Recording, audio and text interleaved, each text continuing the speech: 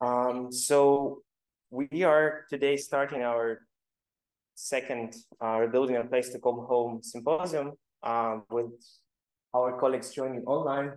I see there are some more people joining online, and because of the technical issues, again, we had to delay a little bit. But still, it's very good to see you here.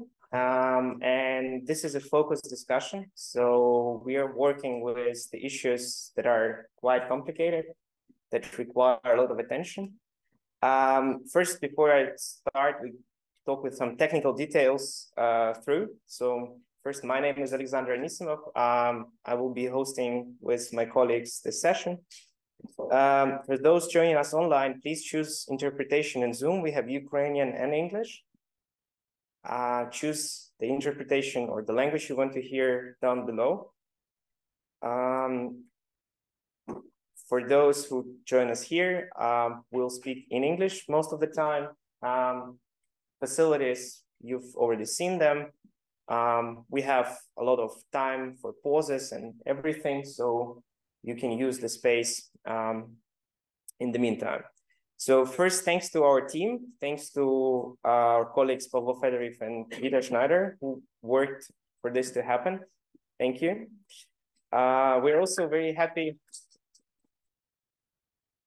We are also very happy to be hosted here by the team of Mariupol Reborn, the place that is a beacon of hope for the city and for the municipality that has been devastated by the war, which is indeed a place where we think we can help to bring a lot of issues relevant to recovery and thinking about recovery together. Before I go forward with the technical agenda or the agenda for today and some other issues, I would ask our co-host, another co-host, which allowed this event to happen. Please, Iryna Matsevko, who is the Rector of Kharkiv School of Architecture, give us introductory words for this event. Welcome.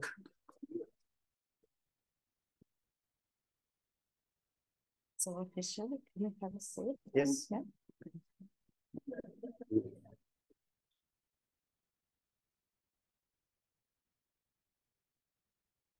Well, thank you very much for this opportunity. Dear colleagues, dear participants of the symposium, I'm honored to welcome all of you to the symposium on behalf of the Kharkiv School of Architecture. We are pleased to be part of this important initiatives. As an educational institution, we train architects who will play an active role in post-war reconstruction. And our students are already working with war and post-war context, learning to design temporary housing, social housing, and learning to adapt the urban environment to the new post-war situation. They need a legal framework and a transparent land policy mechanism to apply their knowledge in practice after the war. It is extremely important that the issue of land policy in Ukraine is being raised now, but it is also said that it was out of state priorities and social initiatives before the war. After all, land policy shaped the city and justice in the city through the division of land and the defining on functional purposes. It shaped the matrix of social and institutional relations, intersections, and rule of games in the city. In simply words, land policy either provide opportunity for city development or take them away. We hardly can talk about a city with justice in which the interests of variety city actors are balanced and the sustainable development of the city without an effective land policy. Land policy shape the quality of life in the city, while urban design and architecture are only tools for its implementation. Land and its management are always negatively affected by the war and in the post-conflict period. The experience of previous war and reconstructions, particularly in the Balkan countries, had shown that if land and land management issues are neglected or not properly addressed after the war has ended, land can become a cause of either a renewed conflict or new tensions in post-war communities and obstacles in the recovery of post-war societies. Ukrainian's current situation is extremely complex in the field of land policy. It is characterized by a lack of priorities, a discriminatory land legislation, a poor institutional and regulatory framework, and a weak government that is unable to make the unpopular decision to overcome the existing system of land governments. This weak land legal framework and land governance mechanism are overlapped with the fact that Ukraine does not have and never had social housing and consequently a social housing policy that is directly linked to land policy. Thus, we have a double challenges to do the work on the development and implementation of an official land policy, and that has not been done over past 30 years of independence, and to adapt it to the challenges of the post-war situation. So therefore, academic events such this symposium, which bring together experts from Ukraine and beyond, are important initiatives to raise difficult questions, to look for solutions, and most importantly, to share and to shape an expert community for post-war recovery of Ukraine. So the Kharkiv School of Architecture is pleased to be part of this community, and I would like to thank all the co-organizers of this event and wish participants fruitful work and discussions.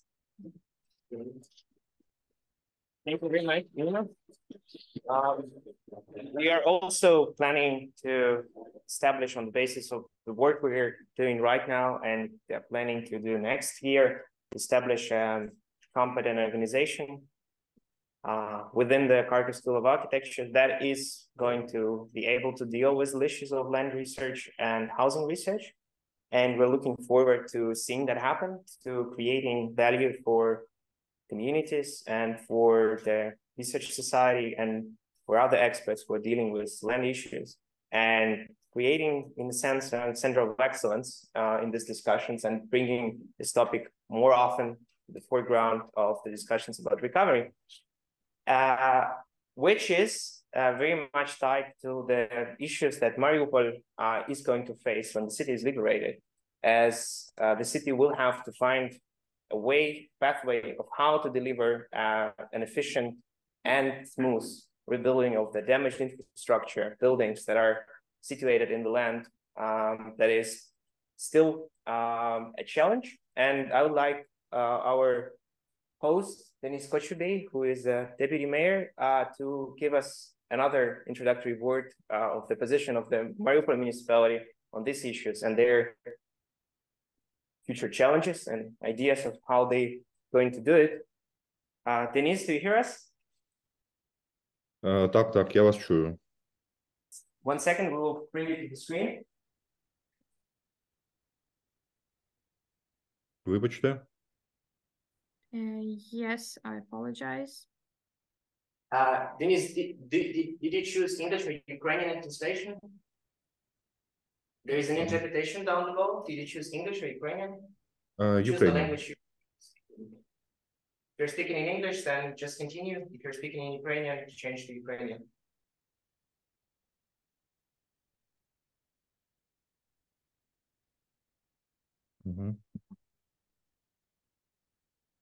Так, дякую. Yes, thank you. Everything is working. I selected Ukrainian. Greetings, dear participants of this symposium. I am especially pleased to see that this event is taking place on the basis of the platform of the architectural modeling of Mariupol Reborn. 1 year ago, we launched a project called Mariupol Reborn. We were inspired by a dream that the deoccupation will take place and we will be able to fulfill this large request from people for justice. And for the fact that the war criminals who destroyed the city, who killed thousands of people, will be prosecuted, and the request that the flourishing and bright city will be rebuilt, and that people will be able to go back to their houses, people will be able to rebuild this city, and people will be able to rebuild their future in Mariupol. Over this year, we faced multiple challenges, multiple issues, and most of all, was not financial issues, not organizational issues, but first of all, those were the issues of legislative nature. With the fact that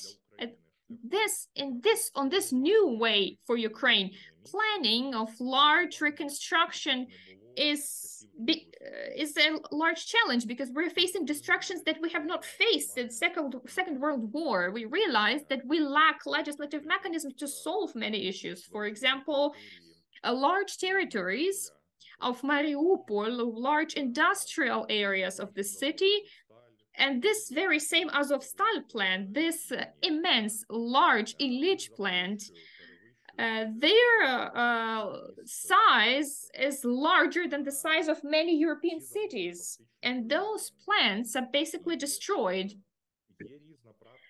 There are various practices in Europe how to work with this.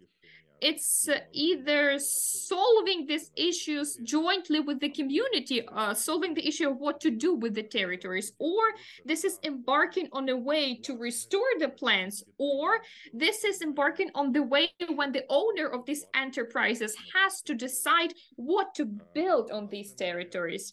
We do not have the questions to these large we don't have the answers to these large questions, to these complicated questions today. And these questions are extremely relevant for the residents of Mariupol because unfortunately not everyone survived. Not everyone will be backed. And we don't know at this point how to use this housing that managed to survive to help the residents. We do not have the idea how to use the plots that have survived so that the residents can benefit from these plots. And we are facing a large number of such questions. That is why we have created these platforms, these architectural platforms, and these strategic modeling platforms in Lviv. This is the platform we also created a platform for rapid reconstruction in Dnipro, and we are grateful to the government of the United States for support. We're grateful to LSKM company who are supporting us in this way. And these platforms are aimed on the one hand to seek for expertise that is necessary to move forward in this project. They are aimed at searching for partners that would support us with expertise, with materials after the occupation. They are aimed at maybe financial support, technical assistance, etc., assistance with equipment. But the main thing is that before the deoccupation happens, we have to understand and know the answers to the majority of the questions we are facing. So we have to be ready to face these questions. And I'm very pleased that today we are hosting such an event because this is what is necessary for many Ukrainian cities. We should not waste our time. We should work daily and prepare ourselves for the day of victory while our military are fighting on the front line. Our task, the task of the civilians, is to work for the victory as well and to prepare for the deoccupation of Ukrainian cities. I am extremely grateful for the fact that Kharkiv School of Architecture, I'm grateful to the school's partners that they are raising these vital issues, the issues of land policy. And thanks to such initiatives, the cities of Ukraine, the government of Ukraine will be able to move forward much easier because we will be discussing these problems before the deoccupation of the cities. Thank you for that. And I wish you a fruitful discussion today. Thank you.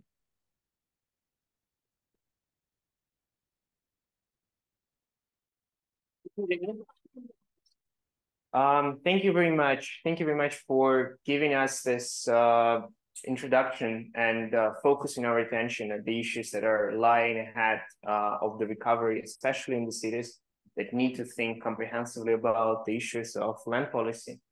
And I wanted to thank the Mariupol Reborn for the opportunity to be here and to present our research here. But also want to get back one step to the last year events that happened not last year, but last February, essentially, and that we are building a strong connection to the logic where this year annual events will help us to create a stronger connection to these issues throughout the years. Last year, one second. Yeah. No.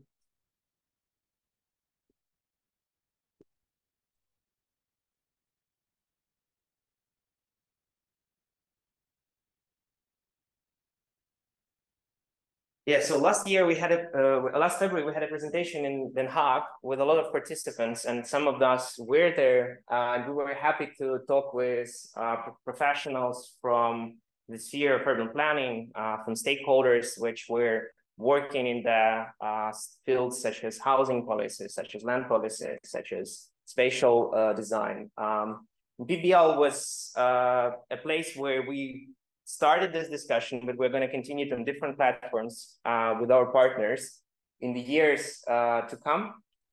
And this is important that such events are happening and we are focusing our attention. No? Can you just switch to the next slide? This doesn't work. Oh yeah. But I wanted to focus our attention lastly on the agenda that we presented as the outcome of the last year event, which was the system of recommendations for housing recovery, which we believe is very relevant for us to start the discussion today as well.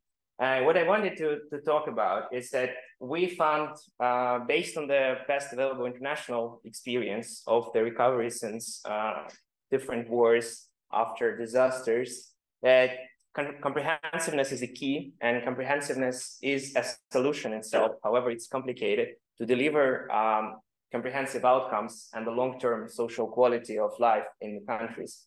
And we discussed several components of this affordable and sustainable housing that can be developed in the cities, such as Mariupol or such as Kharkiv, in the years after the victory of Ukraine. And we talked about 6 components. So the first one was national framework, which is non-existent for housing development and land use planning. And we asked our government that they should focus on the creation of this national framework, on the legislative approach and understanding of how the municipalities and other actors engage in that. We are also lacking national governance and funding in a sense that Ukraine doesn't have a strategic funding, a strategic agency that are working on the issues of land and housing recovery and provision of land for housing. the responsibilities of different actors, such as municipalities, such as housing companies, such as private actors, are not well defined in the issues of housing recovery, and especially affordable housing. We are also having constant issue of tenants being evicted, of a systematic discrimination against tenants. We're also having another problem that's been growing over years, which is related to housing stock management reform, which is not happening, which is basically stuck in its place. But we also were talking about that we need strategic land use planning. If there is no land, if there is no ability to provide available land for building, whether it's demolishing the building that was damaged or whether it's providing greenfield or brownfield development, this is crucial because otherwise the system would fail. We would not be able to invest all of the money necessary for the systematic recovery and for creation of those housing units that we're talking about. And based on this kind of understanding that we gained throughout this year, we want to focus on the issue of strategic land planning this time. But before we do that, there is a great piece of research I think we should start our discussion with, and I believe they would improve our understanding to a level with the challenge that we are facing. And I hope that stakeholders and also the government will be able to comprehend the challenge much better with the help of the team of researchers whom I invite to get in and start the presentation, hosted by RMIT Center for Urban Studies, but also from the University of Sydney. Julie Lawson, you're the first presenter, welcome. Ryan de Nouwelant, who is online, I think he will also be joining us. Julie, please take a seat and we will proceed to your presentation. Thank you.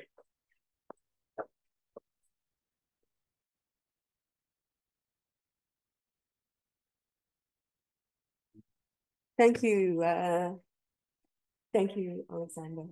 And thank you very much to the New Housing Policy team. There's sometimes in some processes, there are organizations that bring people together that are the glue in a very fragmented world. In this case, it's definitely New Housing Policy. So I give my sincere thanks to Oleksandr Anisimov, Pavlo Fedorev, and Vida Schneider, who are here. I know also there's a whole team of you behind, the three of you here today, and in particular, I'd like to thank Igor Kachenko, Sasha Kachenko, and also Halina Sukumud for their enormous dedication and expertise and experience as Ukraine's new talent, which we see around us everywhere, which the School of Kharkiv Architecture is going to nurture and grow. And I'm very confident that the Centre for Expertise will be a success. RMIT Centre for Urban Research stands with you in Ukraine, stands with the efforts, wants to contribute. I know also universities in the Netherlands are really reaching out to you, Delft, Groningen, Utrecht, all wanting to support, as well as many universities also in Vienna, Denmark, Finland. I can name many researchers. Behind you also is a ENHR working group of crisis, conflict and recovery. The New Housing team, policy team are the leaders of that group. They make it work. They bring people together every year in conferences around Europe. The next one's happening in Delft. If you're a researcher watching this program and you've got something to give, put your research forward, get ready with that publication, present it at the next meeting of the ENHR Crisis Conference in Delft. But I won't take up any more time. The main focus of this presentation is a piece of work which I've done in collaboration with Ryan van der Nouwelant, who's beaming in from the University of New South Wales Centre for the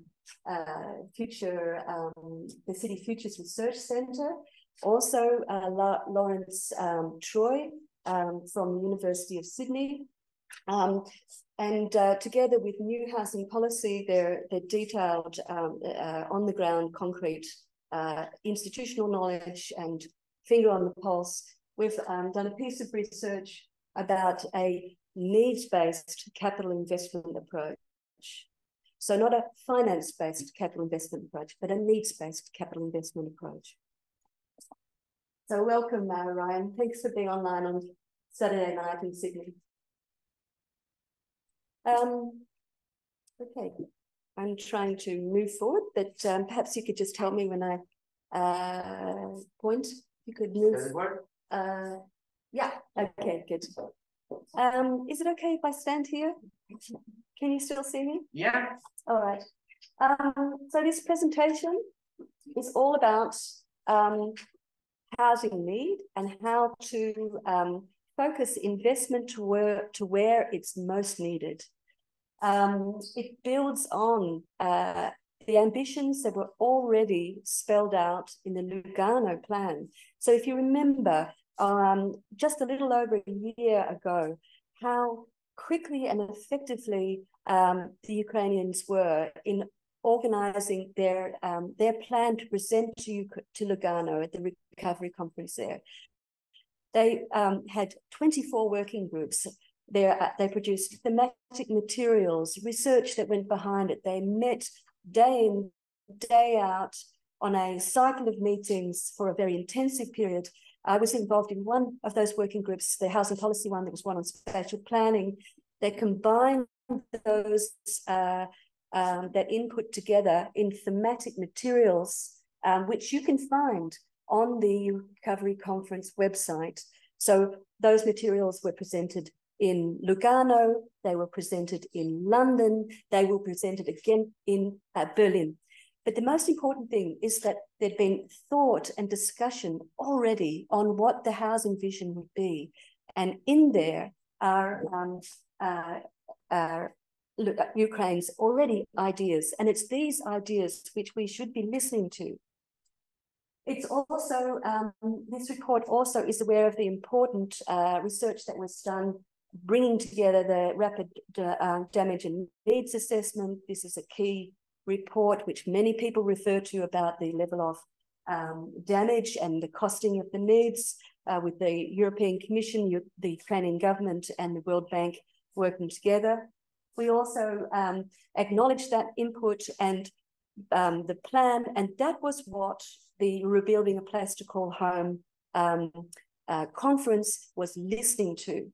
So it listened to the plan, it brought together relevant European potential expertise and discussed that in a program which was heavily curated by Ukrainians, expert Ukrainians and young talent, involving governance, involving researchers. So in between, also listening, were the key stakeholders in who is going to finance that recovery.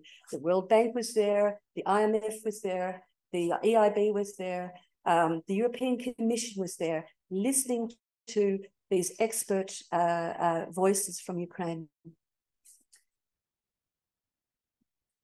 So what this paper does is outline a needs-based capital investment approach, which listens to those inputs.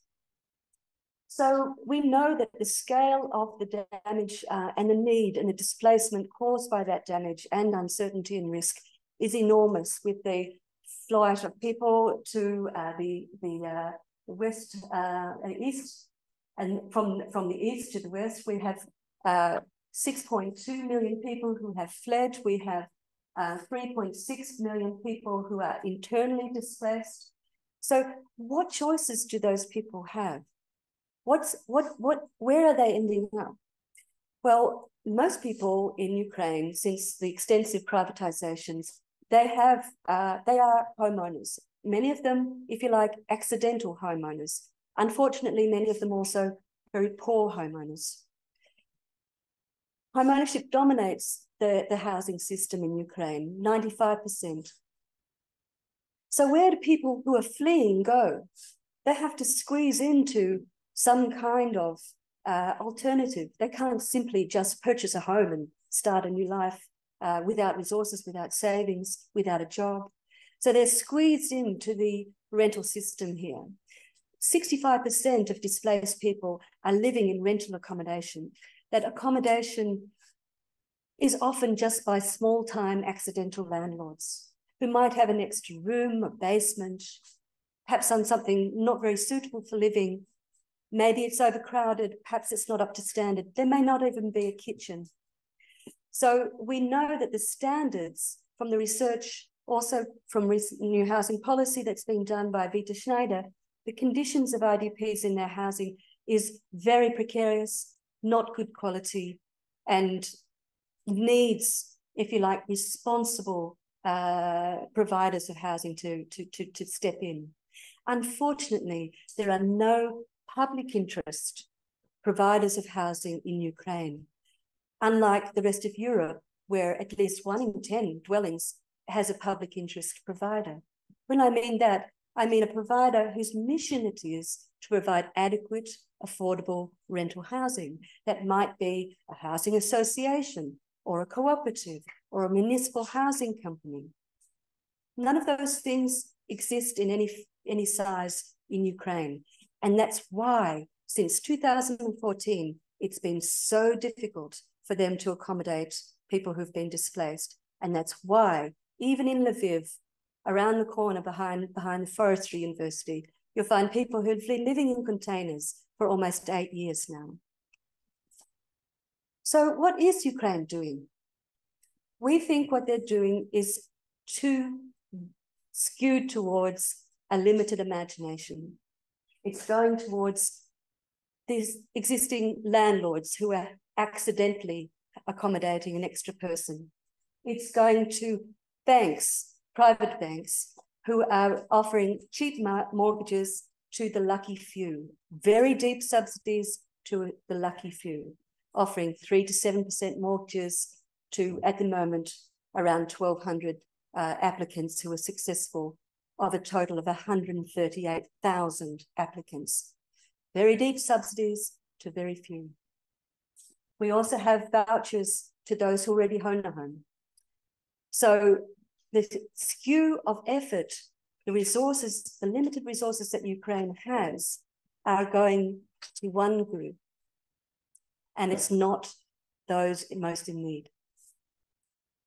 Yes, there is some efforts happening on the other side.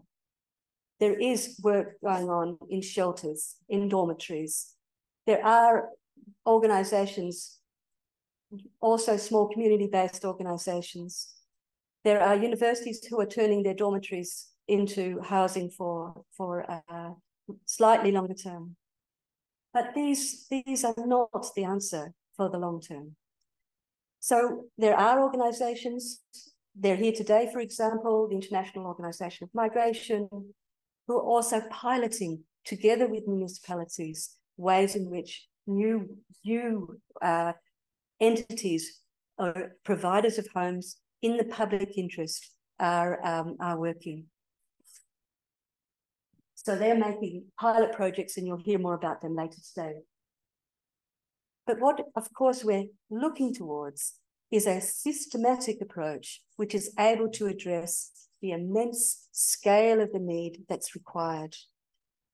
That means building legislation, it means institutions that can do, it means providers that care, and it means good governance, so we make sure that what investment we make in those organizations is there for future generations and not just for the lucky few.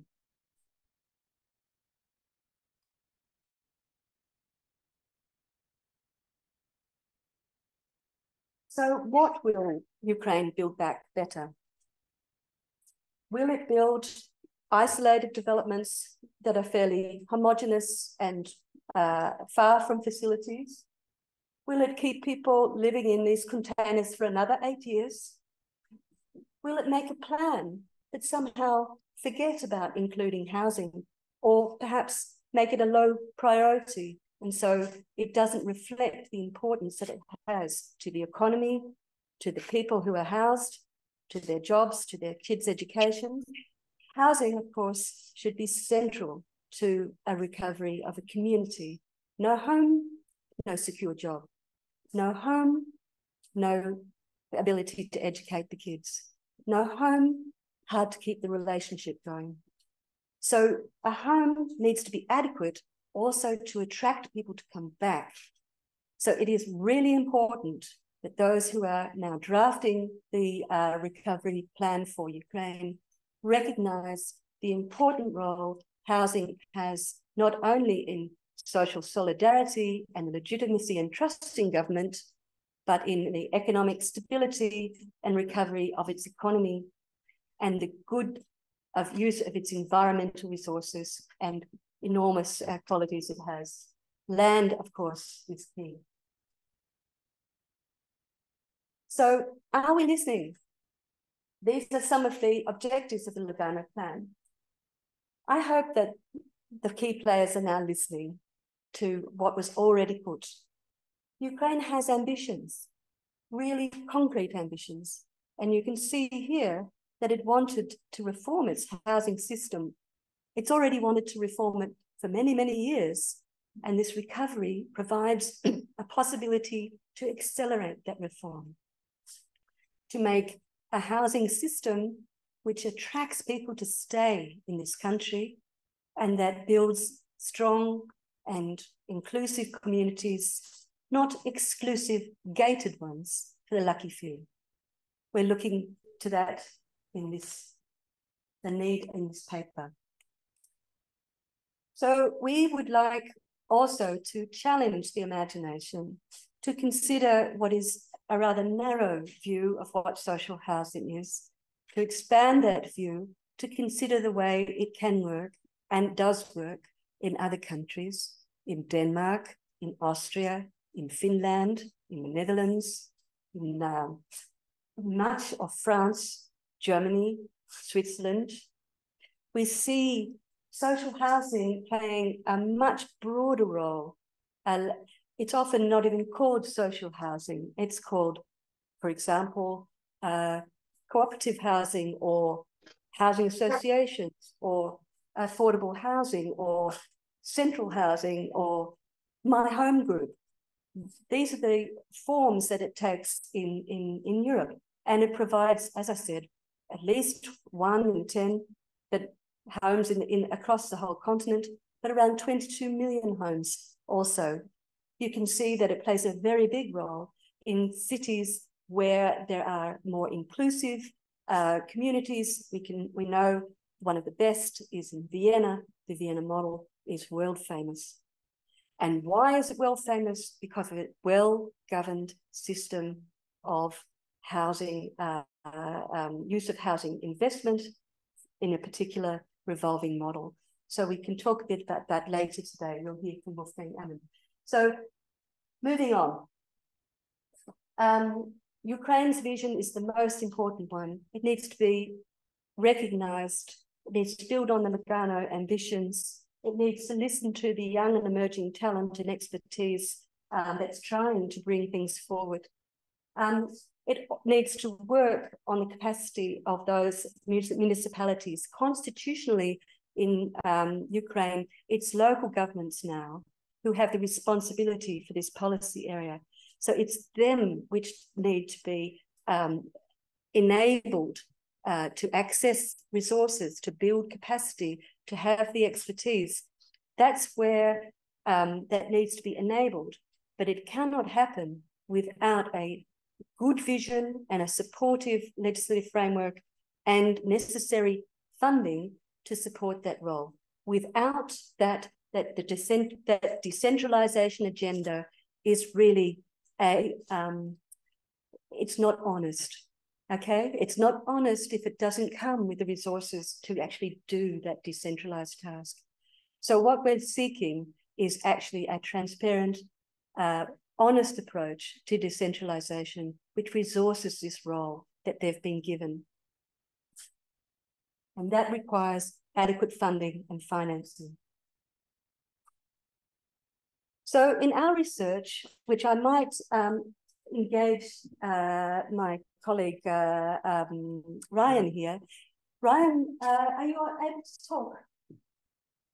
Can you speak? I can. Can you hear me? Yeah.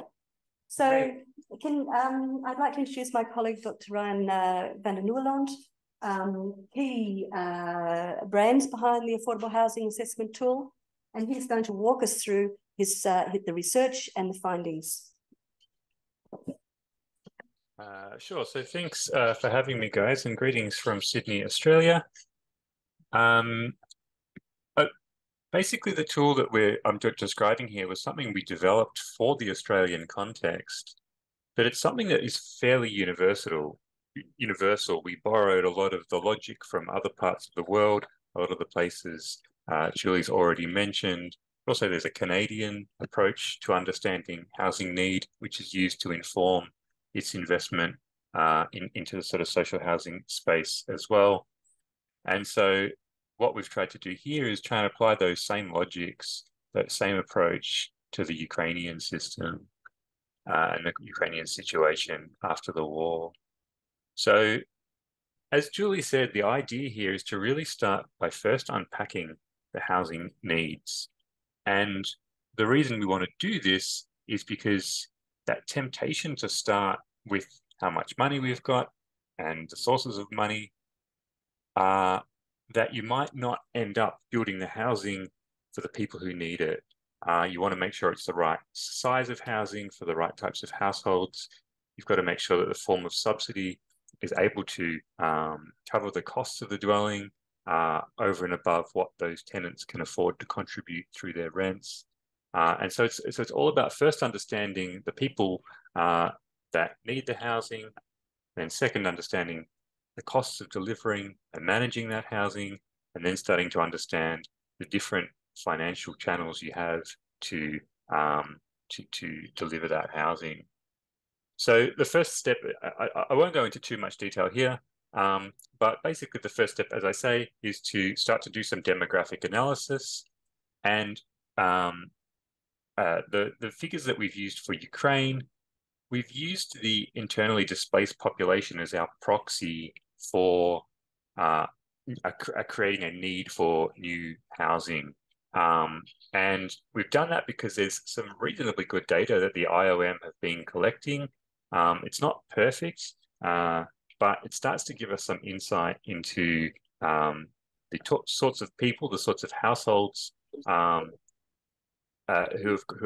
going to create a need for new housing. So we can start to unpack a little bit about where it needs to be built and the types of housing that need to be built.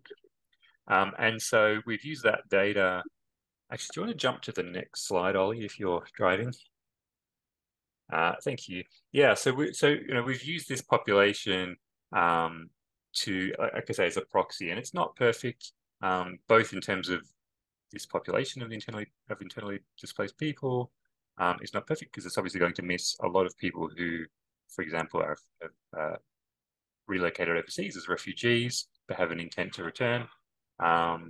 It's potentially also missing out people who were in need of some form of social housing or housing support even before the war, but are not necessarily internally displaced. So we're by no means sort of being generous in our estimates here when we're trying to analyze the population in need. But like I said, we've got a data source that can give us some insights into this population and therefore the sorts of housing that we might need to look to deliver. And so that's the population. So if you jump to the next slide, I can show you just some initial results. The graphic on the left of the screen that you can see there is just stepping through the logic that we applied.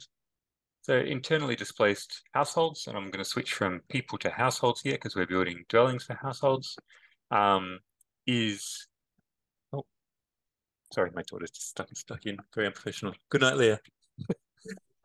So the internally displaced households, we can sort of group them into two intentions. One is to return home or return back to their original situation, and it's those who plan to resettle or integrate elsewhere.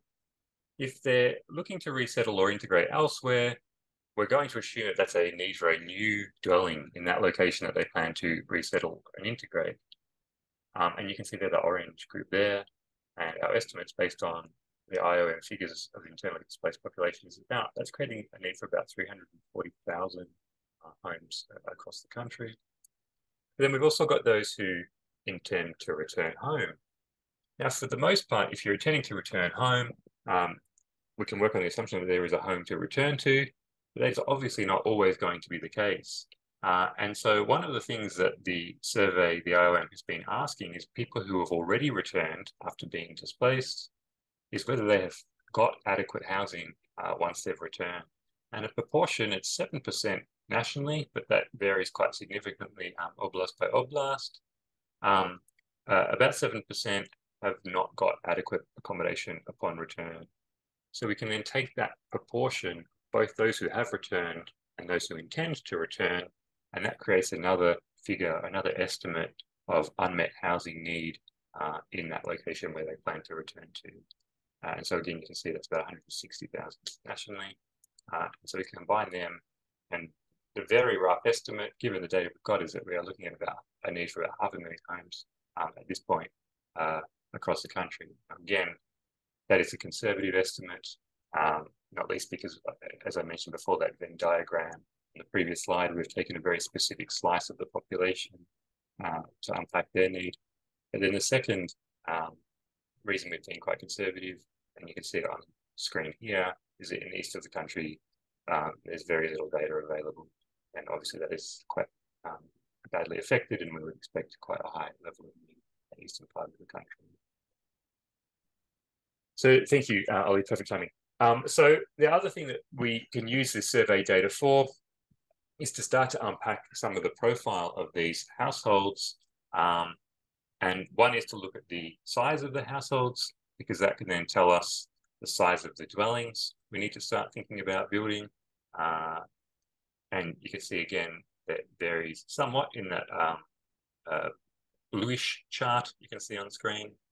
But on average, it is actually slightly larger than the Ukrainian population in terms of, sorry, the household size is slightly larger than the Ukrainian population overall. And the other thing that we can use this data to ascertain is the sorts of incomes that these groups have, both now. The survey asks the incomes of people now, but also asks their income before the war. So that can tell us, and we can look at both those incomes, that can tell us the sorts of rents that these households can afford.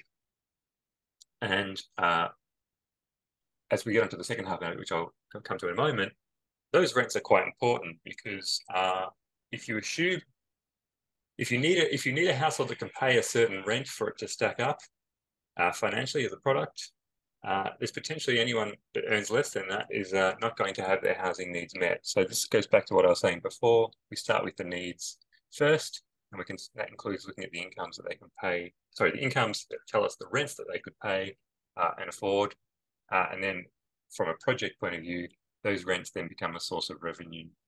And again, you can see that varies from oblast to oblast based on the figures that we've got.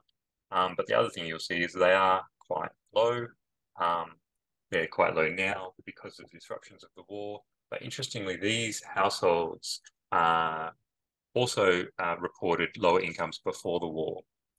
And, you know, I say this with a hand wave, that doesn't surprise me too much, because these are the households that are, I was going to say willing to relocate, but are prepared to, are more inclined to relocate. But those that potentially had more difficult circumstances where they've come from, where they've left in terms of internal displacement.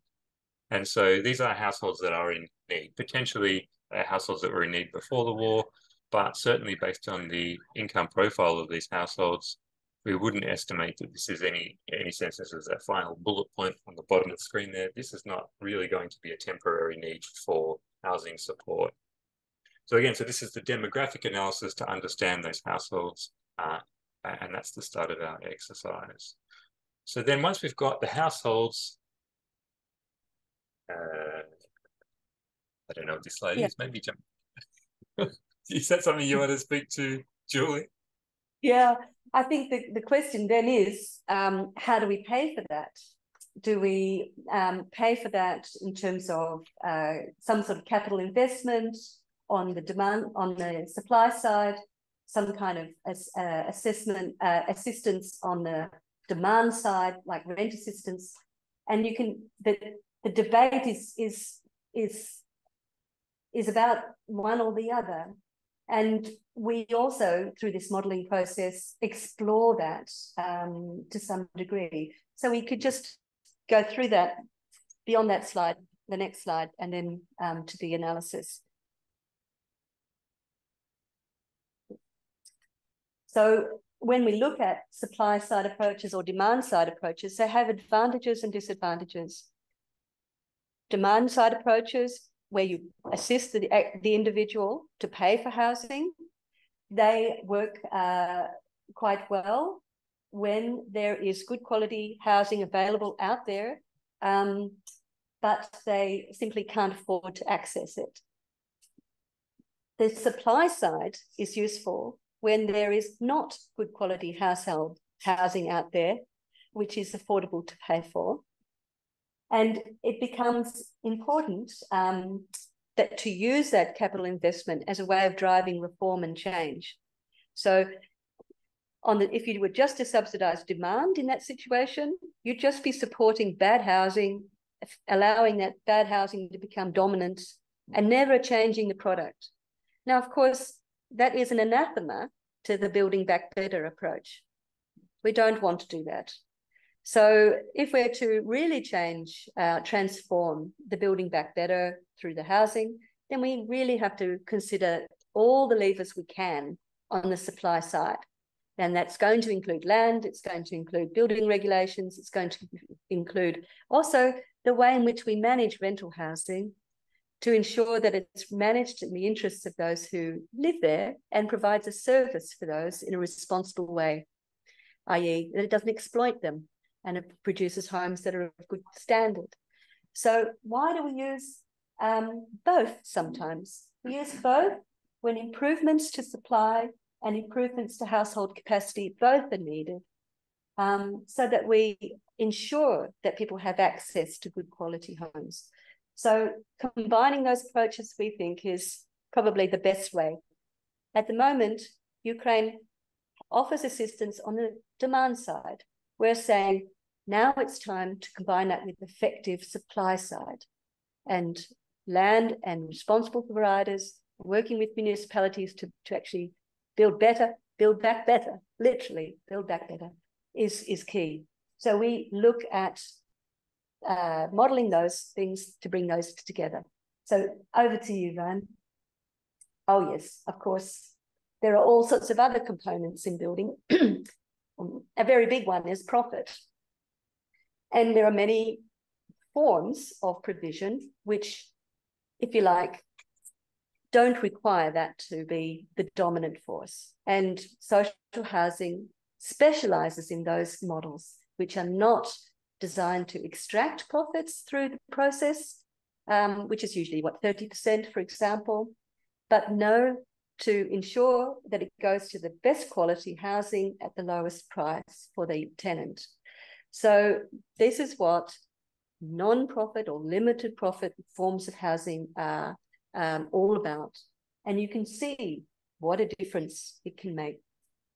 So moving forward, another diagram to help understand those policy implementations that we won't go into detail here. For those who want to, you can find this diagram and its explanation in the report Housing 2030. I can't remember the page number, but you'll find it under figures there. But it's very helpful to understanding our models and why they look like they do with the revenue sides, i.e. the rents, and the cost sides, i.e. the cost of production. So over to you. Sorry, Ryan. No, that was a good, helpful overview. So thanks for that, Julie. And so, yeah, the diagram, the Donner diagram, is a fairly classic one in this space.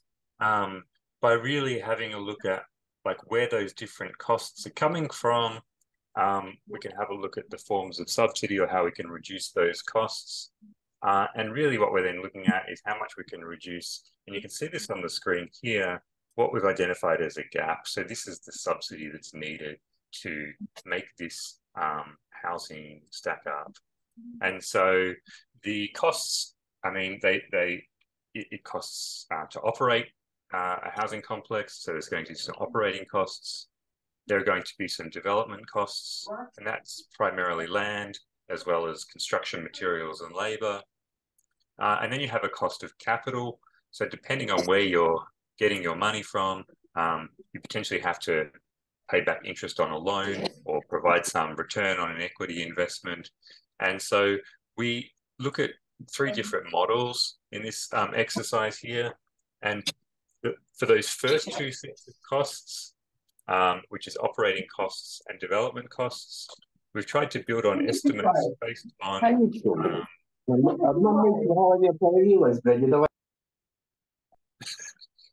wasn't sure what that was. That's okay.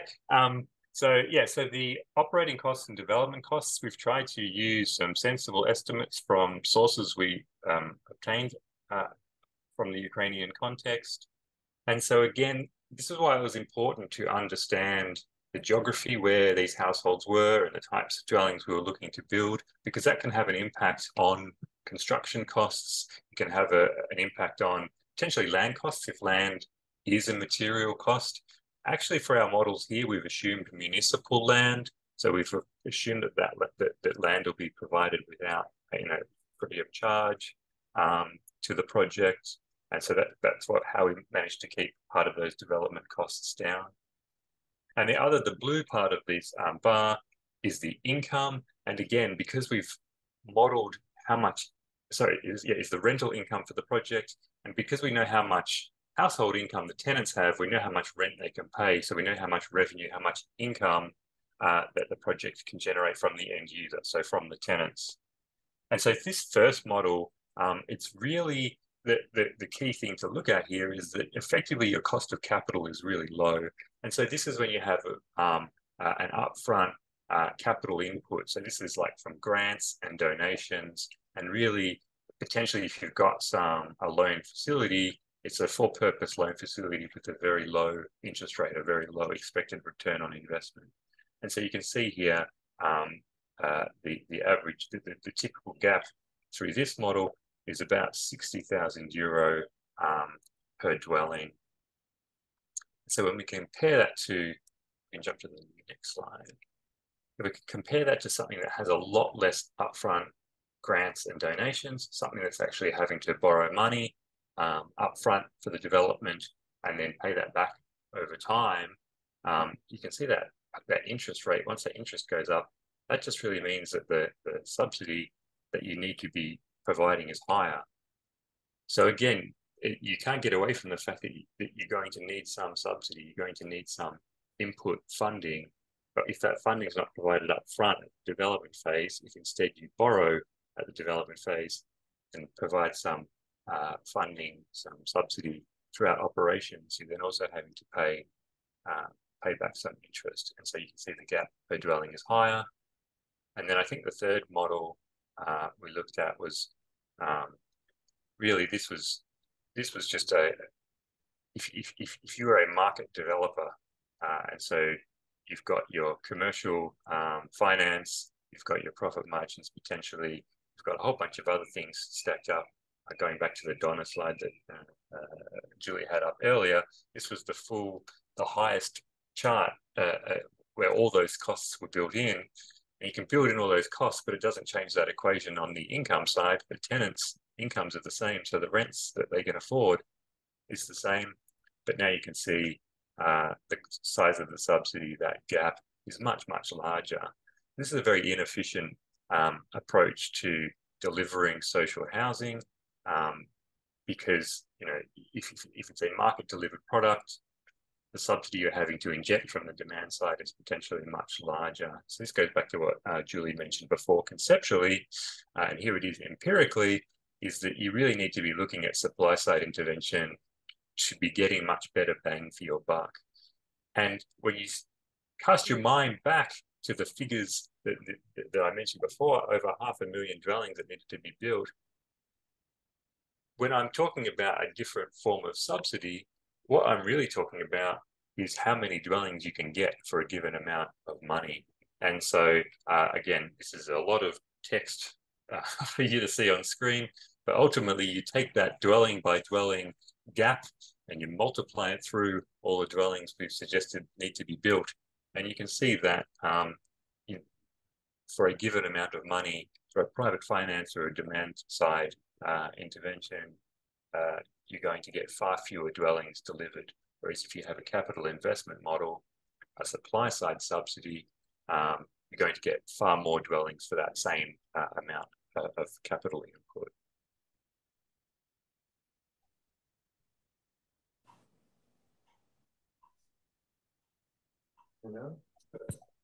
Yeah. So you want to continue the next slide? Yeah.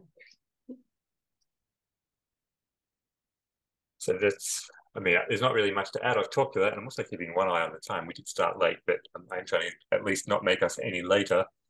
This is really just summarizing what those three different models were showing on the previous slides. And it's, again, this is really what I would suggest the key takeaway is. This is a case for purpose supply side capital investment when you're looking to subsidize that delivery of new housing to meet that housing need of those on low incomes, those who have been displaced by the war.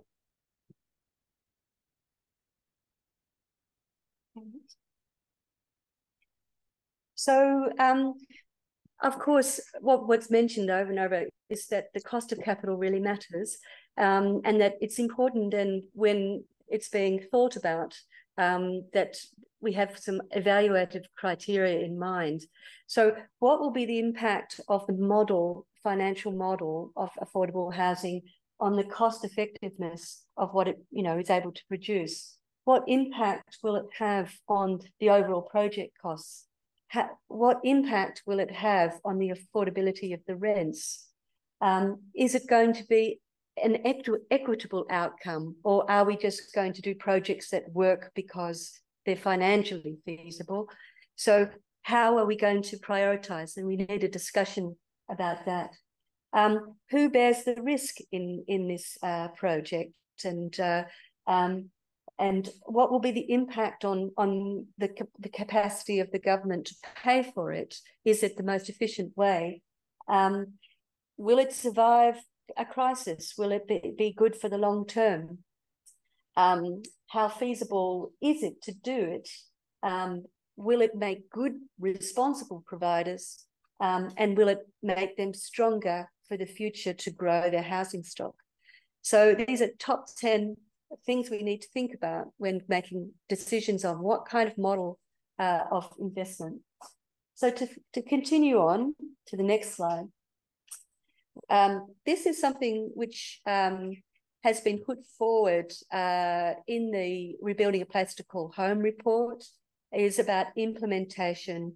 And here today in the next three presentations, you'll hear about ways of doing affordable housing and the experiences in Ukraine. We've also very mindful of when international donors depart from Ukraine, what institutions and agencies will they leave behind that will perpetuate a good system of housing provision?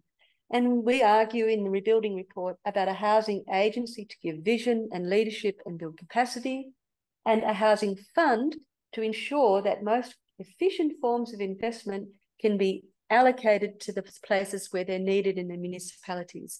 We need what they call a financial intermediary specialist in this field to ensure that there is those allocation of financing and funds to where they're needed. Other countries have those kind of intermediaries. Definitely Ukraine will need it as well. And the international financial institutions will need it as well. They'll need a nationally centred financial intermediary which they can use to guarantee the investment in affordable housing. It's very important. And of course, the municipalities to act to develop places hopefully like this, so that they have the knowledge, the leadership, the sensibilities, the capacity to discuss and engage with their communities to make more inclusive places, to make sure they're socially integrated, well connected, to promote a vision of energy efficient and comfortable homes that mean that we don't have energy poor households, that they promote healthy places to live and to grow and to educate and to create, that we genuinely do empower them to be building back better. And that requires also purposeful investment. And we couldn't say that word more, purposeful investment in building back better. So thank you very much. And thank you, Ryan. Thank you, Julie. Thank you, Ryan. But do not leave the place, please. I think we have still, we are over time, but I wanted to go deeper in a few things about what we've just heard about. So I think it's interesting if we look at the idea of different areas of financing, of different ways of financing system of housing, which you didn't mention the numbers actually, which were there. So it was something about from the starting point, like 30 billion euros that you calculated. So we're talking about 2/3 of Ukraine recovery finance just being spent on housing recovery. Well, it's very close in a way to what the World Bank already said is needed. You know, they clearly, spell out in their RDNS2 report the investment required in the housing sector. That is the glaring area that needs investment. And I think, we've tried to show there are more efficient models of doing that, and direct capital investment is going to be the most efficient to keep the costs down. How do you think the current policy regarding the voucher system that is proposed to be implemented for the recovery of the homes that were destroyed, not just damaged, how would it look like compared to the models of capital investment strategies? Oh, that's a good question, but clearly, basic repairs are important in existing buildings. They need to be undertaken, but they will never be able to rebuild back better buildings. It's not a mechanism for doing that, unfortunately, and it's also doesn't address the capabilities or promote a reformed building construction sector. It's unlikely to be able to build back better if it's done on a very individualistic, fragmented way. I mean, we can learn from recovery histories in Europe to know that it takes really good municipal efforts combined with purposeful construction together with good planning concepts to build back better. And I'm afraid a voucher's just not going to cut it. It's not. It's a bit like putting a Band-Aid on an elephant. You know, it's not going to turn it around. There been a discussion about the role of private sector in the financing of the housing recovery, and I think you are putting something like well, we'll look how it looks, but a question of that logic, because it seems that inclusion of private capital in housing recovery might lead to higher risks burden and higher costs for the overall funding. Would that? Well, I mean, there is all kinds of private investment going on in terms of the investment of those who provide materials, who provide labour, who provide the construction, who the services for architectural services, the engineering works. There will definitely be an enormous role for the private sector and those investing in them. So this housing is already an economic multiplier for the private sector enormously. It's a way of stabilising construction, ensuring better processes and enabling their role. So the private sector definitely has a really important role here. In financing, I think what we'll see is often it's the development banks that lead the way, that establish a way. And it's also those banks who have a heart or a knowledge for the business, which will jump in first. So where I see, for example, in the case of Switzerland, we know that they formed a buying group, a group of housing entities to issue a bond issuing group to attract investment, to fund longer term lower cost loans for cooperatives. Now that financial intermediary is actually guaranteed by the federal government. That established a market for these housing bonds, which enabled a market to grow that was more efficient than a market which didn't understand a well-functioning housing model. So when there is a reliable, well-regulated, then the costs come down from the private sector. Then the costs, but it usually takes leadership to establish a pathway, and that's where development banks are vital. Okay. Thank you very much for this introductory talk we called The Challenge for Housing Recovery. Yeah, actually, we have a question. From the audience? Yes. Yes, sure. We're very short on time. If we have already one question, let's get it in. But we just need to wrap up the first session and have a short break because we're over time, more than half an hour already. Yeah. But please. I think it's a very nice question. So how should regional income differences influence national policy?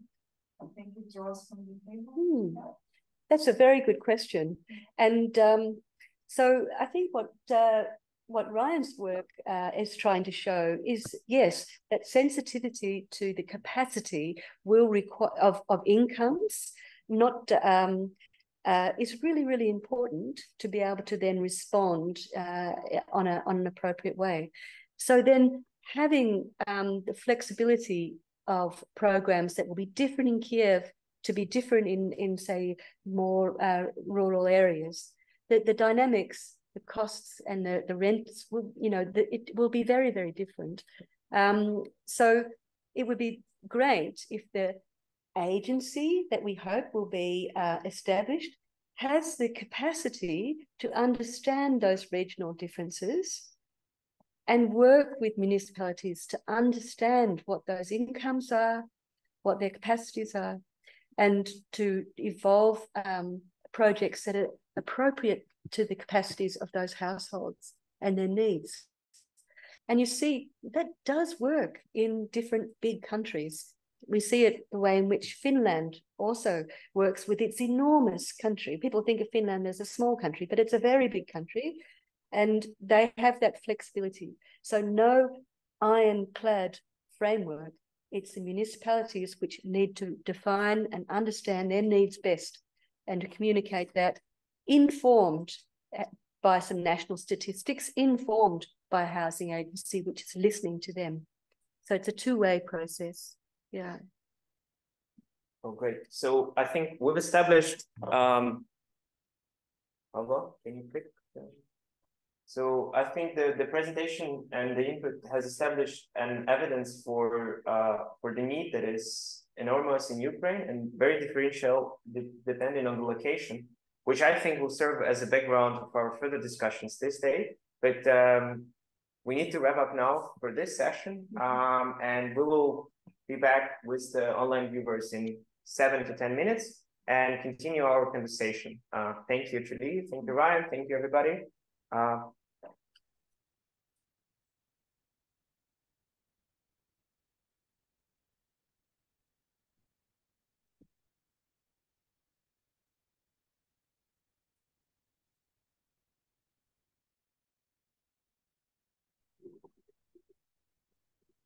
Thank you.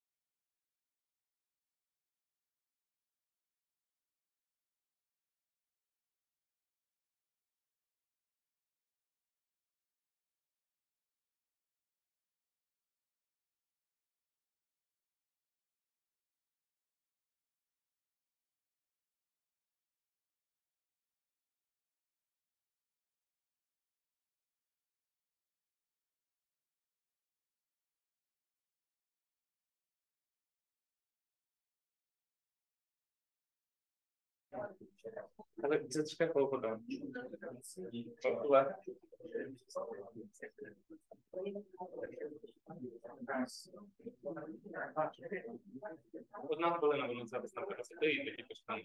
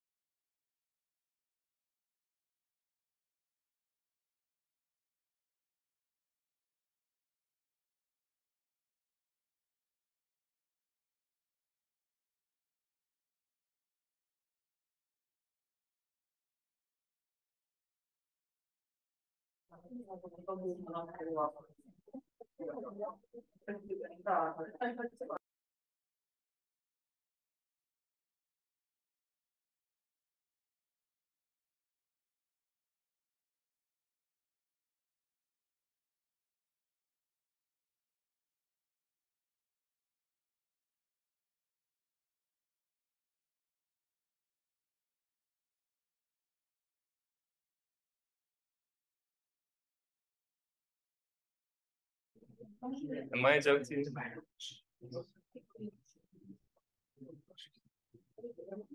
And we are back.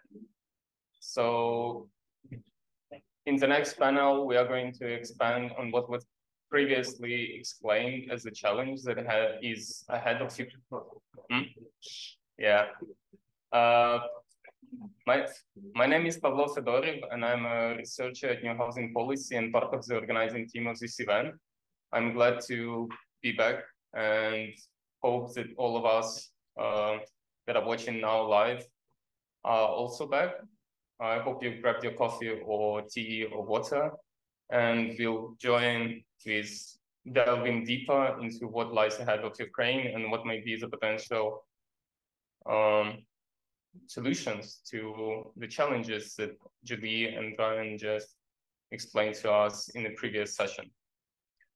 So in this panel, I would like to invite my colleague Vita Schneider, who will explain on the actors in Ivano-Frankivsk. This is a case study of the Ivano-Frankivsk housing scene and what are the main actors in it. Vita. I would also like to invite Olena Lukanyuk from the IAN, who is going to explain on the overcoming barriers to affordable housing in local communities, and Dr. Volhan Aman, who is going to talk on the common good housing approach and how this might be utilized in the Ukrainian context.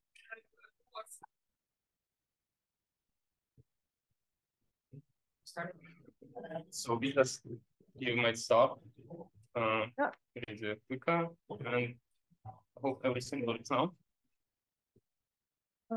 Oleksandr, would you open the presentation? Yeah. So, hello everyone. This is just some preliminary thoughts after the case study that we did in Ivano-Frankivsk. So I hope it will add to the discussion we will have later. But yeah, I would like to tell you that those are just some preliminary findings on the land and management of housing for IDPs.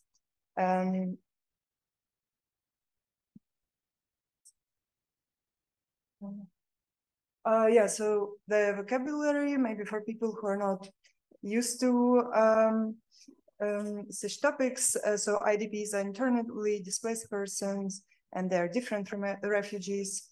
ATC or Hromada are amalgamated territorial community that we have now with the decentralization reform. IOS are international organizations, usually humanitarian, working in Ukraine. So the current state of public housing provision in Ivano-Frankivsk region is as such. There are 0 units of temporary housing stock. There are 12 flats for 12 people of social housing stock. And since 2022, there have been created 92 collective centers for 3,000 of IDPs. So one can see the tendency, maybe not the tendency, but that despite the existence of the legislation for temporary and social housing, it doesn't exist. And there had to be created the provisional emergency sites, which are called MKP in Ukrainian, which have very different typologies, ranging from dormitories of universities to, in some regions, those are modular housing, not in Ivano-Frankivsk, but also people used to live in kindergartens and schools, and currently they live in very different places. And all of those are called MKP in Ukrainian. Currently, as of September 2023, there was an attempt to unify the demands to how those MKP should look like by the Cabinet of Ministers, but it has currently it has rather recommendational character, and some regions already stated that they will not adhere to it. Yes, so what we did in the field study in Ivano-Frankivsk, we tried to map how the housing projects are, how they are developed, and currently none of them has been established. There are other plans to do big construction projects. You can see on this graph that three main stakeholders there are international organizations which receive funding from their donors. It is the municipality, and it is the oblast that represents the state that created the coordination center to navigate resources between international organizations and municipality. And usually they work through three-sided memorandum between international organizations, level, and municipality. It has to be said that this memorandum is rather just a declarative, has a declarative character, and is not doesn't have much demands or responsibilities coming from each side. Usually international organizations that have finances, they also have already finalized project about what should be done, and they present this project to oblasts, which then looks for a municipality to implement the project. And the role of municipality is usually very limited just to allocation of land or offering the building for the reconstruction. And usually what we see, municipality doesn't have much power in influencing the project characteristics. And I will try to show why this is a big problem. So regarding the access to municipal land plots, there are several obstacles. The legal ones are that municipality cannot prescribe some specific purpose of the land during the tender. So the public housing provider, if there would be created one, would have to compete with private developers. Secondly, there are institutional obstacles, mainly that the land cadastre in Ukraine is not coherent. Even municipalities themselves are not sure if there is a public land or not, or to whom does it really belong. Even bigger problem lies in the capacity sphere, since the land management is pretty poor, and municipalities lack experience with long-term land management. Yes. A good example of how these projects come and face difficulties is the project by NEFCO and EU Commission in Ivano-Frankivsk Hromada. So originally, NEFCO EU Commission came with this project and suggested to build 12 5-story housing buildings for 500 IDPs. So they had the project finalized. And the Ivano-Frankivsk Hromada offered a land between villages Mykhnenko and Hryplyn, which initially had industrial purpose. The idea behind it was that it already had necessary infrastructures and communications for this housing to work out. However, the NEFCO-EU didn't plan any social infrastructures within this program. So it would be just 12 5-story housing between two villages that already lack infrastructures, social infrastructures that are already kind of underfunded. Yeah, and I think it's pretty, yeah, sure. So it faced the protest of locals. People were against this project. One can say that it's some of a not in my backyard movement, but I would stress that there are like kind of objective reasons that I just named why this project wouldn't work.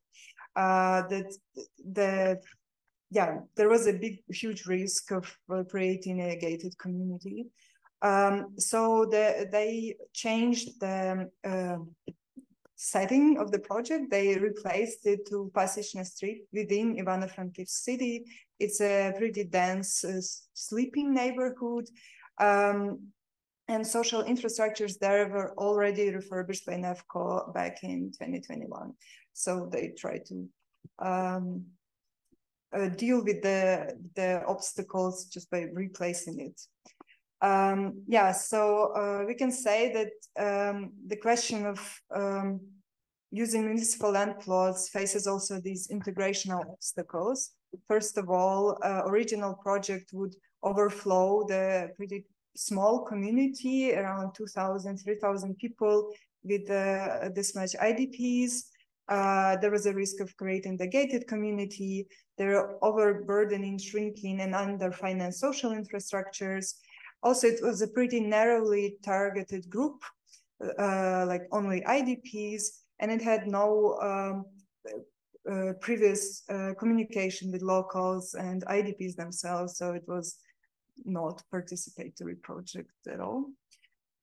Yeah, but also I would like to say that before there existed different projects that also failed to allocate land plots to IDPs.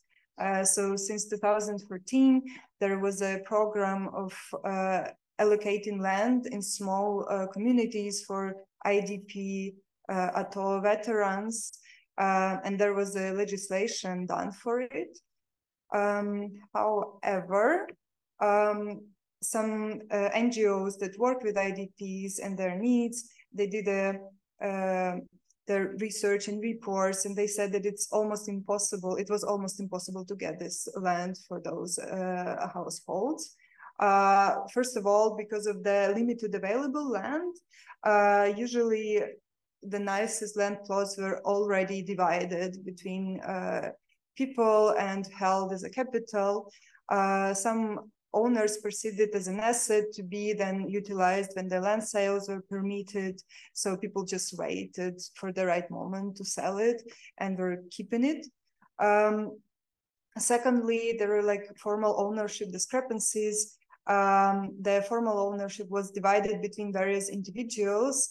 The owners were not really listed, so it was difficult to find out who were real owners to whom you should talk to.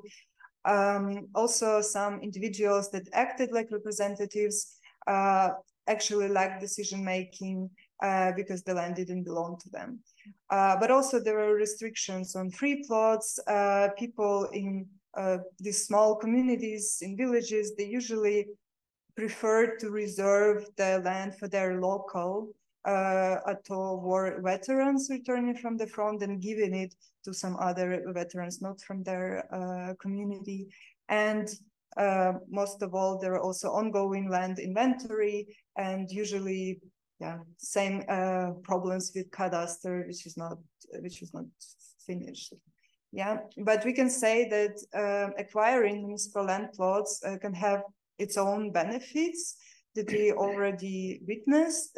For example, that there would be available infrastructures, or if the municipality allocates the land, usually it is interested in helping with helping to connect the future construction to the centralized infrastructures. And this example we saw in the kindergarten refurbished by KhSA in Ivano-Frankivsk.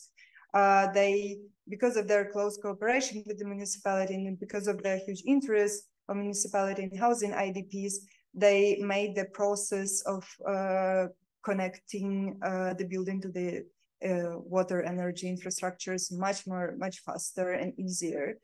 Yeah, so there is the capacity to do it. And yeah, another thing is the possible long-term land use, and that the land remains in the communal ownership if municipality is, you know, ready to manage it. And yeah. Yeah. So, and regarding the foreign donors coming with their building project on municipal land plots, we can say that the main issues are the untransparent land allocation procedure. So is there land at all? Is there no land?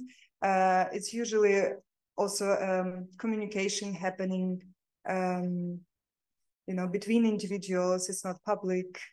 Yes. Another thing, it is the difficulty to adapt the approved project to local needs and realities. The example I showed you regarding Nevco project. Also, it's a pretty low negotiating capacity of local governments that currently cannot bring in their own finances because they're limited due to the martial law, and that. Also, currently there is no feasible perspective on the management that follows the construction. So there are discussions of creating a communal enterprise that will then manage the building.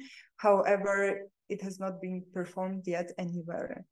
Yeah, also a huge risk is, of course, of privatization and unjust allocation procedure. Who will live in those flats? They're very scarce. You know, even if there are 300 flats, it's not enough. But also the risk of lacking finances to complete and run the project. And this is what we saw often in Ivano-Frankivsk with the refurbishment projects, that international organizations pay for some part, for example, the new windows in the building. However, they cannot pay for anything else. So the building could have new windows, but it would be not habitable. Yes. Yeah, I think this is the end of my presentation. Thank you all. Yeah.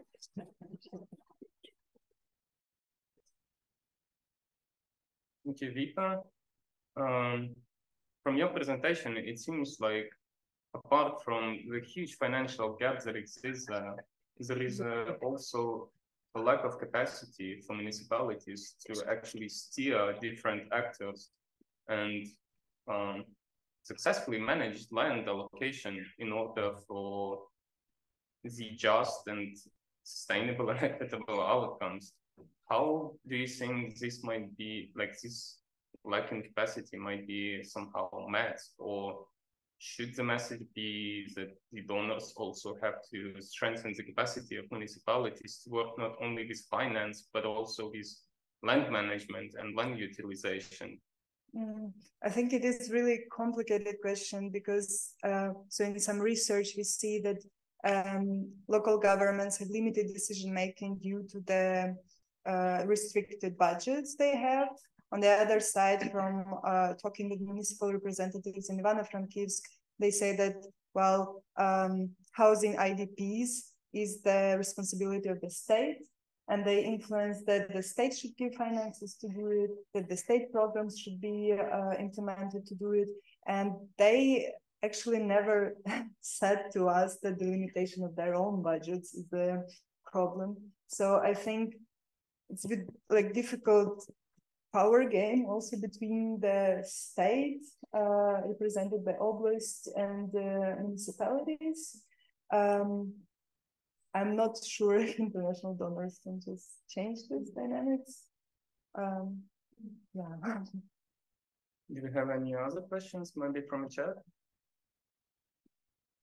Or if not, maybe from the panel. Yeah, only a remark. There is the wise word: the one who has the power over building land has the power over housing policy. Yeah, somehow paradoxically, it's not here. I'm not here like that. I don't know how to explain this. Thank you again. And we are going to have another presentation from Iryna, who is a government and legal engagement officer at the International Organization for Migration. She has over 15 years of experience in the international environment, and since 2016 have been managing legal and aid projects as well as infrastructure and housing projects. She has a focus on the cooperation with national and local governments, and she also is a master in international law. She also co-authored books and publications on labor migration, international organizations, protection of housing rights, and legislation on the energy efficiency. Iryna, please, the floor is yours. Pavlo, thank you for the introduction. Before I proceed with the presentation, I have to say that I think this is a brilliant idea to put together the researchers and the practitioners so that we have an opportunity to find the common language and try to overcome the current challenges, in particular in the, let's say, land management and housing management spheres, so that to put on the tracks the processes we are all facing in the current Ukrainian environment. That's why I would like to start with a very short introduction of us as a practitioners of implementing the projects in the, let's say, housing sphere. The IOM, the International Organization for Migration, its mission in Ukraine currently has a wide range of projects. If we are talking about the repairs, reconstruction, construction, and housing management. Roughly, the IOM's projects can be divided into the humanitarian sector, which stands for the humanitarian repairs, reinstalling of windows, reinstalling of doors, shelled by the bombing. This is the humanitarian portfolio. And currently, the IOM has been drifting its humanitarian portfolio to the north of Ukraine, east of Ukraine, south of Ukraine, mostly suffered from the ongoing military hostilities. If we are talking about the development projects, and I am a part of the team which deals with the development projects, which we call housing projects, we are proceeding from the understanding and from the viewpoint that the assets we are bringing to the municipalities, to the territorial hromadas, all administrative units in Ukraine since 2021 has been called territorial hromadas. We do not have any other naming anymore. We are bringing them for the foreseeable future of the next, let's say, 50 years, which means that when the IOM or any other organization would disappear from the scene in another 2, 3, 4, 5 years, the assets are still there, and somebody has to manage them. Somebody has to ensure that some infrastructure is around. Somebody shall take care that the assets are being habitual. that people are there and people feel at home there. And this is actually our main target, and we invest quite a lot of efforts and energy to find and cooperate and raise the capacity of those communities, municipal authorities, so that to ensure that all the aspects which have been discussing from the morning today, like good governance, sound financial management, good assets management is there. I just underline this because of the to bring the common understanding that the projects are different, the donors are different, the requirements of donors are also different, with, let's say, heavy, for instance, environmental portfolio of the global level, which is not obligatory, for instance, in Ukraine. And so this being said, I would ironically proceed with a statement which Julie had already made this morning, that for us the trigger in 2022 was actually the statement from Lugano, that the commitment of the governments and of the international community on the rebuilding of Ukraine is there. So which means that then we can start. And what we have discovered, that we want to bring with our project, we want to bring the increased share of the communally owned affordable housing for people. And the reason for that is that there is the big displacement. The highest displacement all over the world is here. Second, why the municipal authorities? Because in our project, we say that this is not, yes, our main target group is IDPs, internally displaced people, but also we have vulnerable local populations that need a share of those communal housing, and unfortunately, those families could not get the housing into their ownership. They can rent it per reasonable price. And second reason behind is that if we take only one target group, let's say the modern history of interventions of projects shows that if we take only IDPs, let's say, and put them into isolated place, one multi-story building, sooner or later this building becomes the sort of ghetto, so to say. That's why we want to avoid this. We want to get the community coherent approach, with the participatory approach from all the stakeholders involved. This is the, let's say, humanitarian development age of the issue. The financial age of the issue is that with the broad share of with the increased share of the communally owned housing, we want to influence the prices on the commercial market.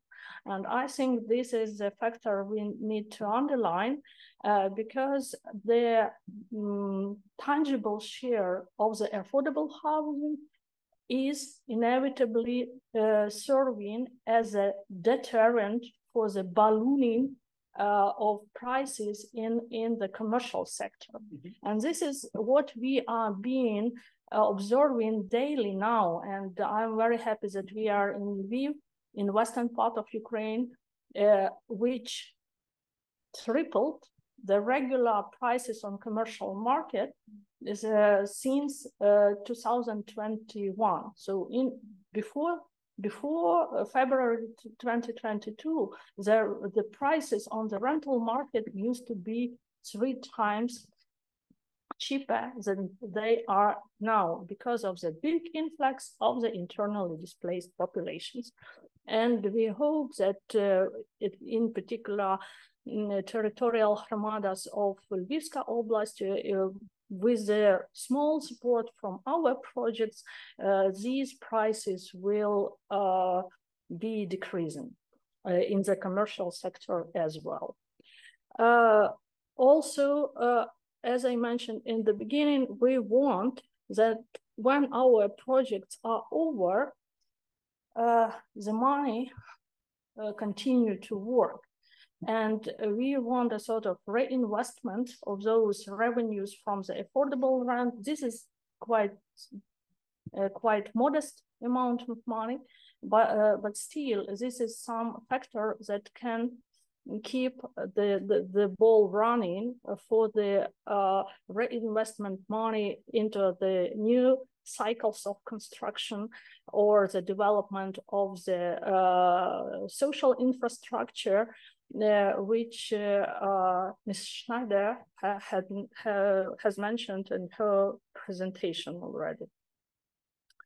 Also, we hope that the share of the affordable rent market in the particular municipalities might serve as a signal for different types of investors to come to this hromada and to invest more money. So we call it internally, we call this the investment magnets that potentially might bring more money in the municipalities.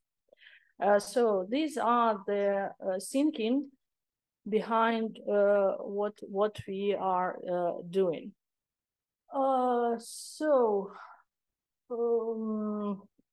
In this, we are cooperating closely with municipalities. So in total, in our project currently, we have 11 municipalities confirmed their willingness of cooperation with the IOM. And we are going to increase those numbers. And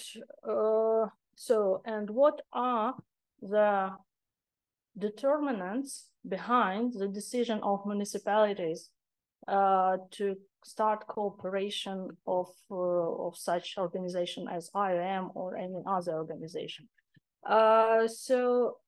It's not a secret that generally the housing stock in Ukraine used to be and currently is a sort of obsolete. So it's a sort of outdated. And of course, the leadership of any municipal authorities, they want to replace this with something which is modern. I do not say which is something which is expensive, but just modern, because in our case, we are talking about quite modest, affordable housing stock. And the main tool for this currently is affordable rent of municipal housing. And this is something we have been cooperating with the representatives of the housing initiative to facilitate the legislation so that to enable not only the affordable rent possible, but also rent to own model. And the reason behind is that according to the assessments, sociological assessments and surveys, which the IOM in particular has been traditionally doing, and some of the previous presenters have been mentioning as a result of those assessments. The traditional average Ukrainian family tends to get the housing into their ownership. This is a habitual way of trends on the market, and this is something we want to follow. Yeah, and also what we suggest for the municipalities is to establish at the municipal level the revolving fund so the to enable the cost recovery from the rent of the from the rent of the revenues, so that to reinvest those money into the new cycles of construction, and the tool, the legal tool for that, and this is our main document which we encourage the municipalities to produce, is the midterm or long-term municipal programs. Why it is so? Because in Ukrainian context, all the municipal programs, they are obligatory being published and publicly available, which means for us that once our project is over and the organization disappears from radars for the other stakeholders, the municipal program persists, and anyone who is interested, any stakeholder, can read and refer all the questions or discrepancies, non-compliances to the decision-making bodies. So, in brief, this is our attempt to illustrate how all the process goes. So it starts from the construction or reconstruction, and in parallel, we are cooperating with municipalities, so on different ages. The first one is to develop the capacities of the existing communal enterprises, so they reflect the good governance principles and can be the good managers for the constructed housing units. Second, we also have the monitoring functions from the Ministry for Reintegration of Temporarily Occupied Territories of Ukraine, which is now our beneficiary to the project. Why it is so? Because our projects are targeting mainly the IDPs. Yes, we have the share of local populations, but still, because of the mandate of the IOM in particular, we are targeting IDPs. And also we are working on the legal framework of the revolving funds. So we are doing the awareness raising among municipalities. Also, we are doing a sort of work on the establishing all that and documenting all those ideas, because it depends on the particular municipalities. Why it is so? Because the revolving funds, they exist in Ukraine on the pilot level in different municipalities, and mainly these are this was imposed because of the internationally donor-funded projects, on particular on energy efficiency edge.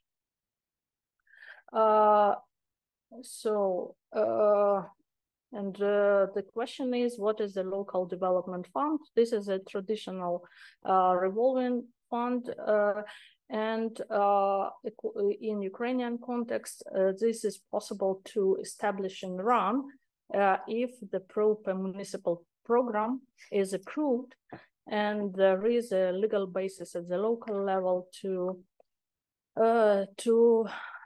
have all those preconditions to be settled.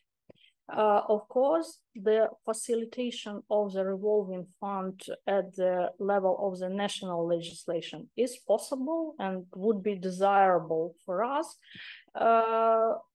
And if we succeed with that, we also would be happy to present results, but the results are not achieved yet. Well, and how shall this be operated? The general scheme is like tenants pay the monthly rent payments to the communal enterprises, and then the communal enterprise keeps a part of money up to 30% with them for the administrative costs and for the salary costs. The rest goes to the local budget. According to the municipal program, the local budget allocates that funds into this specialized fund, this local fund, and this is the financial means for the local development fund, which is a revolving fund. And further on, depending on the size of the municipality and depending on their financial capacities, the municipality can either co-fund that local development fund and start the new cycles of construction, or to develop the surrounding social infrastructure. Why I am mentioning this? Because we are operating in Ukraine with currency hryvnia, which is not super stable, and which means that these fast cycles are necessary. That is why we allow for municipalities two options.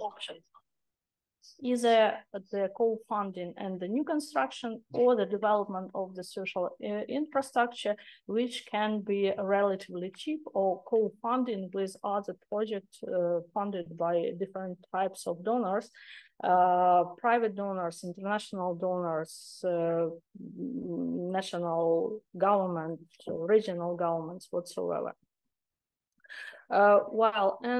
Coming back to the legal modality for tenants, this is just to reiterate that currently, according to the current legislation, only the affordable rent is possible. But we hope that with the ongoing advocacy efforts on the facilitation of legislation, we will together manage to get the rent to own modality. At least as of now, the commitment from the Ministry of Restoration is here, so they are sound quite committed that yes, rent to own modality is something which is necessary for Ukrainian realities. So let's keep fingers crossed.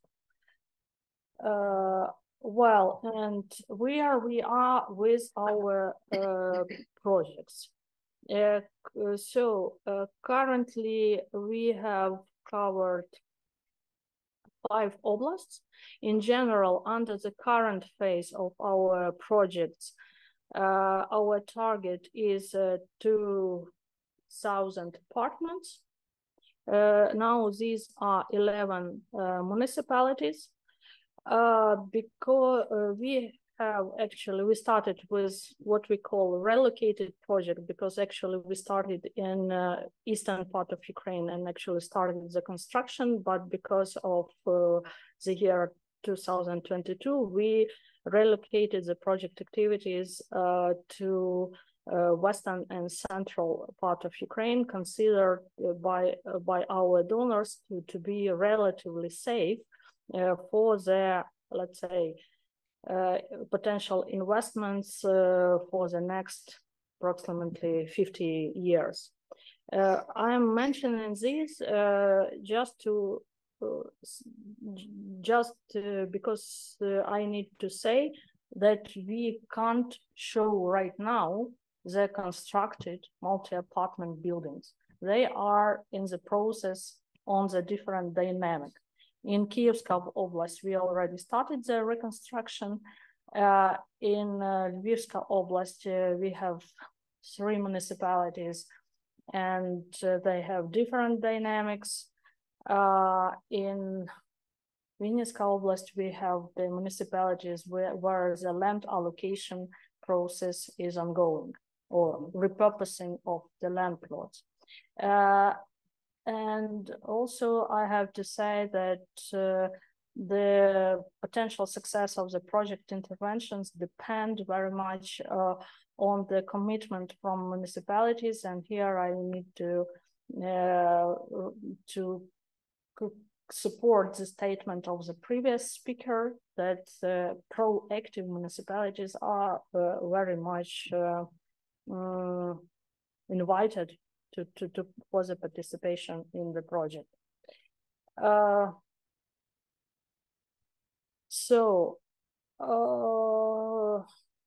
Yes, we have a number of obstacles for the project implementation. And so if to summarize, on the legislation edge, we are capable actually to complete the project in the current legislative framework, but if it can be facilitated, we would be very much happy, and we work on the advocacy portfolio to facilitate the legislation together with like-minded organizations. On the construction edge, or what we call the hard component, yes, all the factors which were mentioned today on the land allocation matters, on the process of construction, or other things, yes, they are there, but they are manageable, and this statement is supported by our ongoing activities, at least.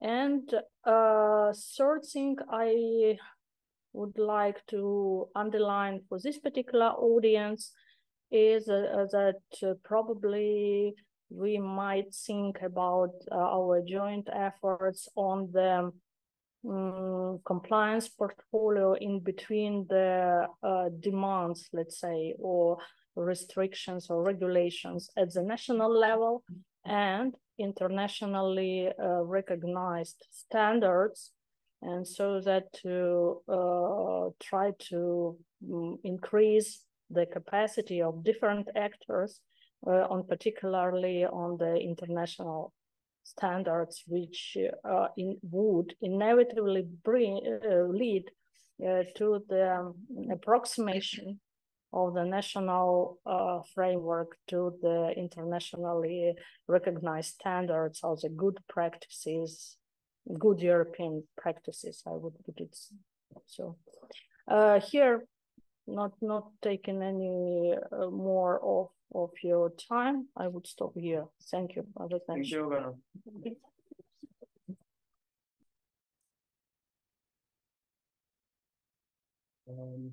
I think we have a question in the chat, but I just have a quick comment rather on what you said about the ownership. I mean, it is peculiar to think that sometimes the obsolescence of the housing stock in Ukraine is the exact result of the widespread home ownership, of the widespread private home ownership that was existing in Ukraine. So sometimes, as people who privatize their flats were not able, or their incomes wouldn't allow them to actually pay for the reconstruction of these houses, that resulted in them being energy poor households or living in really dilapidated housing. Therefore, it is interesting to think of this project of rent to own, especially for sometimes people with low incomes or those who would not be able to actually maintain their housing themselves, being put again in this position to be private homeowners. Yeah, I mean, like I have nothing against the model of rent to own per se, but it is also interesting to think that this is somehow further expanding on the model that was not working even before the full-scale invasion.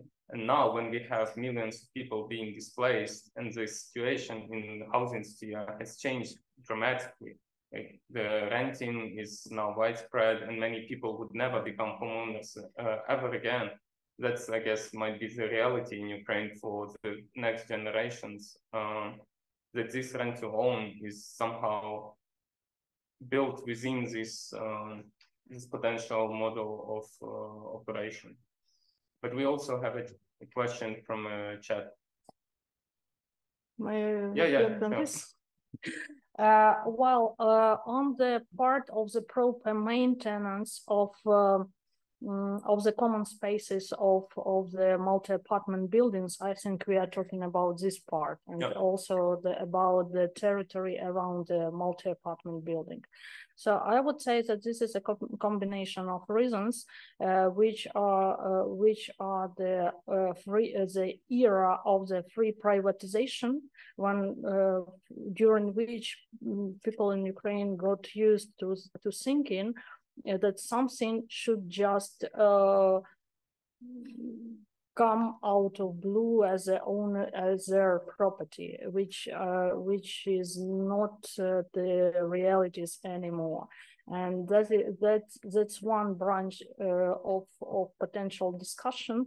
What do the average Ukrainians mean when they are talking about or when they hear the social housing?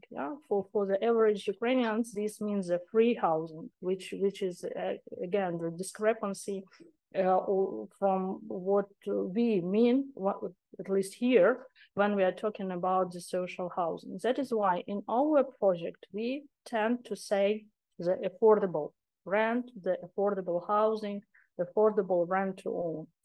On the culture of the maintenance of the common spaces of the multi-apartment buildings, again, if we take 50 years of average lifespan for the multi-apartment buildings, let's say, the first 10 years is a sort of relaxed situation when almost none of the investments are necessary for the maintenance.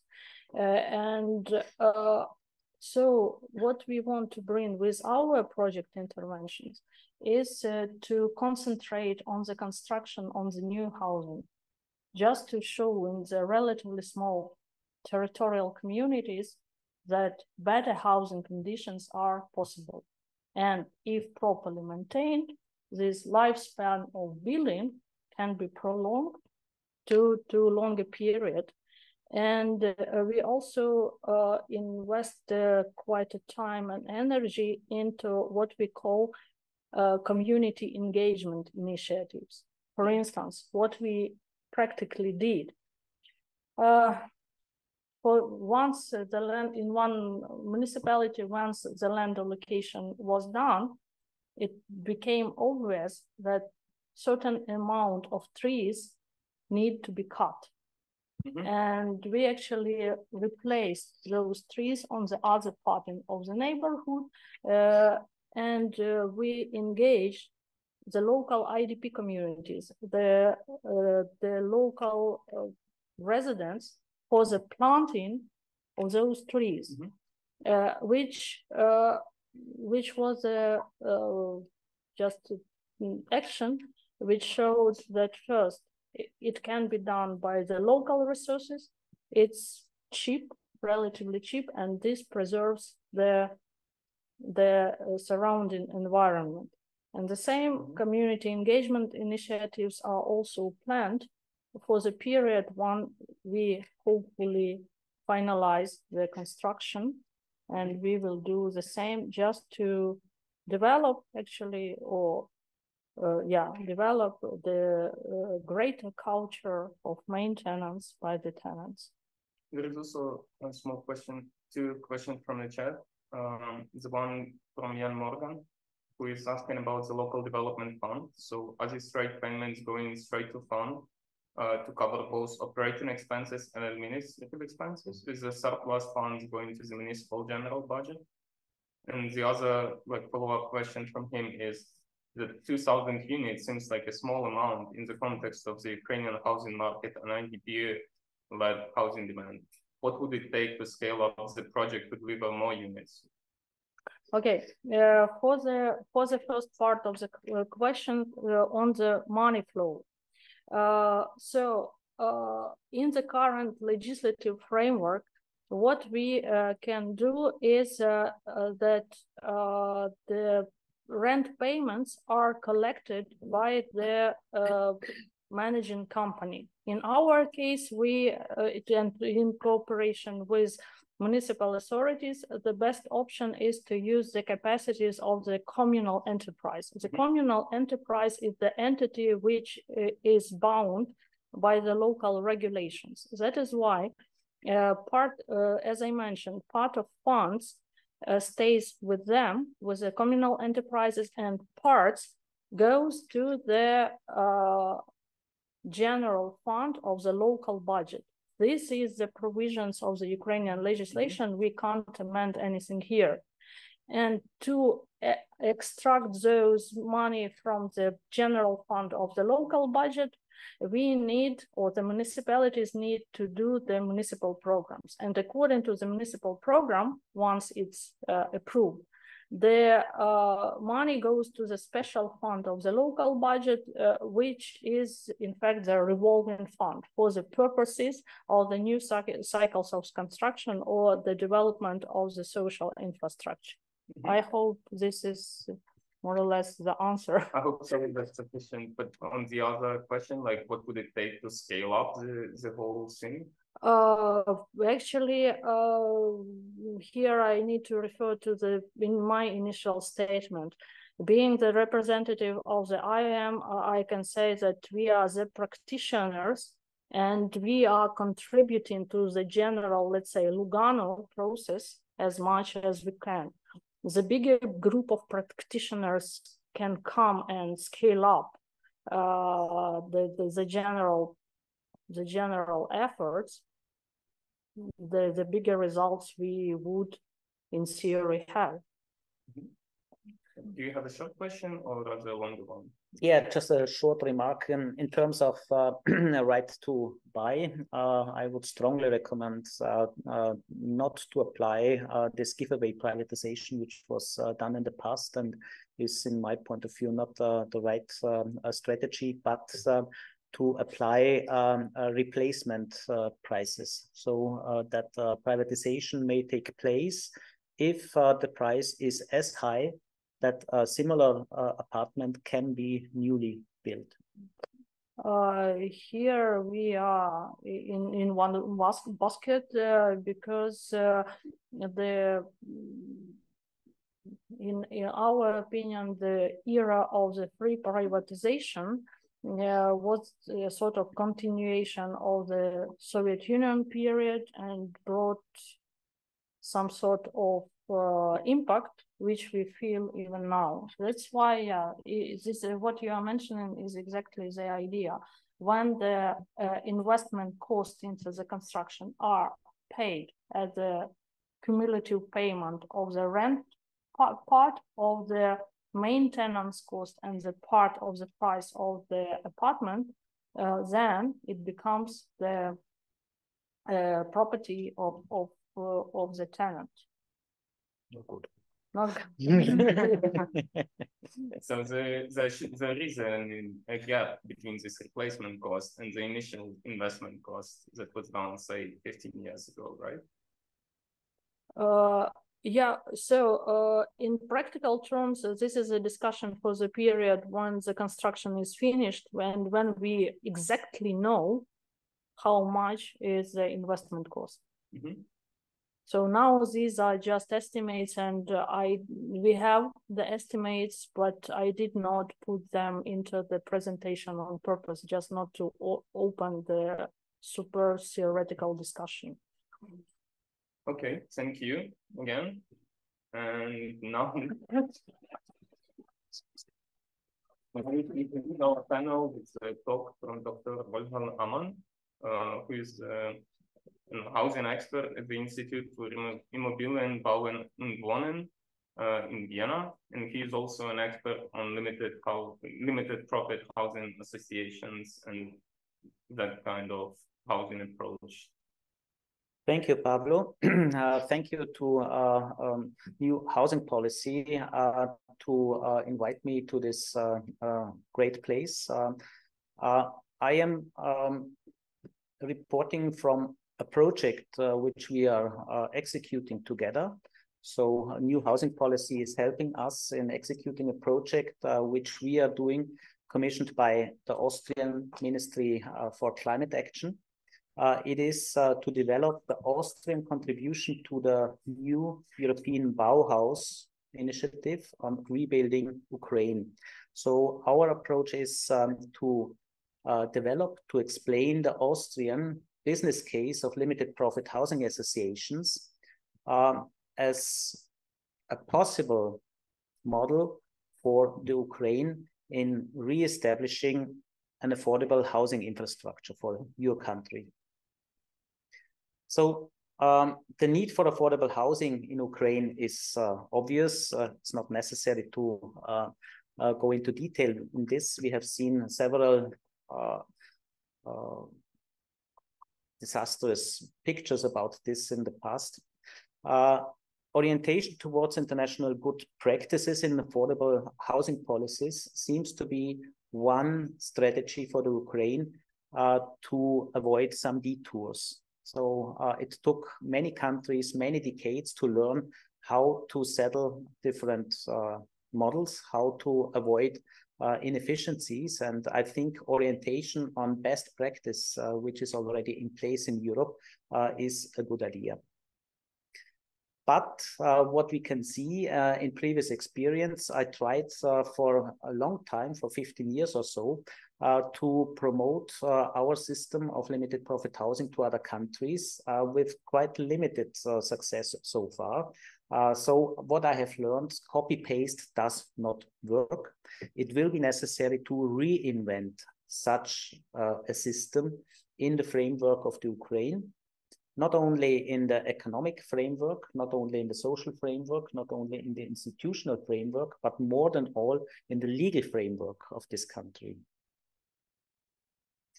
So if we take the Austrian model as an example, I will give you some performance indicators.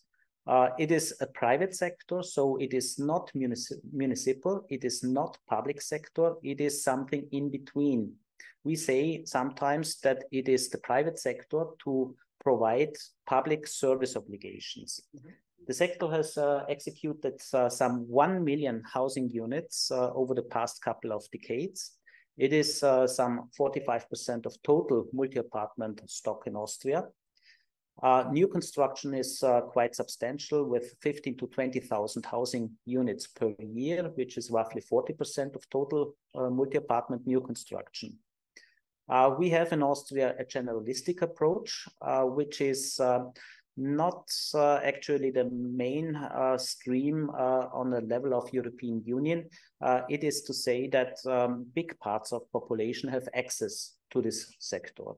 So even me, which who is not a low-income household, has in principle access to this sector and could get an apartment from a limited profit housing association. Those entities are active in all regions, so also in small villages and not only in big cities.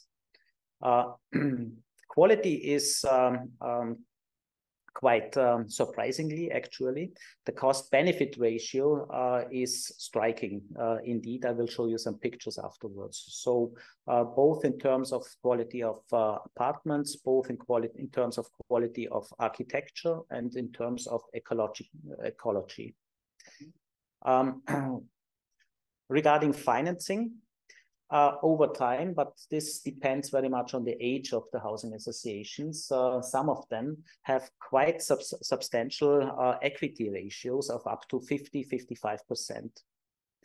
Commercial banks queue to finance housing associations, and this is because they have a brilliant credit history. There are almost no defaults in this sector for different reasons, which I can go into detail after my presentation in the informal part of our event. Housing subsidies, meanwhile, account to only approximately 20% in cash value of construction costs. That is to say that the public investment in the sector is more or less equal to the VAT, which is generated by construction of these entities. So the state expenditure is moderate, but this is partly due to the age and maturity of this sector. If you start such a sector for new, it will be different. But as our sector is already several decades old, we have only some 0.5% of GDP, which has to be invested in the sector. Austria has a GDP of roughly 400 billion today per year. The subsidies amount to some 2 billion per year into the sector. This 0.5% of GDP is at the lower end of the OECD comparison. Here are some pics. This is in Tyrol, in Innsbruck, in the western part of Austria. The houses in front are done by one of the housing associations, which is in the property of the province of Tyrol and the city of Innsbruck. So it is actually public owner, but it is a private company. The mountains behind are not done by the LPHA, but a place where to go at the weekends. Some other pics left on the top. This is a project in Vienna. It's called Biotop City, an innovative project with lots of greenery and the attempt to combine nature and city, and not to expect it as to be a difference, but that it has to go together. Quite innovative, quite impressive. The lower photography is the so-called Seestadt Aspern. It is a new city close to Vienna, and it shows that the housing LPHA sector is not only relevant for single houses, but that with this sector also cities can be developed, integrative cities with high quality outdoor quality. There is a lake for swimming and quite fancy stuff to be found there. Right on the top, there is another innovation which is going on right now. And this is a new system for heating and cooling the buildings. It is called thermally activated building structures, TAPS, which is not only extremely efficient in heating with low temperature heating in the concrete ceiling, but it is also a possibility to cool the buildings almost free of charge. So cool air is going in with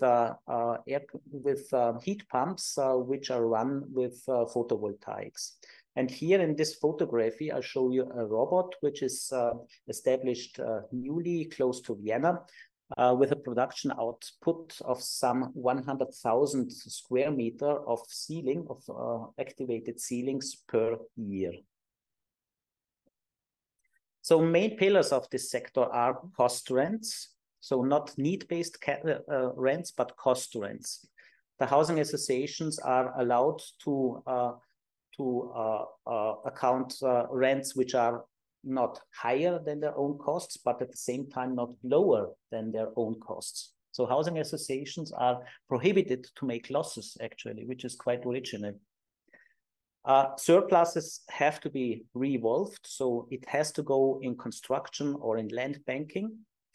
The assets which appear over the years because the buildings, they are increasing, the number of housing units are increasing, and more of the housing units are amortized over time. And so the organizations become richer over time, but it is impossible to cash out. So even if there are private owners, they are not allowed to take any money out of those organizations beside of 3.5% of originally invested money, which is actually usually quite a small amount of money. Business activities are limited to construction, to maintenance, to refurbish, to buy and sell building land, but nothing else. They are not allowed to speculate. They are not allowed to buy ships or whatever. And a very important aspect, very strict audit and supervision of the sector, which goes much further than the audit of the usual capital companies in Austria. So the initiative which I want to show to you, the inspiration which I want to give to Ukraine, is to implement such a sector with a legislative approach. So not to start with the institutions, not to start with the money, but to start with the laws to be implemented, and then see whether in the framework of these laws, those initiatives you have shown can be developed. Starting point is our law on limited profit housing associations, which is a quite bulky piece of legislation. It has some 200 pages, and we have started with this, and together with experts from different fields, amongst them from the line ministry in Austria, we have condensed this bulky law to some 6 pages, 18 paragraphs, with these chapters, and I will go into detail now. So in the first chapter, in the general provisions, it is important to set down that those activities of common good housing associations are in line with regulations of the European Union towards services of general economic interest. This is important because the European Union has a general state aid ban. So in principle, the state is not allowed to subsidize private activities besides of some issues, and this is in a set of regulations with the term general economic interest. This is, for example, if a private bus enterprise would provide public transport. And the same applies to housing, that those organizations are to do public service obligations in terms of housing provision, with clear ruling that the subsidy must not be higher than what is actually needed for this, that altogether the markets are not interrupted, that the private market would not harm from this. And this is, of course, a critical thing because many private enterprises are not too happy about the existence of such a sector. We have a number of additional regulations in this chapter. I do not want to go into details now. We have the paper, we have the draft law online, and all of you can have a look in it. It's only 6 pages, as I have mentioned before. And any response is very, very welcome. You will also find my contact details in those papers. Conditions of approval. This is very much what I have mentioned already regarding limited business activities. It is about the minimum capital which has to be invested. It is about the provision of a supervisory board. It is about incompatibilities, so that the construction industry, for example, cannot be the owner of such organizations. And also admissible restriction of beneficiaries. We have introduced regulations in Austria that the housing allocation has to work in a way that big apartments have to go to big families and small apartments to small families. Income limits have to be applied. In Austria, they are rather high, but they could be lower in a country like Ukraine in the beginning, of course.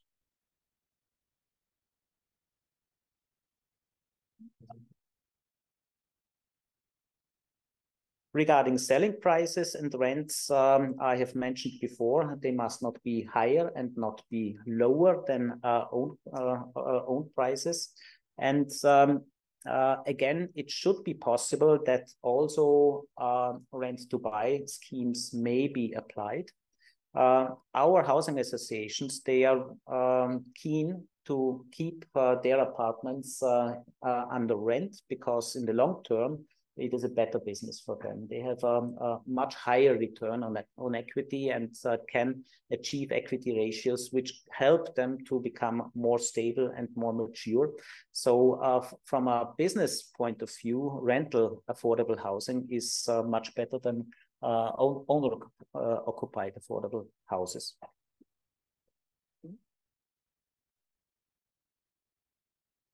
Regarding the procedure, the law provides regulations, which is the competent authority.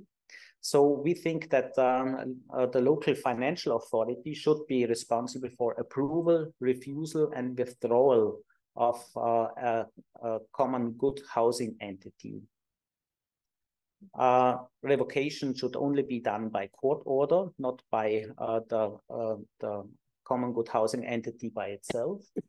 This is to avoid that the management would run such a company into bankruptcy and take out the assets.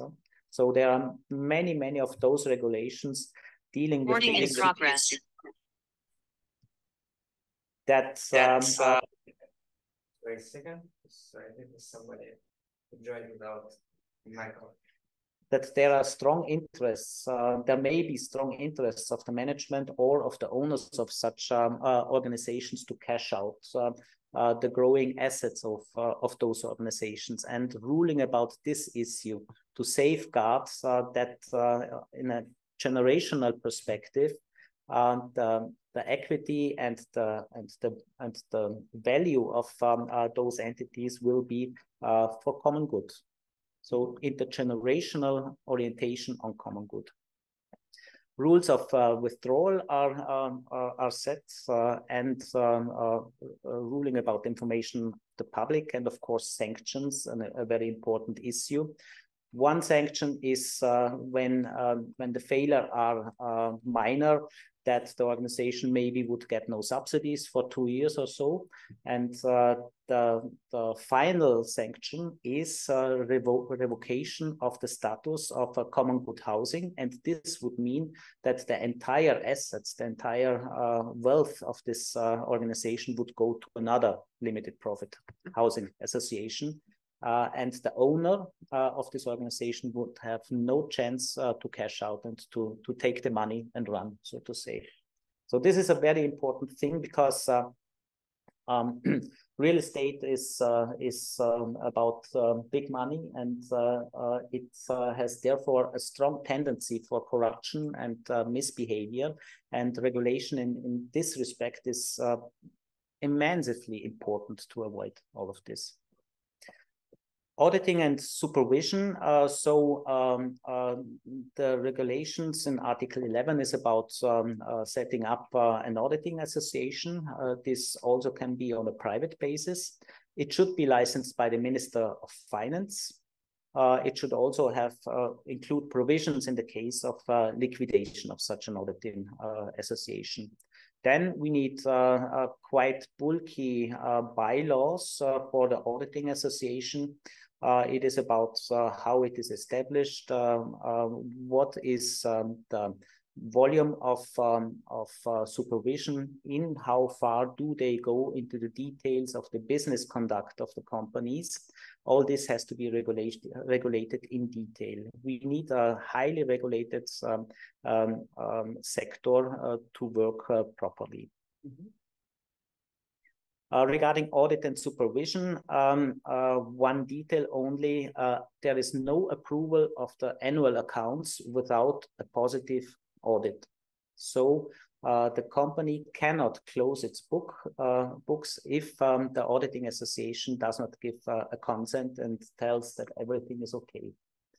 And regarding the consequences, if there is something going wrong, I have mentioned before, the sanctions are quite an important issue. So things go in a circle and fit to each other. So it's very important to think about all those things, what can happen if there is any kind of misbehavior of the management. Regarding housing subsidies, in the long run, it would be possible that such organizations could work without housing subsidies. And we see in Austria that some of the housing associations prefer not to take housing subsidies, but to work on the private market, because once they are big, they have advantages on the market, and they can provide below market construction costs without subsidies.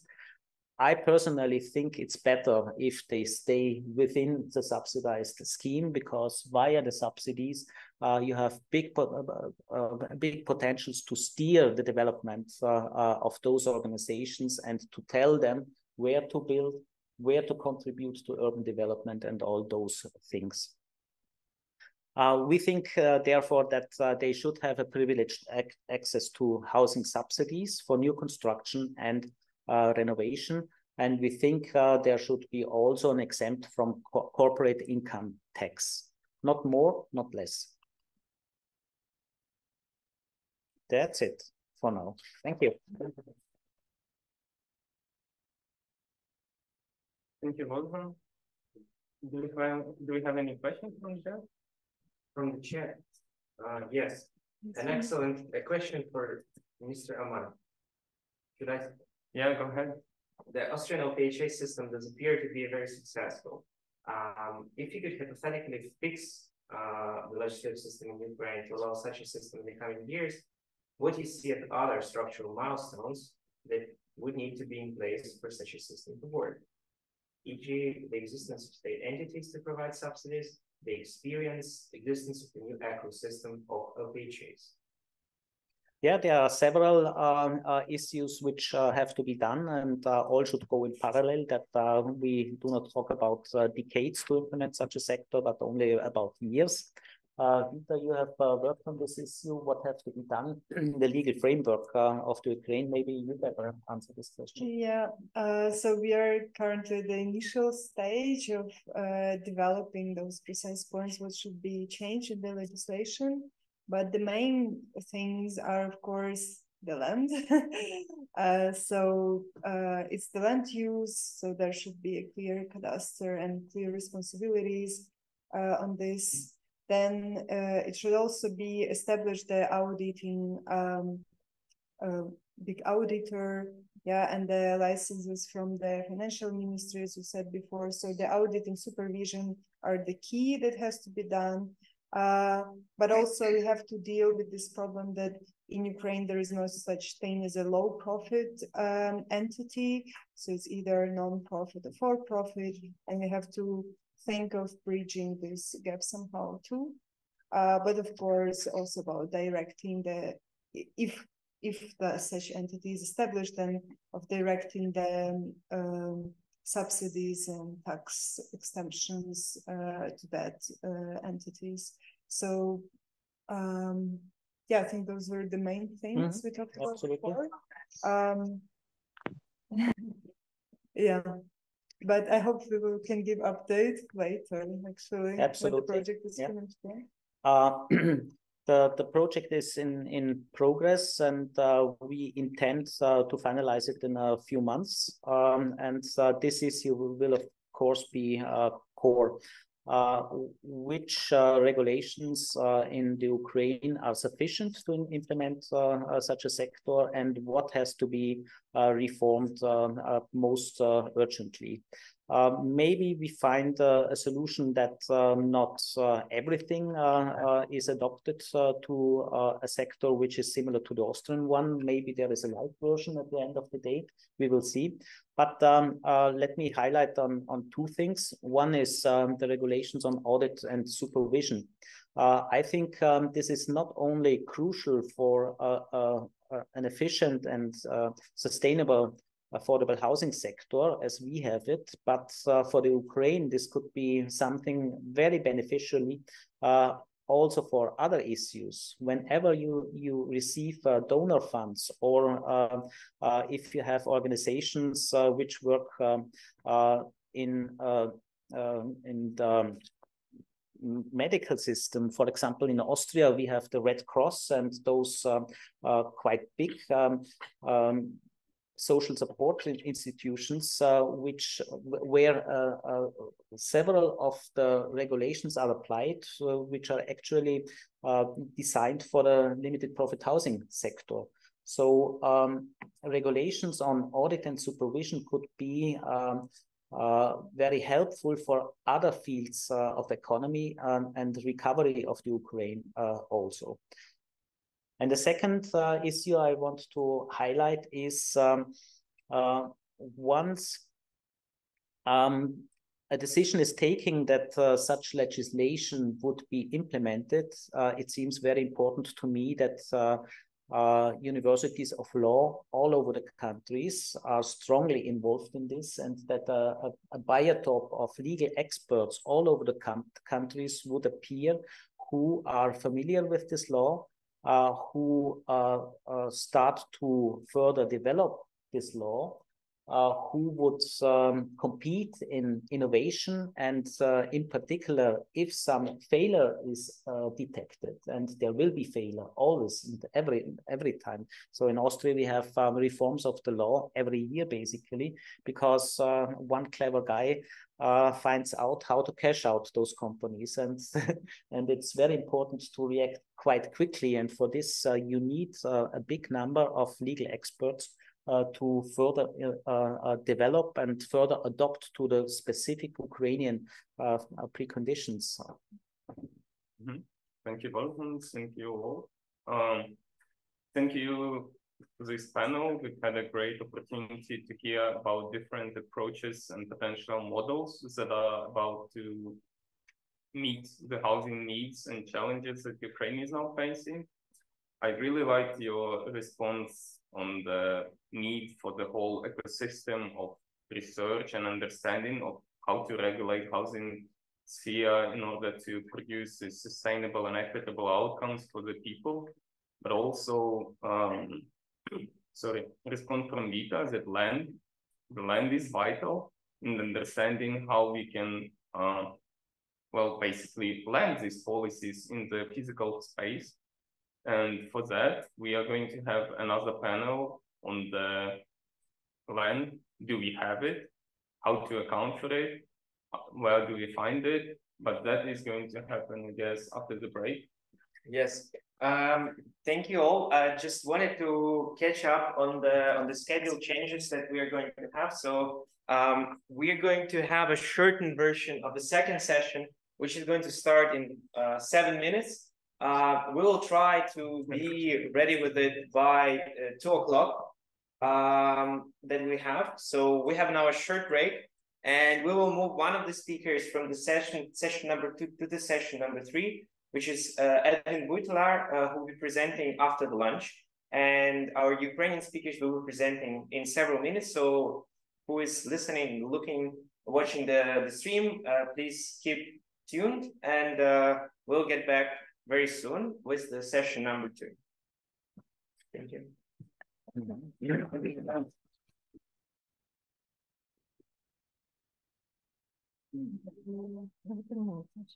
Yeah, absolutely. Go on, camera. Huh?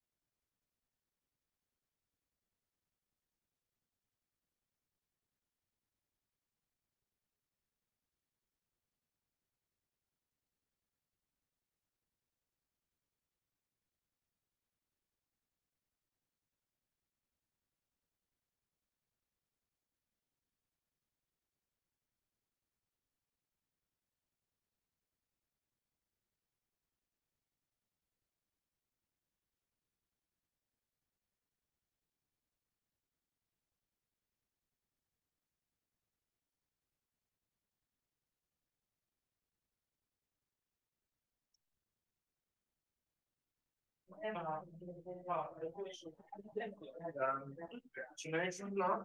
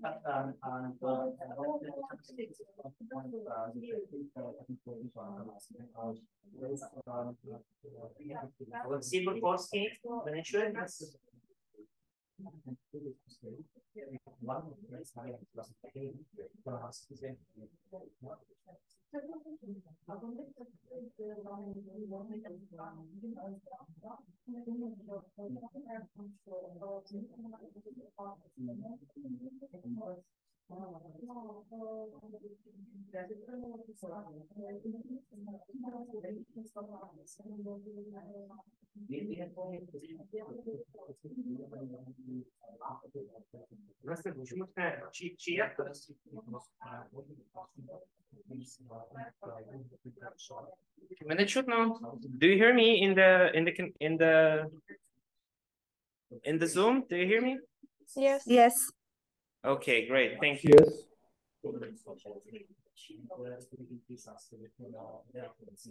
Okay, we are moving on to the second session.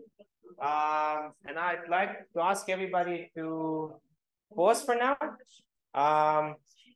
So we have a number of people joining us online, and listening to the event, and our speakers in this panel will also be present online. They are discussing the topic that we wanted to focus on today, is basically whether we have land to develop in Ukraine. And we invited experts from the community of geographers, ecologists, planners. And I would like to invite our first presenter, Maria from Ecodia, Ecological Initiative NGO, to tell us about the evidence for the availability of land laws and approaches to local land use after the war. Maria, do you hear us? Yes. Do you hear me well also? Yes, we do. Yeah, okay. I can start, yeah? Yes. Okay. It's you sharing or us sharing? Not you sharing, so. Yeah, please share. Okay, okay. But yeah, I have the access. Yeah, okay. 1 second. I don't have the permission to share screen. Could you please give me it? Yes, try again. Yeah, I have. Thank you. Okay.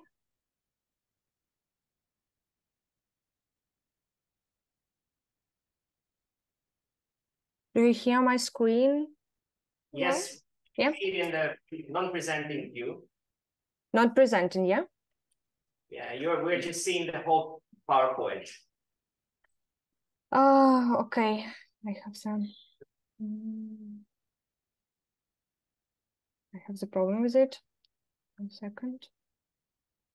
And show slides, and then there is a button inside. Okay. That works? Can you press it again? Okay. Sorry for such technical issue.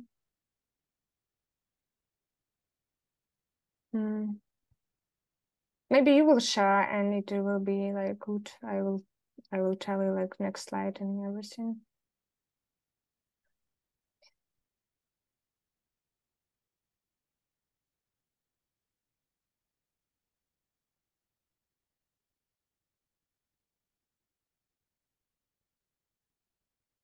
Okay, you're sharing, yeah? But in Zoom you are not sharing, so maybe you will like.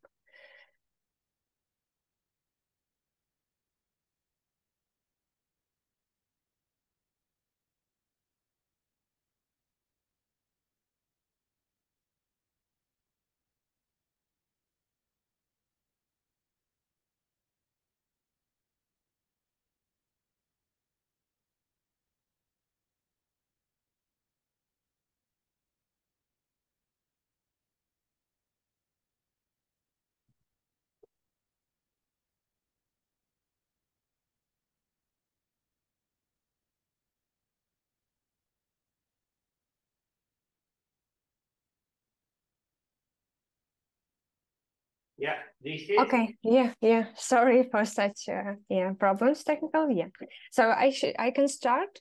I will briefly introduce our organization and what we do. Next slide, please. NGO EcoAction or KhDIA works in three main sectors: is energy transition, climate change, and agriculture. And under these three sectors, we are trying to work on the national level and also with communities in the cities and also rural communities. Within the agriculture department, we trying to cover two main problems. First of all is greening as agriculture, to promoting and implementation more environmental friendly practices in agriculture. And the second one is land use, and we are covering this aspect mostly within the Global Land Matrix initiative, which focuses on the monitoring of large scale land acquisition, and mostly it also focusing on the agriculture large scale land acquisition, but also they are expanding on the other topics. And another issue what I would like to mention is that from the beginning of full-scale war, we also began to focus on the issue of war impact on the Ukrainian soil and what is the future of this land. So I slowly moved to the main part of my presentation, and this slide show us that we had the problems with land use even before the full-scale war, and one of the problems is the illegal plowing of slopes, water protective zones, nature reserve fund. It mostly connected to the agriculture, but also we have I'm sure that we have some illegal using the for housing the land for water protection zones, and we already had some cases about it. And also we have some violation of land. Can you to previous slide? Yeah, this one. And we have the violation with non-observance of crop rotation and others. So these actions lead to accelerated soil degradation, which scientists recorded on a large scale until February 24. And in these violations of environmental law and land law, it's also because of law enforcement and control, because this law enforcement and control we have weak in Ukraine, and because of that we have a lot of violations of environmental protected zones, and land has been blocked. And after the full-scale invasion that has begun from February 24, it was the list of problems has been increasing lately by another huge problem: war impact on soil health. It's because of mining, pollution, and etc. Consequences of the war impact on soil health. And in this aspect, I don't see the presentation in the whole screen. I'm sorry. And in this aspect, we understand that the first problem about the not efficient land management we already have before the full-scale war, and this war problem, war impact on soil has deteriorated the all system, and the all questions of the restoration of land law is really important. Next slide, please. Let's dig deeper into these problems. So first of all, I would like to see or highlight some problem with land management and land use before the full-scale war, what we already had. And main facts, what we know, that Ukraine had one of the most extensive logging lands in the world, and it is accounting for 58% of arable land. And in some communities, the percentage of logging land reached 70% of the territory of community. And we should understand that many this land blocked it's like shouldn't be plowed, such as we already mentioned, slopes, water protection zones, nature reserve fund, and the next step of the soil like illegal ploughing is like degradation of the soil, is loss of productivity, biodiversity loss, and loss of territory to live. For example, the next slide, we also, together with Ukraine Nature Conservation Group, is also the environmental organizations that cover the land aspect.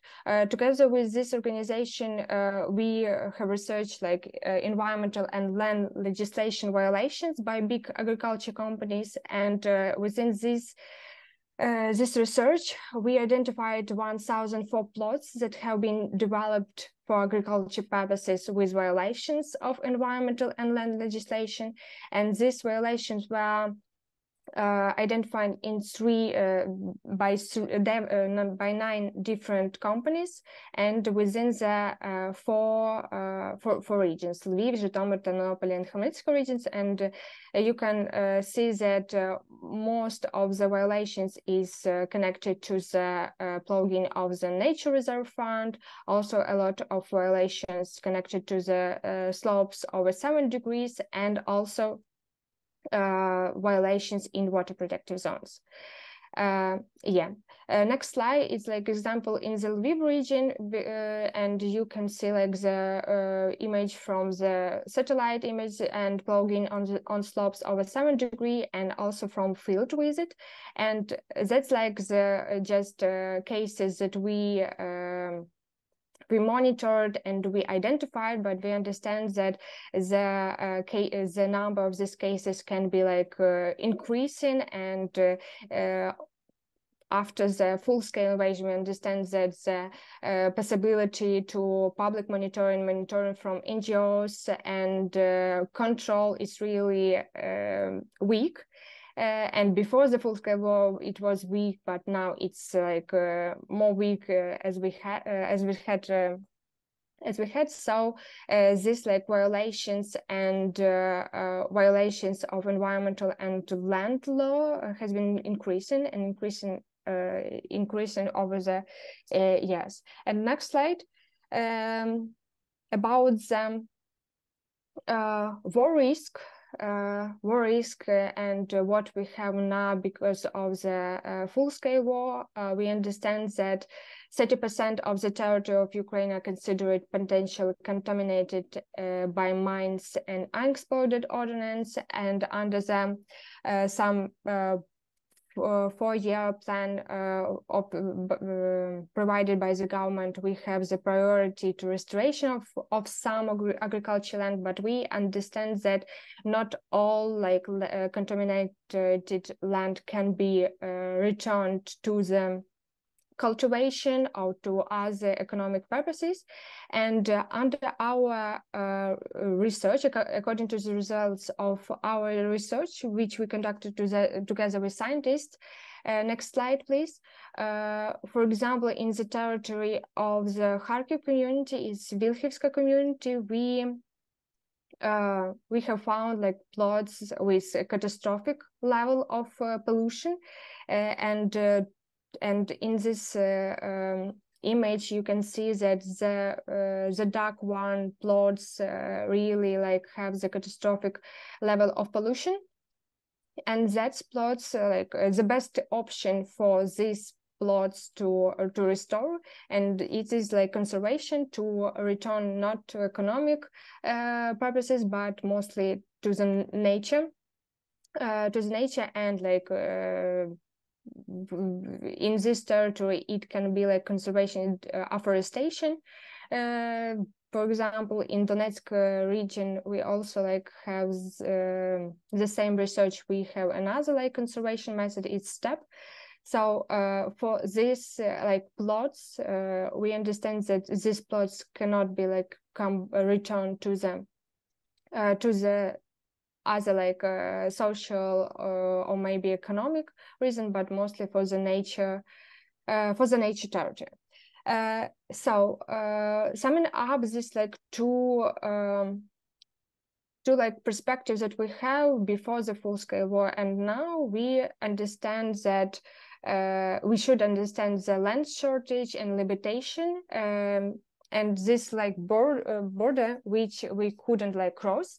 And before the full-scale war, we have a lot of lands that should be like conserved and returned to the nature state. And now we like had the part of land is like mined, the part of land that needs to return to its natural state, because we like should return our landscape balance, because we like couldn't have a lot all like land agriculture or all land with house or everything. And we understand that some lands that have been already used, it is necessary to increase the efficiency of their use and show not only the amount of land leased or owned, but the effectiveness of the use. Also, what I would like to like say is that we see the risk now after the full-scale war, that we have like the additional risk for biodiversity is the promotion of the simplification of changing the purpose of land. And we know and we see there are a lot of proposals to simplify this process of changing purpose of lands. And from our perspective, like environmental, we understand the change can lead to turning agricultural land or other valuable lands that like in agriculture land, it will be like changed to residential or industrial land. And for us, it is obvious that subject to change in purpose would be land, would be like lands that are still not used, that feel like meters and steps that really important for providing ecosystem services. We understand that under such simplification will not be covered by some agricultural land or maybe a degraded land, but really like land that needed for the environment and some social balance. So we see that now during the and after the full-scale invasion, we have some such risk because of the weak control and no law enforcement, and the proposals that not including some this environmental risk in it. And what I would like to say in the what we should we do and what should we consider during recovery and further development. First of all, is to change the perception of land, because now there is like perceptions that land is valuable only if it is like cultivated, and it is like obvious for the communities. It is like land. It's can be like profit for the local budget, but we really don't calculate the necessary ecosystem services that land can provide for us. So we should understand that lands like provide necessary ecosystem services. So not all land should be cultivated, but we understand also that this like land should be profitable for community, and we like don't have this balance, and economic like priority it is like priority for communities now, but we should like change it. And the second one is like about the balance. We should find a balance between economic, social and environmental land issue.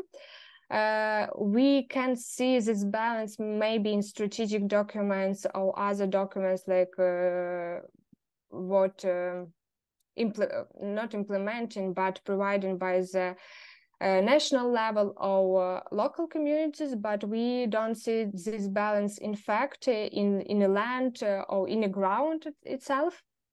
So we should like find this balance and not have this just economic priority, but also involve the social environmental land issue, because this like percentage of plugging or other like territory in a community can be like reach the catastrophic percentage, but we really want to have the territory to live, to land to live in this community, and we don't want that people would like to escape from rural community because they couldn't live there. So in this like aspect of finding the balance, first of all, we should increase efficiency of using agricultural land and other land, and also when we are talking about housing to see the risks about the environmental requirements and everything, and not to build like some housing in the water protection zones or within the nature reserve fund. And another like aspect that should be like implemented in the in all Ukraine, all territory of Ukraine, and especially for the contaminated land by war, it's developing and starting an efficient mechanism of land conservation. And we understand that this land conservation should be profitable also for communities and for people. And within this land conservation should be like includes a part of fair compensation for farmers due to the production losses, and also for the communities. I suppose Alexei Burkovsky will cover more this question about land conservation, but it is like all from my side. Thank you so much. Thank you very much. Thank you. I have a question. Concerning your perspective and your studies, in the beginning, we covered that the need for housing in the regions is unevenly distributed, and the main focus that IM data shows is the need for housing is in the regions that are damaged, meaning that Kharkiv region, Zaporizhia, Mykolaiv Oblast are the regions where there is a need to develop new housing or to redevelop existing housing that was damaged. This is one part of the bigger picture, but how do we reconcile the need for the land development with the already exhausted lands of those territories? What's the perspective you think we should take on this? Okay, yeah. In this territory, we understand that also the important like issue is the mining process. That is really like the long process which we like should involve, and we should like see the risks about it. But yeah, about this territory that have been like contaminated, we understand that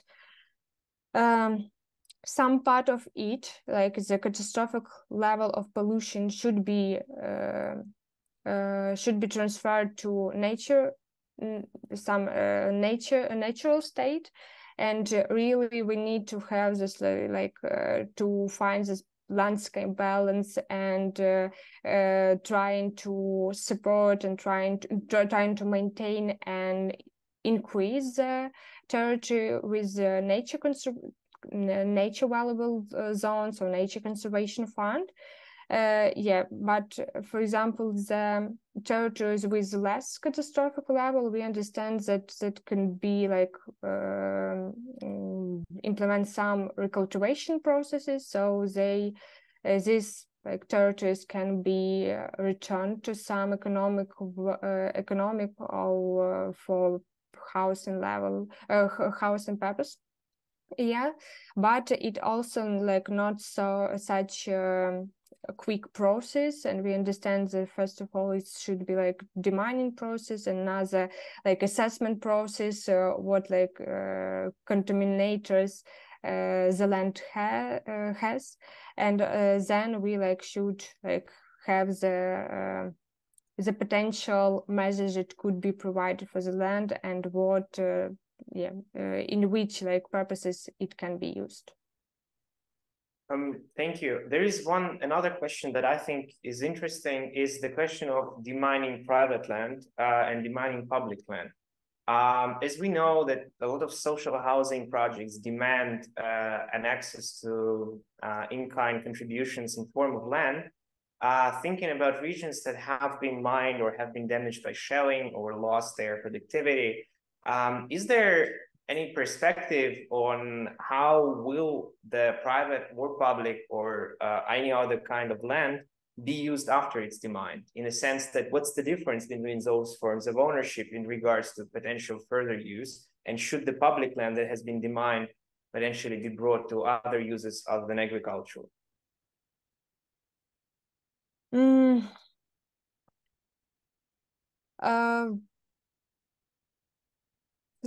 One second. Yeah. It's like the difficult question about the demand, really, because as we know now that I know mostly about the agriculture land, about the demining of agriculture land, what is like doing now, and a lot of the funds, like the government is looking for the funds to demine the land and to return this land to the economic purposes as much as they can. But we will see what will be like next. The first step is demining, so our government trying to, and also like private companies trying to have their best to demine all the lands in their ownership. And it's also mostly about the private land we are talking about, because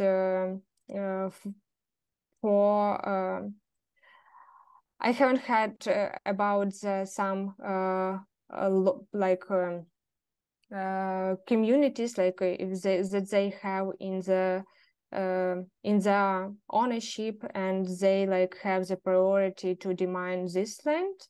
So yeah, but it is like a complicated question about demining. I know the first step about the demining of the agriculture land and like further assessment and returning it to the economic value, but about the other land, it is like difficult to cover for me. Thank you. Then we'll be moving slowly to the presentation of Oleksandr. Now I wanted just to highlight for the audience that as we are beginning the accession talks next month or early next year, European Union since 2021 and just has recently passed another law regarding the regionalization of natural areas, claiming and establishing a normative understanding of how much land should be reserved and reinitialized until 2030 in European Union. And I think Oleksandr will show that we're lagging behind far than we thought we were, I think, but also before the war. And the war just exacerbated the lack of land available for any other uses, not just the conserving of land reserves or parks or other ecosystem services. So Oleksandr, can you share your screen? Do you hear us? Yes, I do. Just a minute.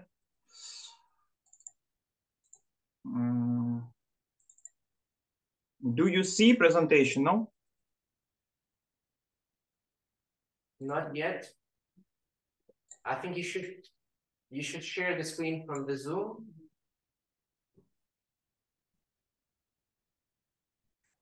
There is a green button center.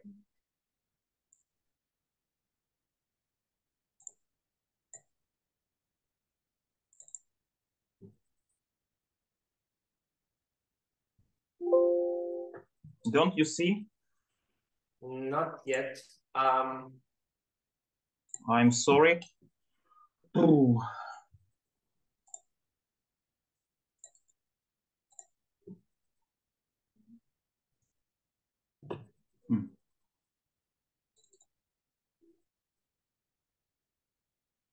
No. Now it's good, but it's not being shared. Oleksandr, we can share it for you if it doesn't work. Sorry, pardon? We can share the presentation for you if it doesn't Yes, work. let's you show, and I will tell you when to show next page. Okay.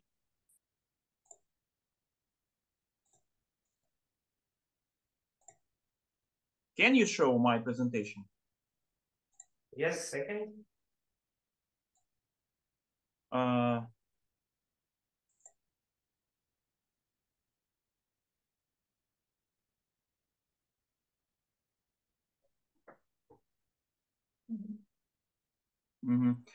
Excuse me very much. I would like to express my apology because I prepared it in Ukraine.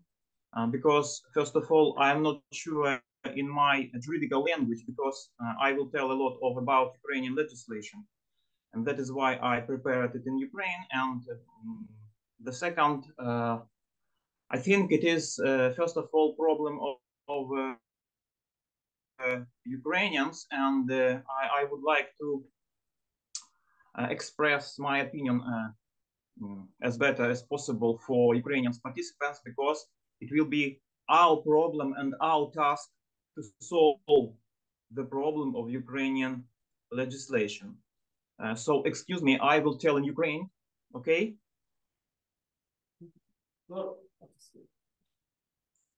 I will tell in Ukraine because we have a lot of special terms about legislation. So, very shortly.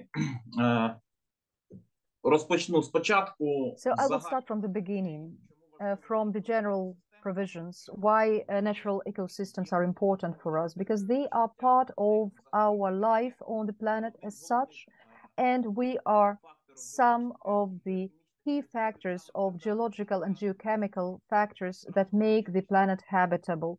Together with biotic factors, they shape our environment, but we start forgetting about it, though we studied so much at school, starting from the atmosphere, continuing with the land. Next slide, please.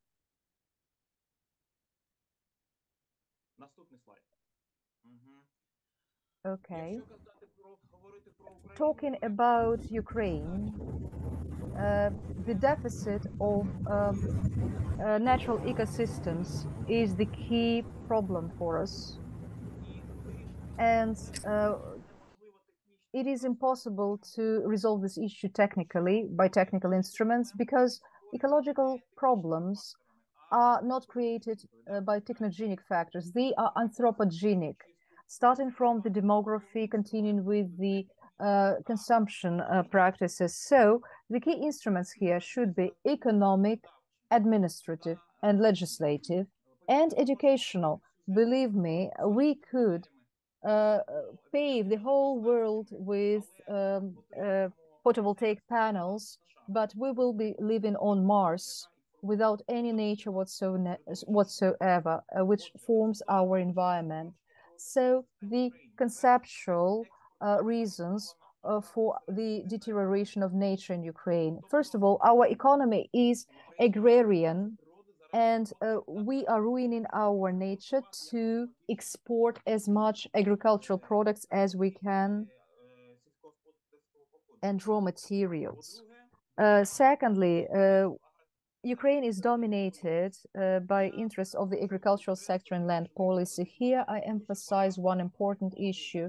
Quite a lot of ecologists and specialists say that the key Ukrainian problem is disbalanced agriculture. I believe the reason is different. It's not about this kind of disbalance, but the disbalance of land use, because the amount of arable land we are using today is absolutely absurd. And number three, which supports the point number two, the land legal framework provides for the increase of the arable lands. Other issues, other activities, next slide, are not taken into account. So just a bit about economy. our agricultural sector before 2022 accounted for 10-12% of Ukraine's GDP before the second stage of Russian military aggression. In developed countries, this share is maximum 1 to 2%. Among the G7 countries, Italy is the leader with its 2% of agricultural sector. So it means that at the beginning of 2022, the GDP, the gross harvest of grain in Ukraine was immense, and it exceeded internal needs of the country 5 times, while the export would exceed the internal need around 3 times. So even during the times of war, our gross harvest of grain exceeds our internal needs. Next slide, by 2.5-3 times. Today, Ukraine divides life into black and white. So my diagrams today will be very radical. Here you can see 43% of the lands in Ukraine is cultivated. This is the World Bank information. So it means 57% of Ukraine. Next slide, please. So 57% is arable land, and so this is how more than half of Ukraine looks like. And these arable lands, even when we are talking about some ecologically friendly technologies of agriculture and plowing, still it is not remedying the key challenge.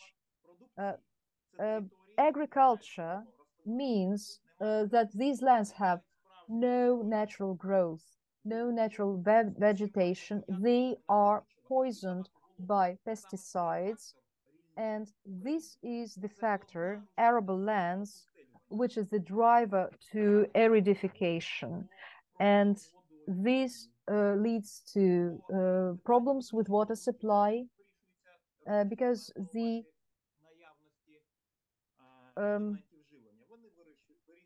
such arable lands can be supplemented with fertilizers to provide for their productivity, but you cannot do this to get water balance. And imagine that most of your country is consists of degraded surface which cannot accumulate water and give it back gradually. Then we have lots of problems with hydrology, with the deficit of water. Because if the top surface of soil looks like this wax-like substance, it will not let the water inside. So the soil will not receive enough water. And another interesting fact that is that is not what we pay attention to. A large amount of these territories is treated with pesticides every square centimeter of the area. So the larger part of the territory of Ukraine is treated with pesticides. Can you imagine that?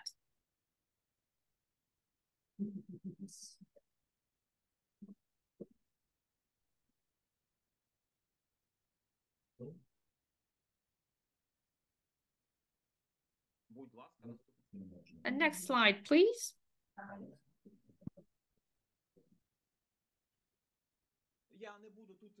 I will not go into detail here and focus on every figure, but please take a look only on number 4, section 4, arable land in the overall structure of land. So this is the figures for the whole country overall, and the average level when it comes to Ukraine is 25%, and Ukraine's figure is 57%. When I visited Europe in the 90s, I was very surprised considering their density of population. The European Union has a larger number of natural landscapes, And after that, I realized the whole problem, that the problem lies within the agricultural sector. And I'm telling you this as a person who has a background in the agrarian sector, but I am very critical when it comes to Ukrainian agricultural sector. I'm highly critical. Next slide, please. Now let's focus on the following figures. For you to understand, this is the largest ecological problem of Ukraine, and I have mentioned it before. There's a distinct difference. 75% of Ukraine territories is anthropogenic territories. If a larger part of Ukraine is simply plowed, it is understandable that this is the diagram we will see. And after that, there are also industrial zones, housing, infrastructure, territories, and so these and other things. And these 25% account for forests and so-called extensive agricultural land. So basically steppes and meadows. Next slide, please.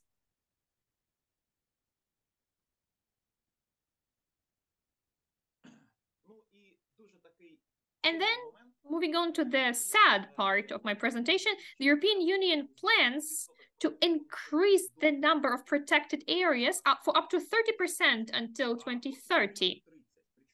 So they want to strive for 30%.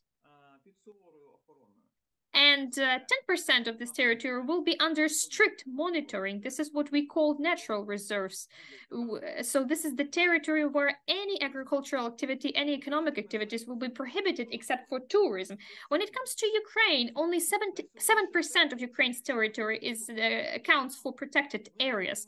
And if we have a look at the previous diagram, we cannot even reach the current percentage of European Union, which is 26% of protected areas, because we only have 25% of natural and semi-natural areas. Because in Ukraine, the problem lies not only in conservation, but in the restoration and expansion of the natural ecosystems. Next slide, please. So next two slides, another slide, please. One more slide ahead. And moving on to the painful part of my presentation, this is regulatory framework. The problem is that Ukrainian agrarian experts back in the 90s, when Ukraine gained its independence, they realized that we can correct this land structure that we received from the Soviet Union. These such researchers as Psycho, Medvedev, Matsevko, they offered to take away 9 million hectares of territory and conserve them and turn them into the meadow steppe ecosystem. This tendency was these tendencies were mentioned in a number of regulatory and legal documents. You can see them here on the slide, and these norms were approved back then, and it was offered that we allocate up to 37% of the territory for these purposes. And now we are reaching the situation when instead of decreasing the number of arable land, we're actually increasing it by 3%. It has increased already by 3%. And now new normative document is the concept number 70 back as of 2022. And still in this document, the normative and legal base says that we will decrease the arable land. But, next slide, please. We have the contrary process happening. The number of natural ecosystems is decreasing and the amount of arable land is increasing. Why? Because during the land reform and the administrative reform, the question of land protection and restoration of natural ecosystems was not taken into account at all. And the instruments to correct this situation have not been changed. They are outdated. They are based on the outdated legal and normative system and based on the old ownership system. 84% of arable land is in private property, and currently the state does not have the mechanism to force or to stimulate the owners of the most degraded arable land to make a change. Of course, when we talk about land conservation, we should talk about the conservation of the arable land specifically, of the plowed land. Of course, we're talking only about degraded or plowed land with a middle or high level of plowing. When we talk about fertile land, we don't mention them at all. However, we have at least 9 million of hectares of such land, and it is offered to conserve at least 6 million hectares of this land. What are the threats of the current regulatory system to the natural systems that we currently had? Of course, those are the deficiencies of the land code, because all the meadow steppe ecosystems and grasslands and hayfields, so extensive lands, they are part of the agricultural lands currently, and any serious safeguards they're not working. Any safeguards for their transfer to the type of land that is called arable land, there are no such safeguards. Then we have the terminology problem in the land code. We have the term called degraded lands and lands with poor efficiency, with poor quality. However, all these words only specify agronomic figures. All those so-called lands with poor efficiency, they are extensive lands. So basically, they have the status of pastures and hayfields in the category of agricultural lands. Those are slopes, stony lands, etc. And also, as the previous speaker said, even those lands are often being used illegally right now. However, from the ecological standpoint, those lands are actually not of poor efficiency. They have a very high bioproductivity because they are either natural or semi-natural ecosystems with rich biodiversity. So those are basically the biodiversity banks. They should not be characterized only based on the agricultural factors. Next point, another point, is decentralization of land policy and transfer of those natural areas of state land to communities into communal ownership. When developing one of the saddest draft laws, 21-24, we asked for to delay this transfer into communal ownership for 5 years. Of course, nobody listened to us, and now these lands are into communal ownership, and right now we have no instruments to force them or to stimulate them to work on these lands. Next slide, please. And next slide. And no, we jumped through one slide, so let's go back to the previous one. Now, if we talk about construction, we have a provision that agricultural land of poor quality can be transferred for construction.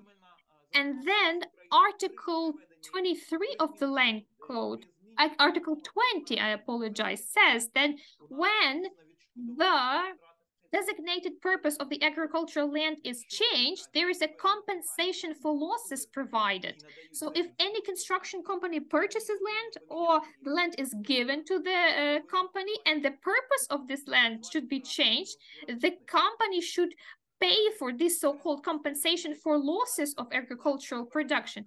And next, because of the war, there was further liberalization of legislation. to involve these areas where the hostilities do not happen for both agriculture and construction. And of course, there is a lack of severe penalties for illegal plowing. It is another key problem. Next slide, please.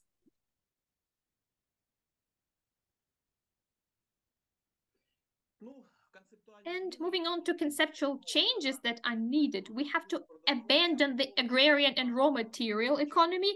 Here, the ecology experts should also involve the economics expert. I will not believe that a hectare of corn will give the country more income than 1 hectare of a solar station or another highly technologically developed enterprise. Next, we should reform the land and agricultural policy and change it into land and environmental policy. And environmental policy is a cross-cutting aspect. It should touch upon every field, every aspect. And we should understand that the land is first of all a living space for the ecosystem. It is not that only the territory to produce something, agricultural goods. And of course, we need to make the land legislation green. Next slide, please. Alexei, do you hear us? We are over time and the presentation is over time. Maybe we should leave it to the last slide and then the legal changes, we will keep it for sharing for participants who joined for the meeting, but you will not go through them because that would take us over time even more. Okay, can I have 1 minute on this? Отже, so, not touching upon other fields related to the agrarian sector, we will focus on the first recommendation. For those who work in construction of all kinds of objects, we should choose only anthropogenic land plots, industrial zones, arable land, outdated housing stock, etc. Next, we should not agree with the proposals of the territorial communities if they offer land plots covered with natural vegetation for construction. First of all, we're talking about meadow steppe plots and self-seeding forests. But this is actually the responsibility now of the enterprise. We cannot demand this in the legislative framework. I apologize for taking so much time. Alexei, thank you very much for your presentation. So I have a short question regards to the points you mentioned about the responsibility of the development of new housing, as we are focused on housing in this meeting regarding the land conservation. So understanding again, it's a bit similar to the question I addressed to our previous speaker, regards to how do we frame it on a more systemic level that Ukraine cannot afford to deliver any more greenfield development in regards to housing or infrastructure development. How this position could be substantially legally or politically framed so that this becomes a normative condition in the country? It is difficult to answer because, for example, I take part in some work groups of our Ministry of Environment. For example, we make some decisions and Ministry approved, legally approved, and registered these decisions. They became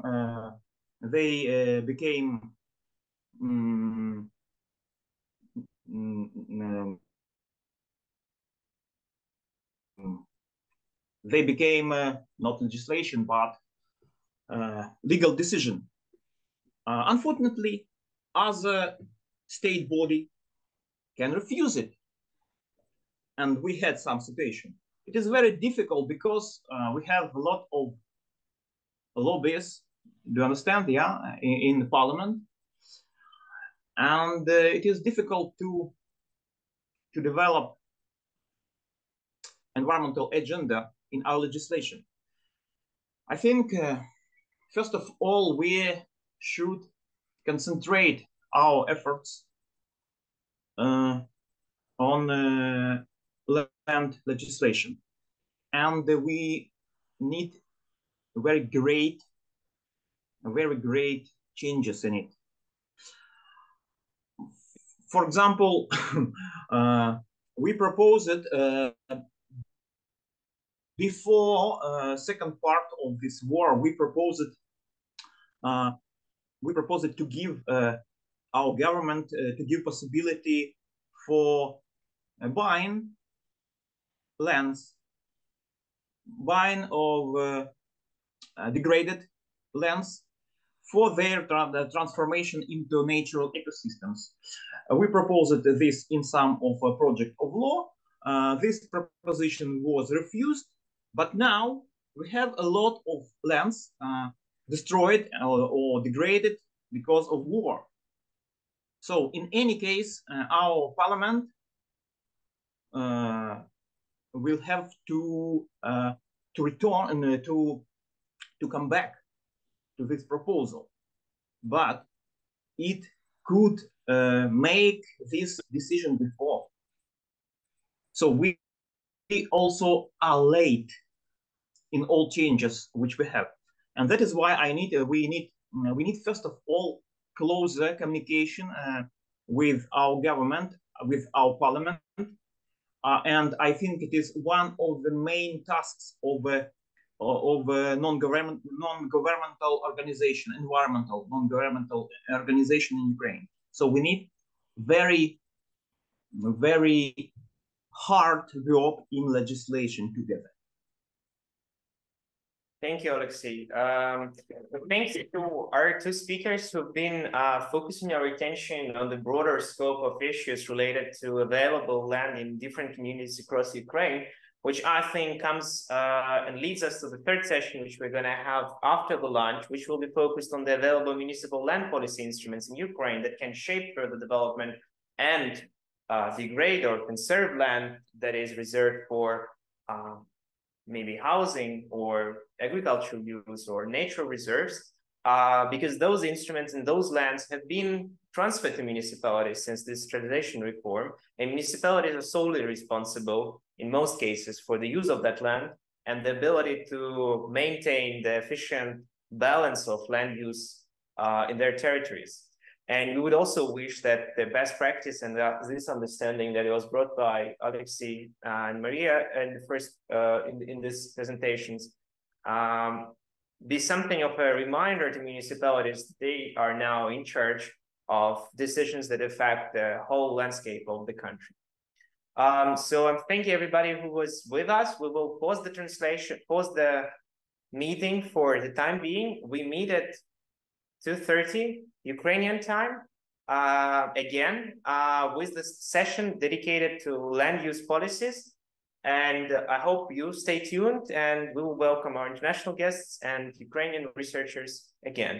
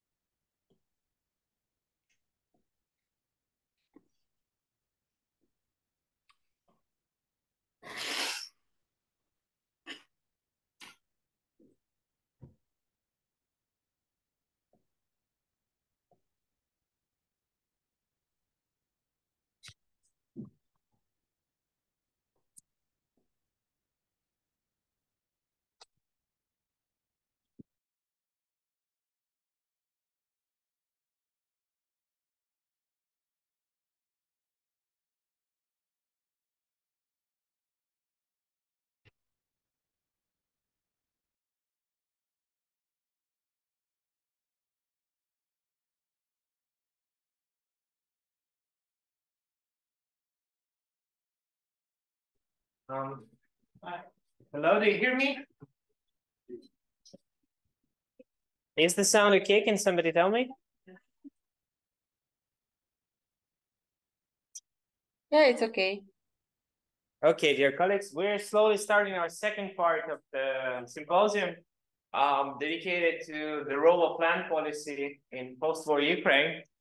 And while the issues that we've been discussing take on challenges ranging from issues of accessibility of housing, problems of land use in the country from transitioning from agricultural to post-industrial land uses, war damage to land, inability of the legislative framework to provide sufficient conditions for the development of local housing, also lack of institutional arrangements for the development of housing companies. We now turn to the agenda in which local municipalities are key to producing the results that the citizens and the country shall expect from their participants in the upcoming days, coming years.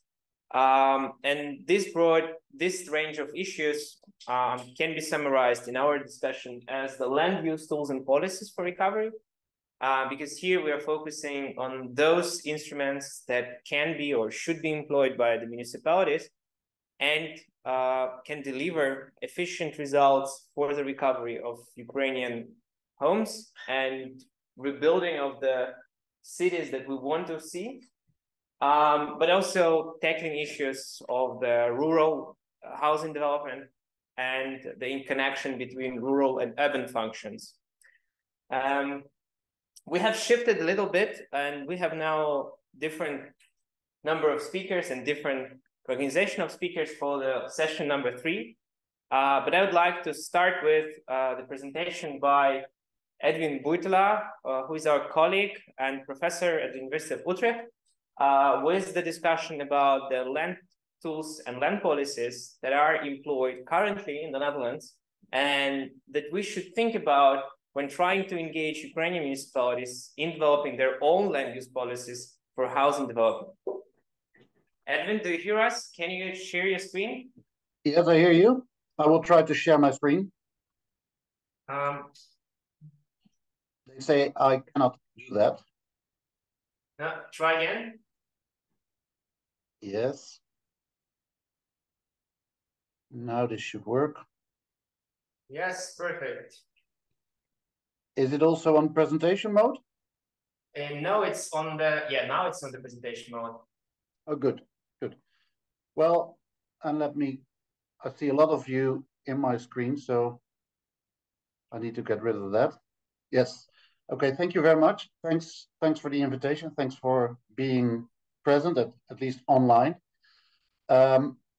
What I would like to do in this short presentation is to focus on the role that land policy plays in the Netherlands, and particularly has played in the Netherlands in the management of urban development. And I will focus particularly on what we call in the Netherlands active land policy, which is local authorities buying land, developing land, and then sell it to either real estate developers, housing associations, private individuals, or whoever is developing that land afterwards. So that's a policy in the Netherlands that has had a pretty large tradition, especially since the Second World War.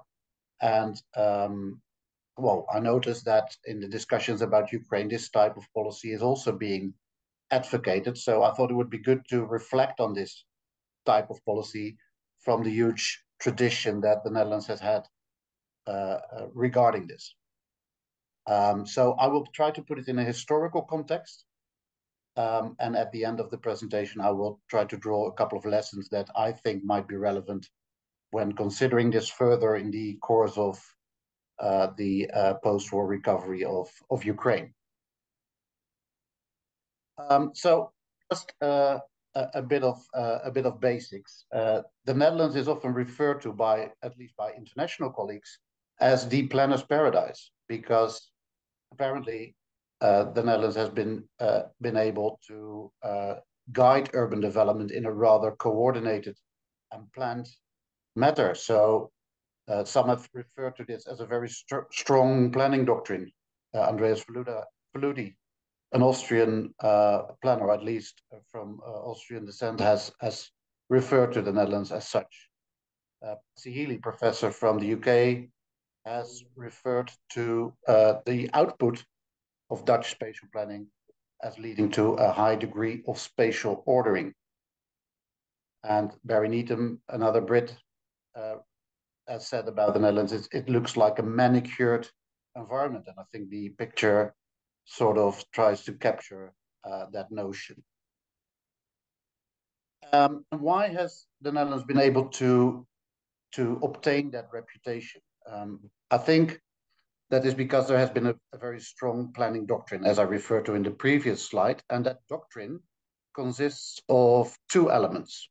One element is this: there has been for a long time, it has changed now, but for at least for over half a century, since the Second World War, there has been a large consensus about the direction of the spatial layout. So people wanted to keep the existing cities as separated as possible. So there was no intention to create one big metropolis like London or Paris, but more like a polycentric urban structure. And there was a very strong consensus that cities shouldn't sprawl. So no urban sprawl, but real containment of cities as sort of compact urban structures.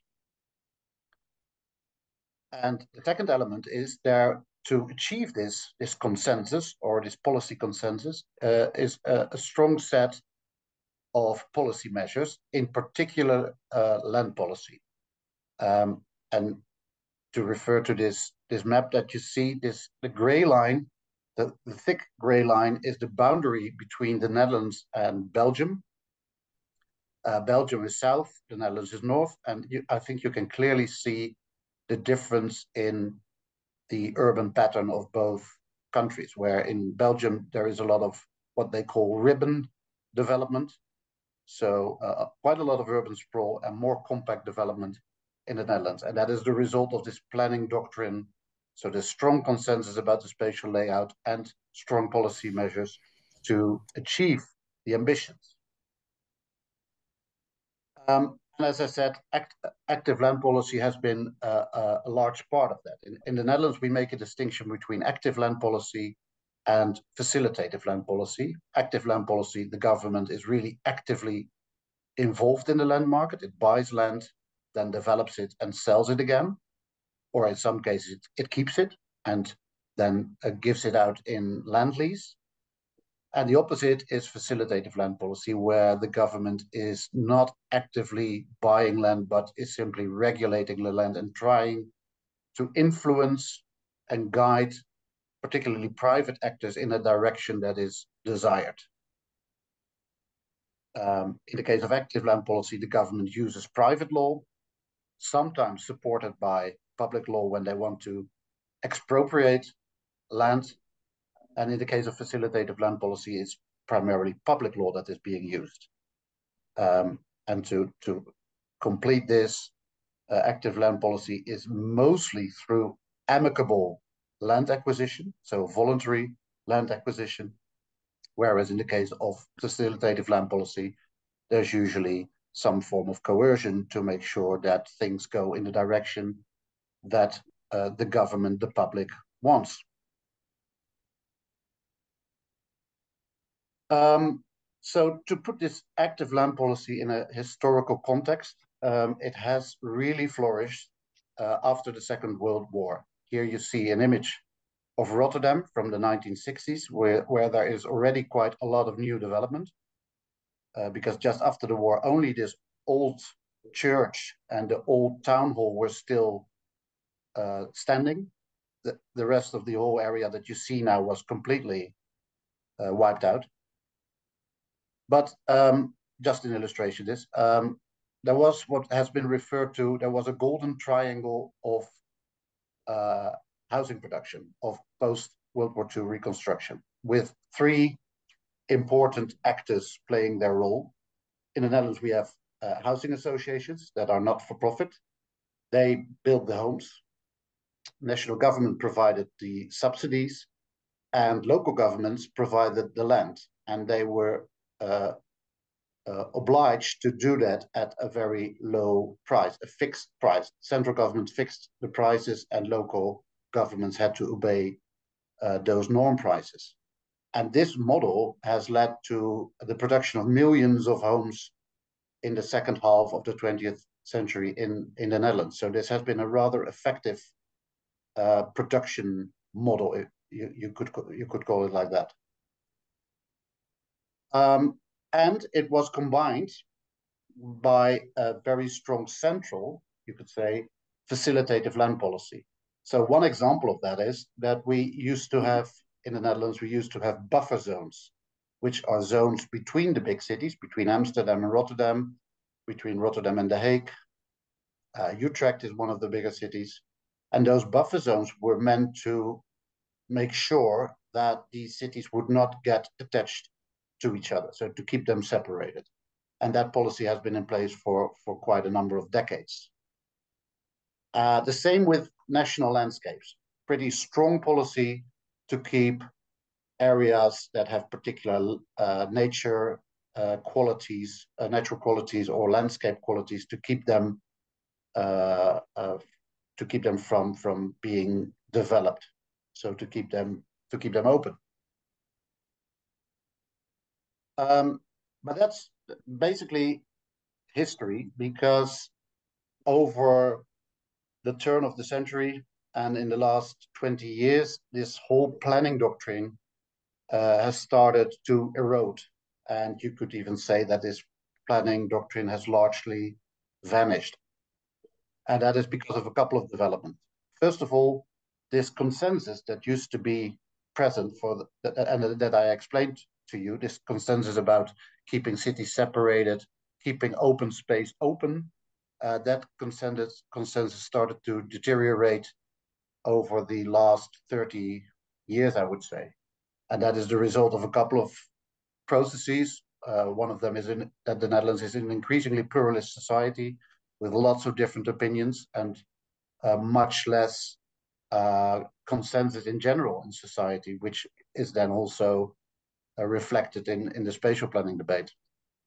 And I think many people nowadays have access to knowledge of their own, so they don't simply rely on what the government and what researchers tell them. So that is another factor, I think, that plays a huge role. Another thing that has happened, that these facilitative land policies, such as the buffer zones, have been abandoned over, I think now 10, 15 years ago. Same with the national landscapes. They are not present anymore. The governments that came after the turn of the century were really advocating greenfield development and urban extension. And also this active land policy has come under pressure. And I think this is where perhaps the interesting lessons also for Ukraine come into the picture. One thing that has happened is that in the 1990s of, so the last decade of the previous century, the government has been promoting home ownership over rental housing. Before that time, 80% of Dutch housing production was social housing. The result was that land values started to increase. And the result of that was that there was much more competition on the land market, and local governments had difficulty competing with private real estate developers. So that was one factor that has put land policy under pressure. The second factor is the financial independence of housing associations. Until the 1990s, they were and strongly regulated by central government. And then they became financially independent and had to make their own living, so to say, and by their own stock policy, their own portfolio strategies. So they had to sell houses to be able to build new houses. So a new system that has led to their independence. And the fixed land prices that used to be in place for many decades were then also abandoned, which really led to a different relationship between housing associations and local governments. Local governments didn't feel responsible anymore to provide housing associations with cheap land at a fixed price. So that was another factor that put the policy under pressure. Yet another one is what you could call a shift from greenfield to brownfield development. Until the turn of the century, most new housing production was urban extension, so cities growing. And then policies changed to say, well, we have to invest more in existing cities. So more housing production has to take place within existing cities for all sorts of sustainability reasons, efficient use of services, etc. But the consequence was that it became much more difficult for local authorities to acquire land, because lots of the existing used land was in the hands of other actors. So they had a much smaller portion of land available for redevelopment than they used to have in the case of land available for urban extension. And the last factor that has led to pressure on active land policy is the emergence of European state aid and public procurement rules. Those rules make it more difficult for local authorities to, particularly to sell land. They are much more bound by all sorts of rules, and their choice of buyers is much more regulated since these rules have come into place. So yeah, that makes it less attractive for local authorities to get involved in active land policy. I also want to add a couple of reflections on the negative side effects of active land policy, because those also became much more apparent in the last 10, 15 years. And I think there are 3 side effects that deserve some attention. I'm not saying we should not pursue an active land policy, but these are effects that have to be taken into account. One of the reasons for an active land policy in the Netherlands has always been to capture the value uplift of land when it is being rezoned. So for instance, you have agricultural land, it is being rezoned for housing, and then of course the value goes up quite dramatically. And if you own the land as a local authority, you can then obviously capture that value. But it became apparent after the financial economic crisis in 2008, which lasted until 2014, that you do not only capture value increases, you also capture the decreases. So local authorities lost quite a lot of money, billions of euros, and that is what you see in the red circle. That's the losses of local authorities, which is billions of all local authorities together in the years after 2008. So that the financial risks of this kind of policy should be taken into consideration. A second side effect or notion that I think is important to take into account is what in the Netherlands has been referred to as the double hat problem. So the local authority wearing 2 hats, one of being a market player versus one as the regulator of that same game that they are playing. And there is sometimes tension as a result of that between their financial interest in the land development process and the public interest. There's actually quite a number of examples in the Netherlands, and you see an image of a new development project in Utrecht, where local authorities have given priority to their financial interest over the public interest. For instance, the city of Utrecht has a policy that for each development, there has to be, I think, at least 40% social housing included. Affordable housing, social housing, whatever way you want to call it.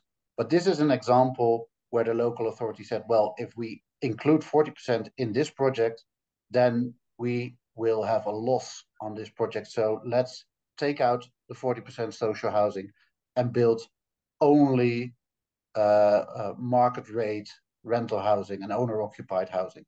So their own financial position got in the way of their own policy. And a third problem, I think, sometimes is that there is what you could call a democratic gap. Acquiring land, developing land is a very complex business, and elected city councillors usually do not have the knowledge to really check decisions that are made by the city administration.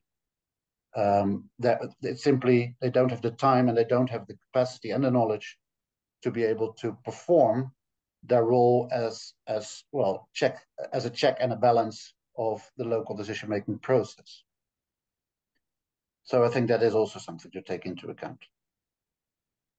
So I think this history of Dutch land policy and the becoming apparent of some of the side effects leads me to draw a couple of lessons that might be relevant for Ukraine as well. So first of all, active land policy is not the holy grail. It has to be pursued, I think, with some care. I think the Dutch case has shown how important it is that you do not only have the instruments and the policies in place, but that you also have some sort of consensus about the direction that you want to guide your spatial development in. I think it also has shown that there needs to be a delicate balance between active and facilitative land policy. Facilitative land policy to make sure that development doesn't take place in areas where you don't want it, and active land policy to support the development of places where you do want it to take place. And the combination is usually quite effective. Well, as I said in the previous slides, you have to be aware as well of the risks of active land policy. And you have to think, I think, very carefully about the conditions under which it can be used, should be used. That's it from my side. Thank you very much. Thank you, Edwin. We have a question in the chat. Okay, should I go to the chat?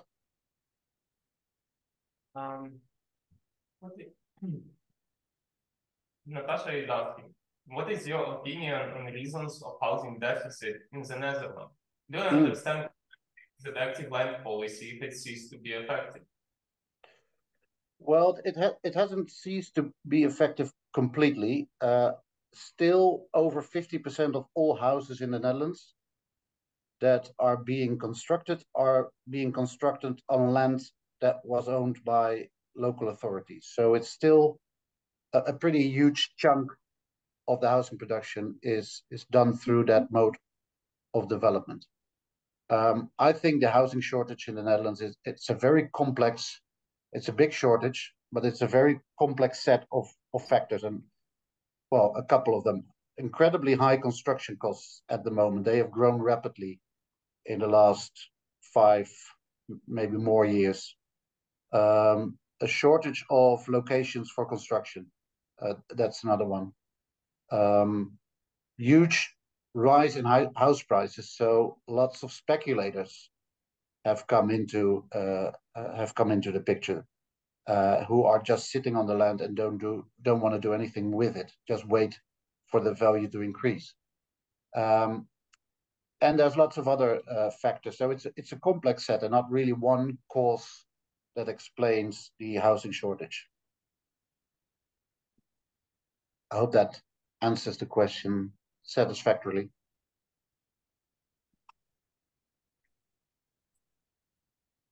Yeah, thank you, Edwin. There is another concern about active land policy in the Netherlands and exportability of its understanding of active land policy is that municipality concerns itself with the policy. You said there has to be a consensus on the spatial development, which itself prerequisites some understanding of the underpinning land policy. Otherwise, land policy wouldn't be needed if we didn't want some specific type of cities. Why would we use land policies? So this is something also I'm kind of have a question as such. Maybe with the context that we cannot say that there is a strategy as such. You know, we understand that there is just land that is for some reason used in municipality because it has been transferred to municipality at some point, or municipality well, has inherited it via some other means. And basically municipality in Ukraine now face the question, what do you do with that land? And we had the previous session, people discussing, researchers showing us that we don't have, even though the land is municipal, even though it doesn't have what is called a kind of a reserved priority or reserved land use focus, we cannot just rezone lands because in Ukraine, it seems we don't have ecological balance to further down the line use the available land just for housing construction. And I mean, where might be a little bit less under visible land pressure that we have in the Netherlands, or you have in the Netherlands, but we have the similar one if we just take into account that the land which is potentially usable for development, in most cases, is already used or as a natural resource or as a part of the agriculture sector that doesn't want to shrink. So it seems that we have another pressures that are not related to kind of housing issues or housing or the shape of the cities or urban shape that drive up land policies in communities, as a lot of communities are still rural in Ukraine and they do not seek a specific type of land policy.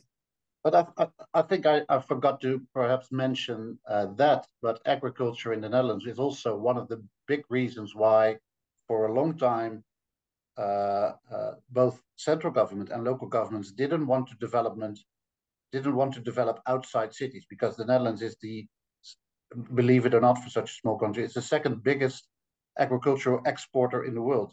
So it's because of the intensity of the use of the land there, and it's one of the reasons for the very strict buffer zones, for instance, that I mentioned before. So if you indeed want housing development on the one hand, but you also want to keep some of the open land open, I think you need a very clever combination of both active and facilitative land policy to make that happen. So to really incentivize housing development to take place in cities and on already used land for urban purposes. Thank you, Edwin. We have one more question, right?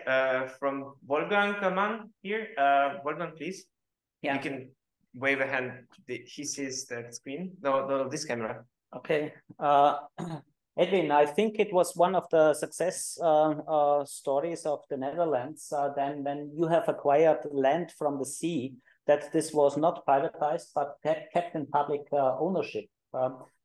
We have a situation now in Ukraine that it is very difficult for municipalities, if they want to provide land for affordable housing, they must auction this land. So it's very, very difficult to give the land at discounted prices to social landlords.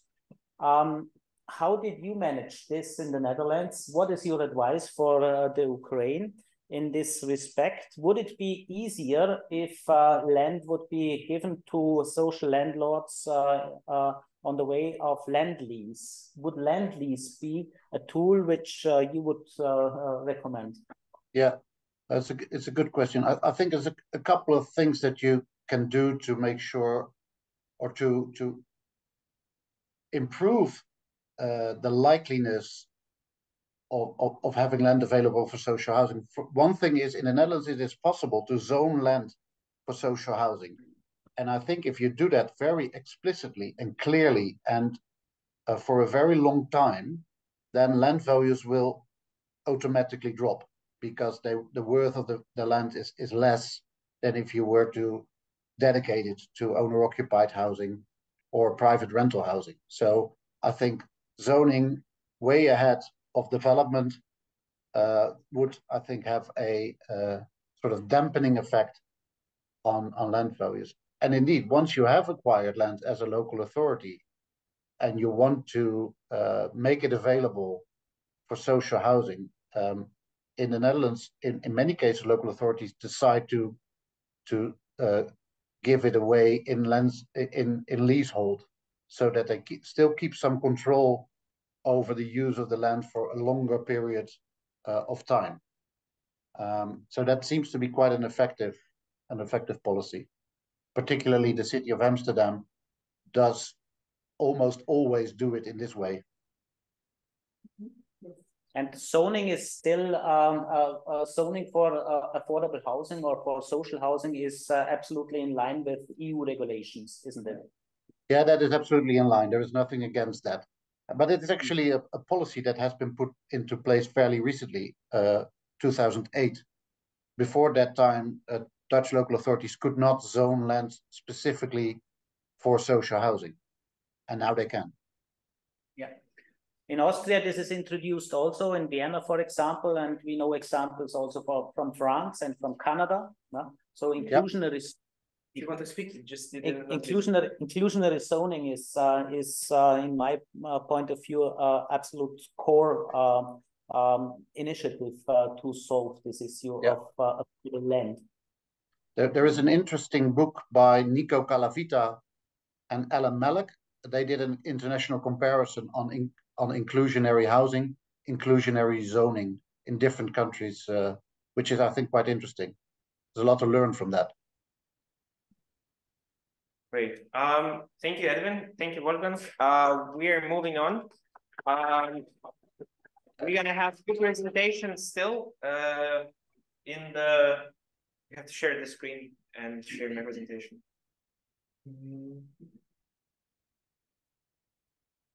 Give me a second. I'm gonna find it. Yep. There you go.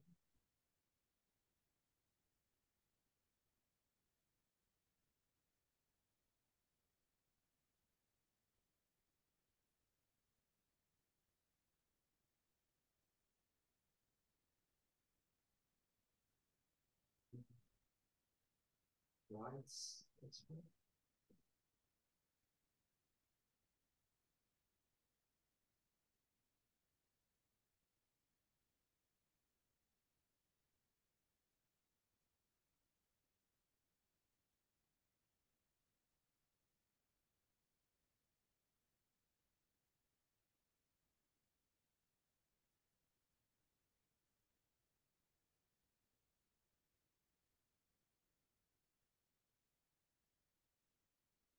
Okay.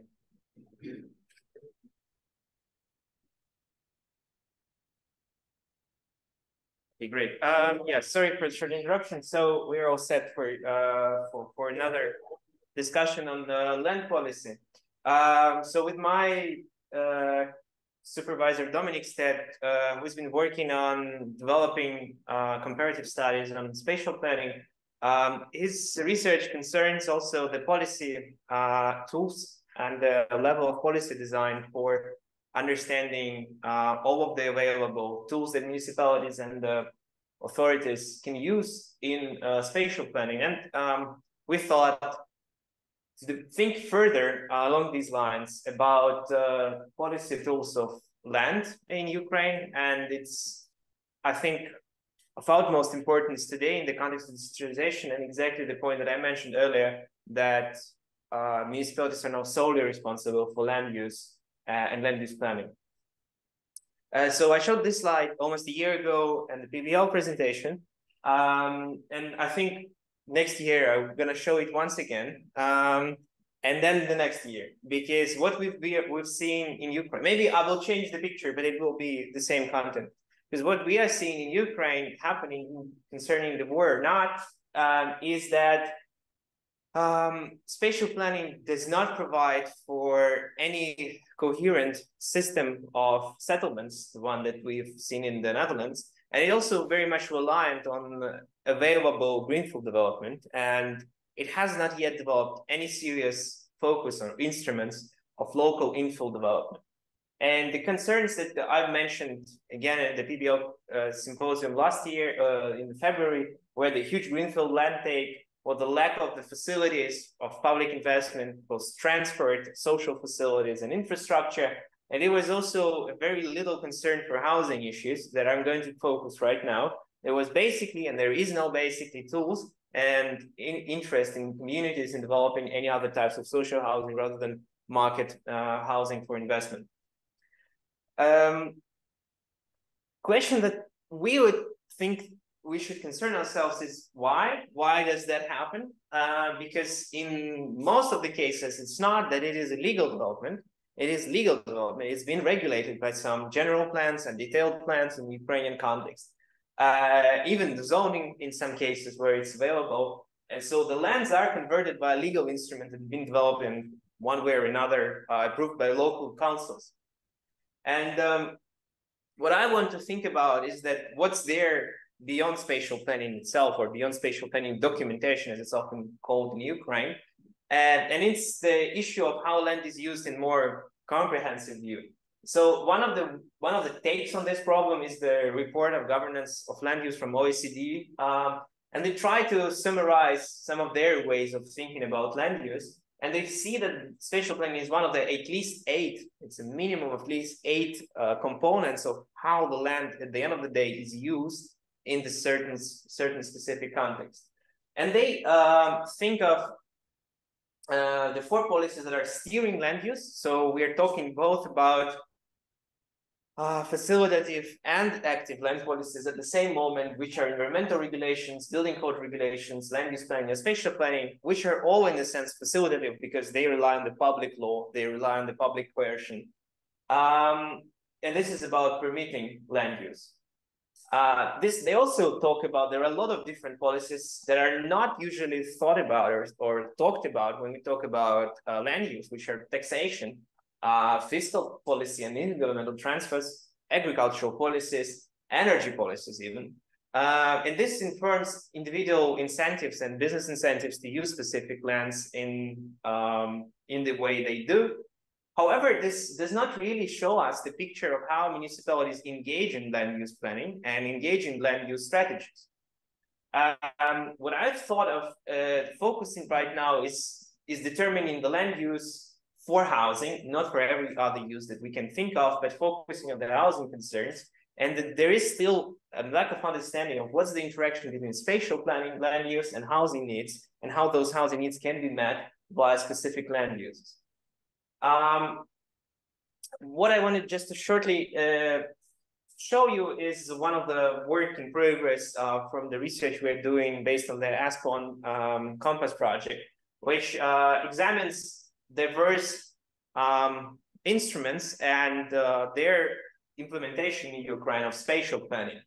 And the level that spatial planning is, or the land use we can kind of think of is this one. So there's a level of a community which has its own zoning and detailed plan system, which in a way functions legally perfectly well, but it does not really relate to any other agendas, such as land uses, or such as housing policy use, or such as the conservation of natural reserves or other valuable land territories.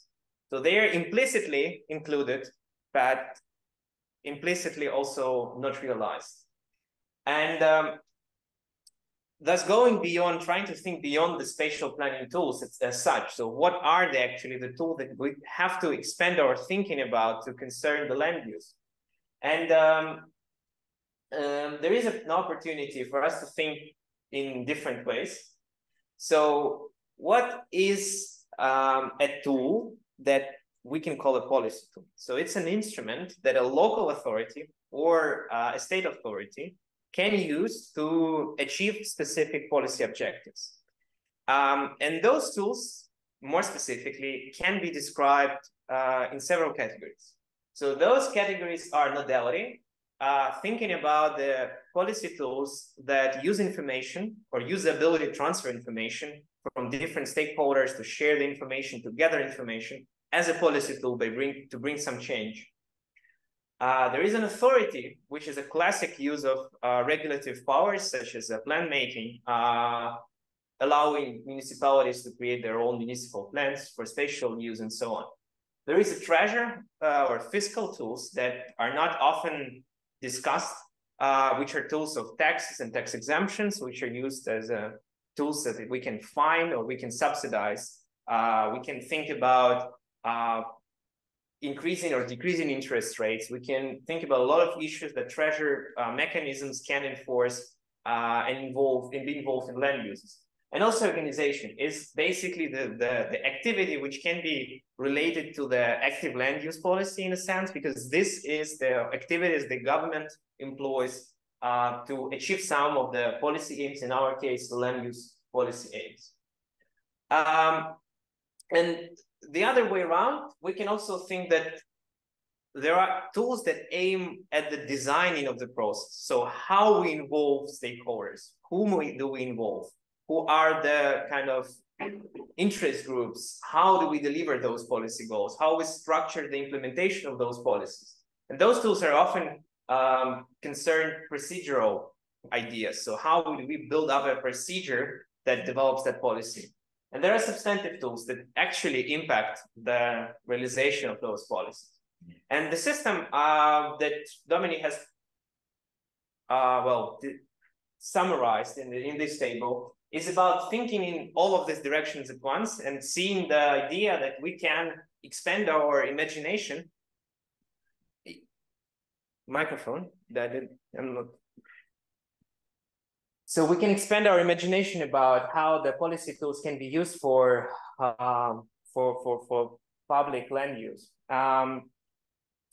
I just summarized them. This is a theory, but this is also some kind of examples of land use policies that can be used or should be used in Ukraine, depending on different cases.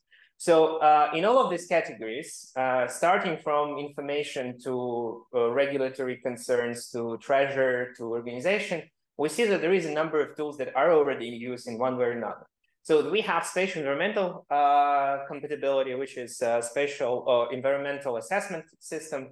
We have a land valuation, which sets the picture of how much land costs and brings signals to the market of which land they should buy and sell. There are authority issues such as the spatial planning contracts, and VIV, in fact, is already employing some of those private law instruments for spatial planning contracts based on the public regulations. There is obviously a building right or leasehold. So leasehold is a common system in Ukraine. There is also variations of leasehold in Ukraine, such as called permanent use.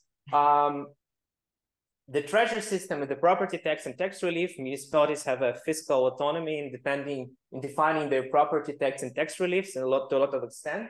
And there are a lot of organizational influences that or actions that municipalities can take, such as land readjustment, public land leasing, provision of facilities by their own investment or by co-investing in some kind of facilities, or getting loans to invest in building new tram networks, hospitals, and so on. However, there is much more to bring to the table, which are completely legal in Ukrainian conditions, are completely feasible, but for some reason are not used. Either that we don't have political imagination, need for it, understanding, capacity to implement, but they are there. And this is land use surveying, for instance. So we are planning ahead to understand how land can cost depending on what will be the future uses of it. We can also think about spatial impact assessments, which would understand and explain the future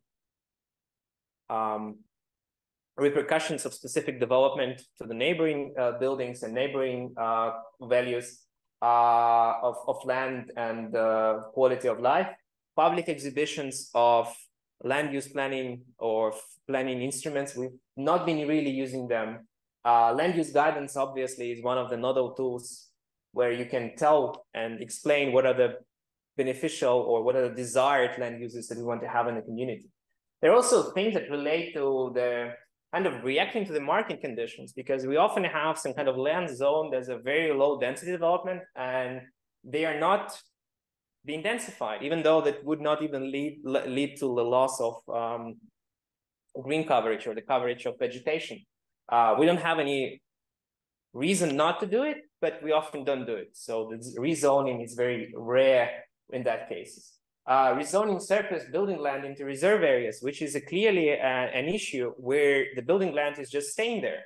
So it's very much reliant to limited time zoning of building land, but actually is more interesting because most of municipalities have this extensive urban plans, which imagine that those municipalities will be 5 times bigger in 5 years, and they still rely on those plans. And those plans give development rights to people who own land somewhere where the infrastructure is not present, where the infrastructure is not necessary. And those plans are just creating unnecessary potential opportunity for development, which will never come.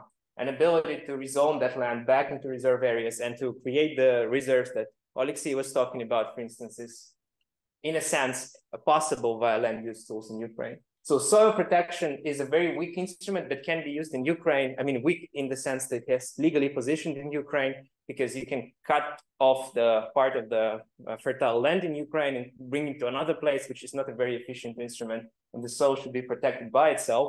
And in the case of Vinnytsia, for instance, it is trying now to protect its valuable soils in the complex plan is an interesting case we should learn more about.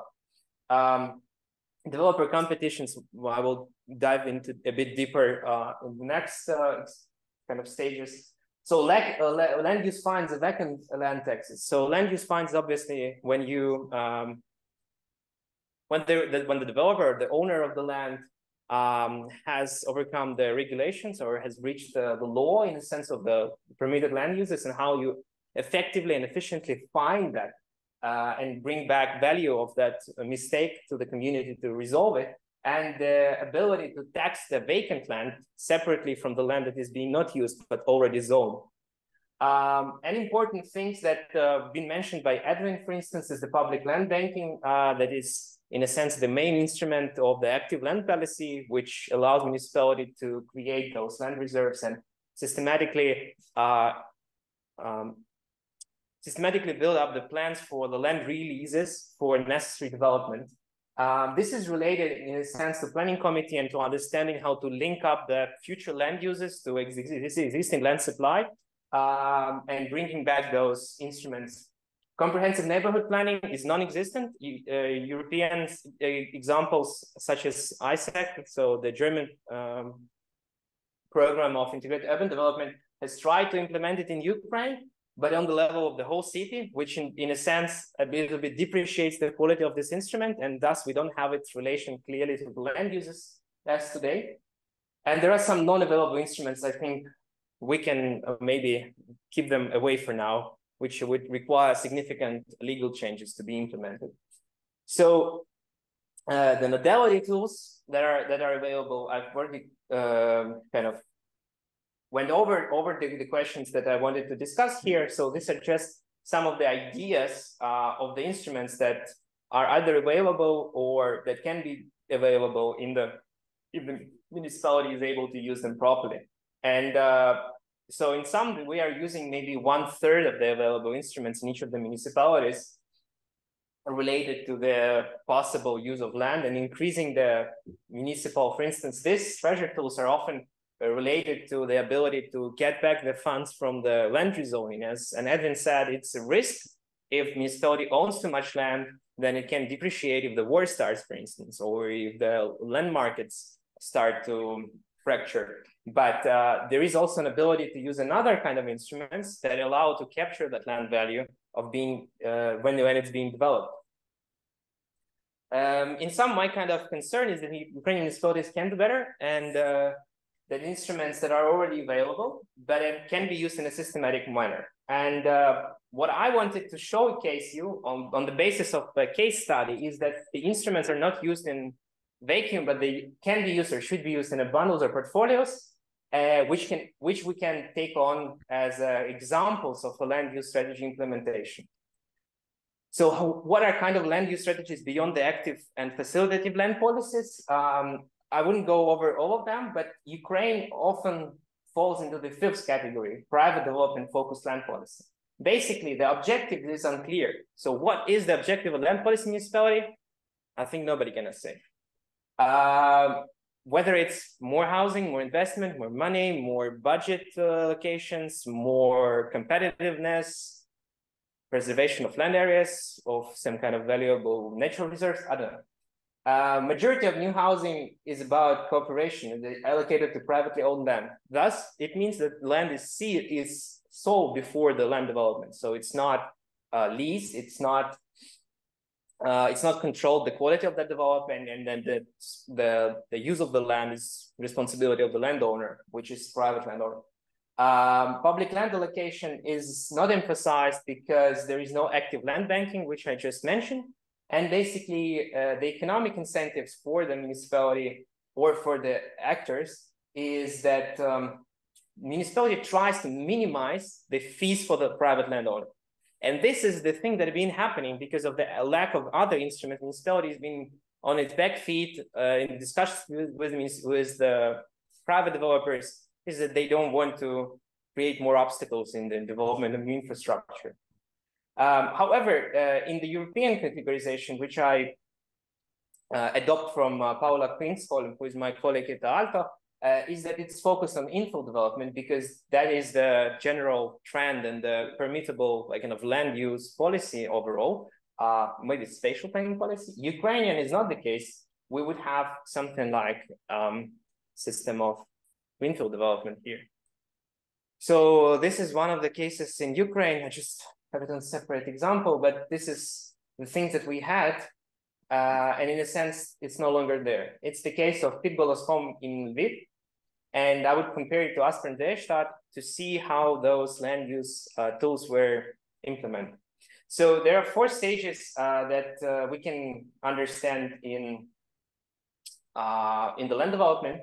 And we know that, we don't have time. We never have time. So maybe if we even forget the dates, so it took 30 years, yeah, it might take much less, but think about it. So why Vienna had acquired land in the first place? That's a good question, because Vienna wanted to develop the land the way it wanted. And this is an interesting paradigm, which I relate to housing policy-oriented land policy, because the land policy objective is about housing. So the city is itself focused on thinking about the provision of specific housing for filling specific housing need. And in the starting conditions, were quite different. So the Pitholeskom area, which is near from Lviv, it's on the northern part of Lviv. You can walk there, you can drive there, you can try to get a public transport there, which would be very hard. The planning was kind of an area started by the plan, was not intended to fill some kind of a specific challenge or case for Lviv. It was just based on the creation of a plan in 2010. And the private owners of the small land plots started to think about their land as a valuable land that they can resell for developers.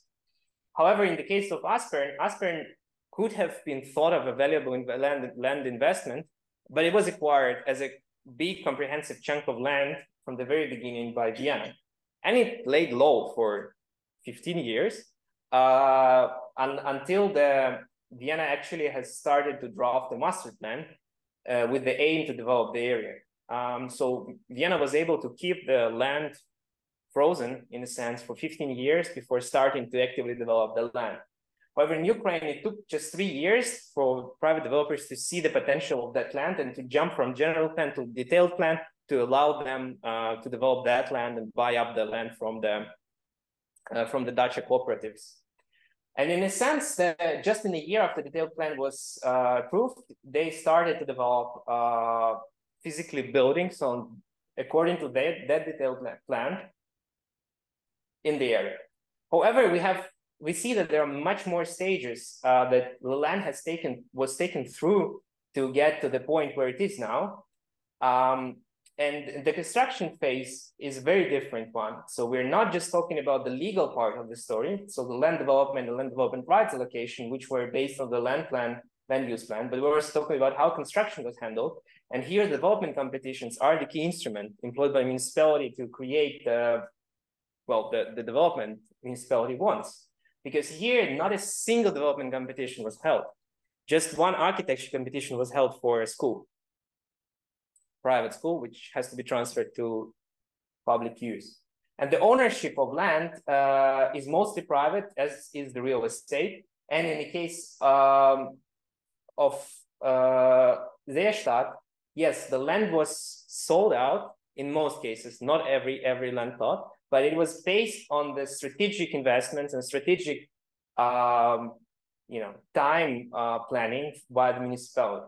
And the municipality has recovered far more money from the sales of those lands in the case than it could have done here if it bought the land first. So thinking about what were the tools used in the land development in Pit-Holoskom, we don't see any nodality tools. So things that relate to communication and gathering of information were basically irrelevant. It was just a private market relation to spatial plan. However, in the Aspern Seestadt, we had the spatial environmental compatibility planning, evaluation of land, public exhibition and discussion of the potential perspectives of the area. We also had authority, which in both cases involved some kind of planning contracts, but here they were the last step of the authority development. And here they were the first or the only measure that a municipality has engaged in, apart from overall kind of spatial planning as such. And in a sense, both of the cases, Austria doesn't have a strong property taxation system, and it mostly relies on the strategic sales or strategic leads of land. However, in Ukraine, all of the costs related to public investment in Pit-Holoskom via the tragic tax will not be possible to be recovered. But there were a lot of involvement of the municipality and its capacities to involve in public land banking, rent adjustment, leasing, and so on and so on. However, in Ukrainian case, it was just a readjustment based on the local development plan and provision of facilities for which municipalities cannot recover them through a tax or any other measure. And so summing it up, what do we have at the end of utilizing these different approaches to land use development? We have a different quality of housing. In Aspern, we definitely have much higher public space. We definitely have much higher energy efficiency. And we have a diversity of typologies that were brought to the fore of the project and allowing for this mixed use. In Pit-Holoskom, it's a kind of an average quality of development with the low quality of public space, because developers do not own that public space and the municipality has no funds to recover with their investment in public space. And they're all the same typology, as this is the saleable format or the saleable variation of housing. The social and affordable housing concerns are not present and were not planned, interestingly enough. But in the case of Seestadt, developer competitions allowed to set aside several categories of social and affordable housing for specific land uses, and all of those were realized. So all of the kind of diversity, so there was a land that was for student housing, for social housing, for cooperative housing, and for subsidized housing, which in Ukraine people would understand as state subsidized loans for private ownership. So social facilities are very different, also because the municipality was ready to recover the investments and able to invest more in the social facilities. And that cost recovery at the end of the story for Pit-Holoskom is limited, and the state is not able to invest back in the social facilities and to create on its own social housing, because it has not been able to capture the value increase in the land or capture the value increase in the real estate. However, I'd like to sum up. I know I'm over time, but just a few things about how municipalities can do better. There are just 5 points I think we are focusing on through the work we're doing, but also understanding better the tools that municipalities can use. Is the streamlining of best practices and land use tools, and Lviv is not the worst case. We have a lot of examples of how Lviv has managed to recover value from the private land plots, to cancel the contract that were not working, to be able to even demolish housing that was not built according to the standards. The issue of capacity building is now focused on cadastre management, but I would like to see much more focus on the land management as such, because cadastre management is about data, but land management is about the purpose of this cadastre management, and the purpose is not discussed. However, knowledge sharing and case studies with the weak public land management is more important than informing ourselves with the cases from the countries such as the Netherlands or Vienna or Finland, which have a very strong public land management story. Focus on longer run in the land and budgeting planning, I think, is crucial. And as we discussed several times in several municipalities, they didn't have the ability to plan for long, even though their plans can take 25 years at the onset. In practice, they are not able to keep up land and budgeting planning together, and budgeting planning is a year based, and thus land sales are just tied to it. And explicitly linking recovery planning is the thing that I wanted to highlight here as well, is that land ownership and the recovery investment should be focused on public land ownership and the involvement of public landowners, either authorities or the state, in creating value for the society and not financing private capital further for their sake. Well, and that the planners have to be more aware of the issues of land use when doing spatial planning, because these things can result in very different cases. Yeah, thank you.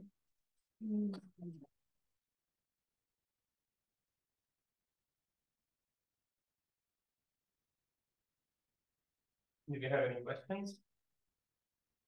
I think it's an amazing exploration. Oh, sorry. And maybe getting, if you're in the camera. I think this is enormously helpful to a lot of people who are trying to understand what's going on in Ukraine. It's really, really useful, and it's really helpful. So thank you so much, because often when talking about international examples, we're completely blind to how things are really working. But what you've put on the table is Ukraine's situation in comparison clearly to others, and using a typology. So I think I just wanted to thank you, really, actually. That was really brilliant. And in terms of thinking about recovery planning, and in terms of the most empowering things, you say municipalities actually have many tools already at their disposal, but they're choosing, or they're not able to use them. So what, in your view, would be a useful way to help them move forward to make most of their capacities that they actually do have?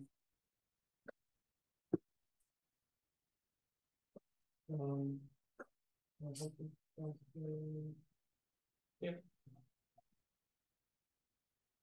Wait a second. Thank you, Julie, for the question, and for your attitude to the work done. So what I think was important is, well, this is the better slide. So I think it is important to think like municipalities think in a way. So keeping an eye on how they envision their own tasks from within the municipality. Admin has accentuated that deputies, so the representatives that were voted for in the local councils, are not able to handle all of these complexities of the specialist knowledge, and that there is some other body or some other forces that are necessary to handle these things with more proficiency. However, in Ukraine, I think municipal councils are very much focused on getting money in the budget, and their focus overrides the interests of the specialists even. So in the case of thinking about land is considered, this is my opinion, I cannot verify it with a larger data set, but land is considered as an asset that can be used ad hoc to gain funds for other budget necessities or uses. And one of the concerns, I think, that was there, that we don't have land reserves as a concept in legislation. So there is a thing that is called in Ukrainian zemlyi zapas, which is a weird concept inherited from Soviet times, which is kind of a land that is waiting, in a sense that is waiting to be developed. And everybody can claim that land, in a sense that because they can claim that land, it is not really in the reserve. So municipality does not really have a full legal ability to conserve it and to retain it for later, but it has to be held in disposal opportunity for everybody who claims they want to do anything there. And then if somebody claims, then it would be very hard legally for municipality to step back and say, well, you cannot develop. Because, well, people in the community are part of the legal voicing of this process. And thus, there is another issue regarding the legislation that is not really thinking about strategic land use. It is not providing municipalities with any legal tools to do that. And apart from the kind of interest of or narrow interest of the local councils that want to get as much money and deliver their election promises and the legislation, there is also a misunderstanding, I think, of the success of land policy overall. And I think land policy success is something that Edwin has been arguing in his presentation, is when you have an efficient, a well-maintained and efficient land, but which is creating a balance of social and ecological needs rather than extracting value out of it, which is possible if you just sell out of municipal land, even if you sell it strategically. But if you sell all of it, you won't be able to handle it in the upcoming years, which is a challenge. And I think this focus has to be shaped by a discussion, deliberation, and I also don't have an answer of how to frame it. Thank you. We have another question from Iryna.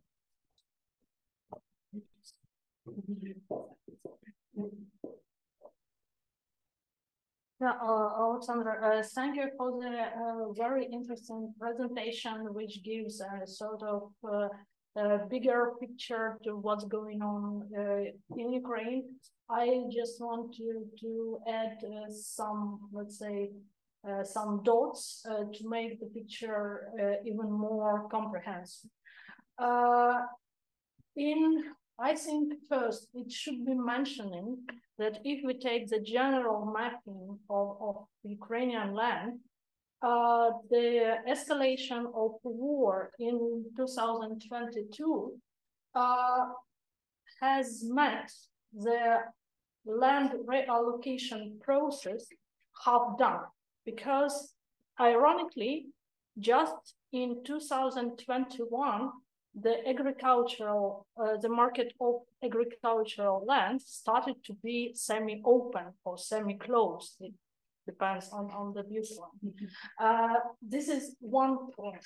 Second point I want to make is that the situation you presented makes a sort of vision that the municipalities are the key stakeholders on the land market in Ukraine. Though, because of the different factors which you started to mention, because of the Soviet heritage, because of different other moments, I would also add military, the Ministry of Defense, as a major stakeholder on the land market, because they are the owners of the big part of land. Ironically, National Academy of Science is also the major player on the land market. So there are other smaller stakeholders, but all in all, what you can see on the map within the boundaries on the municipality does not obligatory mean that this is the municipal land.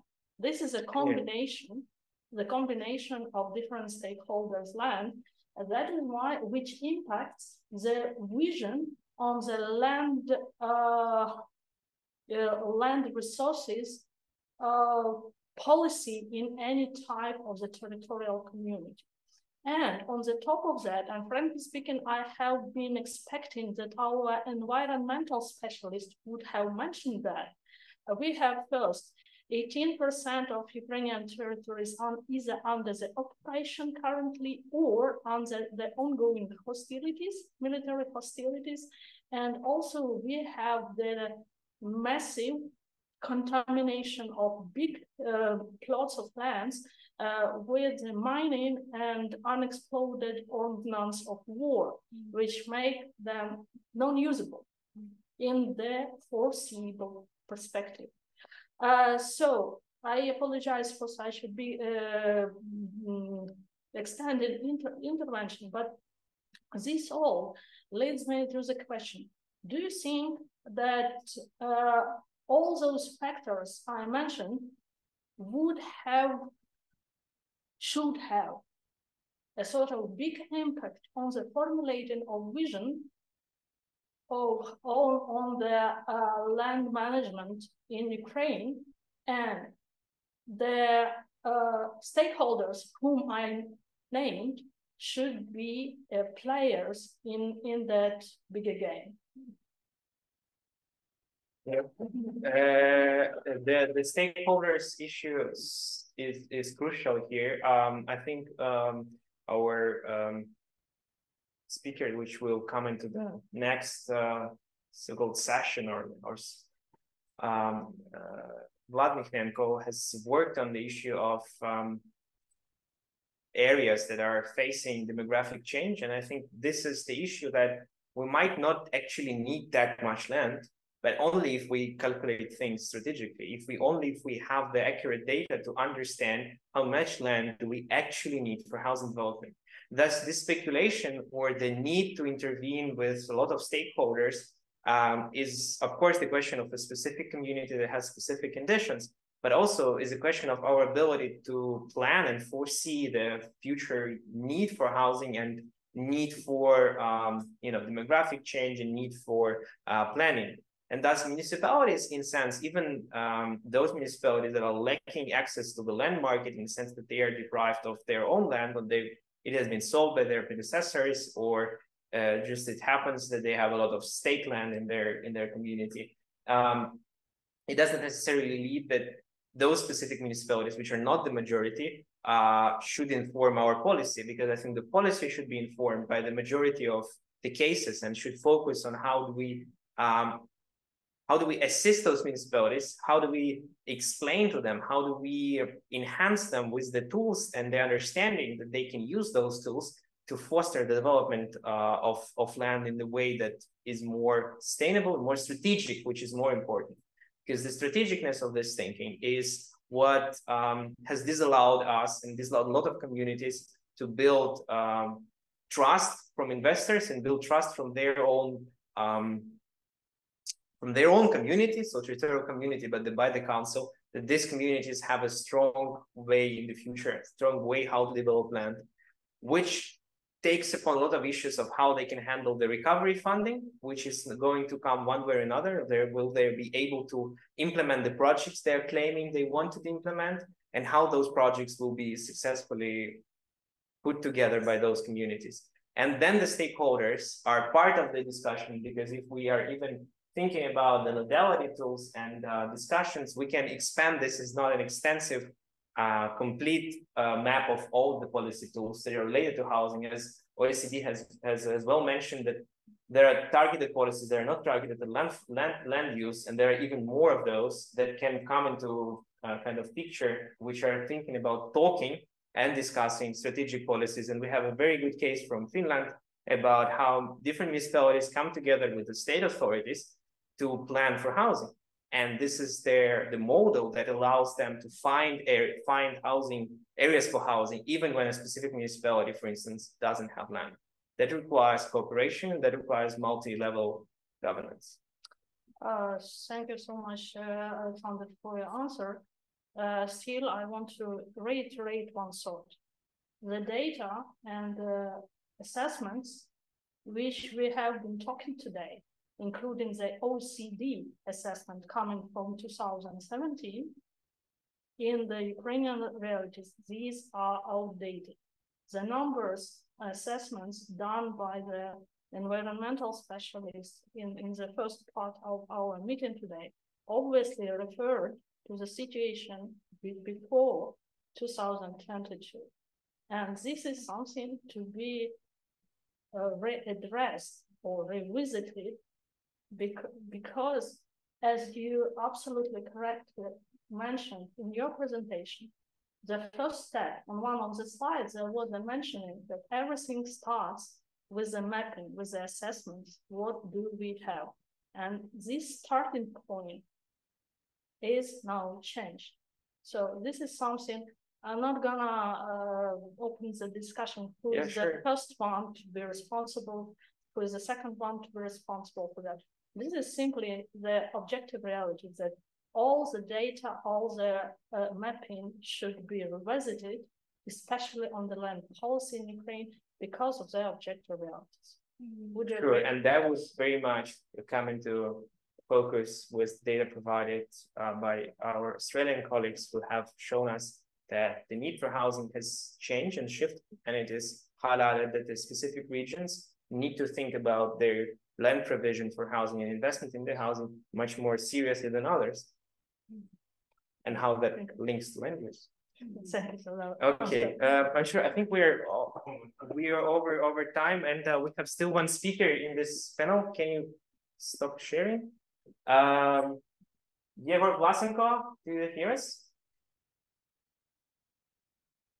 Hello. Hello. Yeah, we're getting you on screen. Okay, you can hear me, right? Yes, we can hear you. You can share the screen. I will share my screen now. Can you see it? Yes, great. Okay, great. So yeah, good afternoon, everyone. My name is Vlasenko, and I'm a doctoral assistant at the Laboratory of Urbanism at EPFL. In this brief input today, I will focus on the notion of territory and topic of territorial reading in the context of Ukraine's recovery policy. Well, to start with, first, I need to articulate of what is meant by territory. Here, I use the definition coming from Paolo Vigano that highlights the dual nature of territory as both physical space and jurisdiction. And I quote, "A territory is the expression of borders, powers, and relations among subjects. But territory is also a geographic space, a physical collection of qualities and characters." Territory, in my opinion, is also a useful scale in general for discussing the processes of contemporary urbanization that are often extended and diffuse and more dispersed rather than concentrated.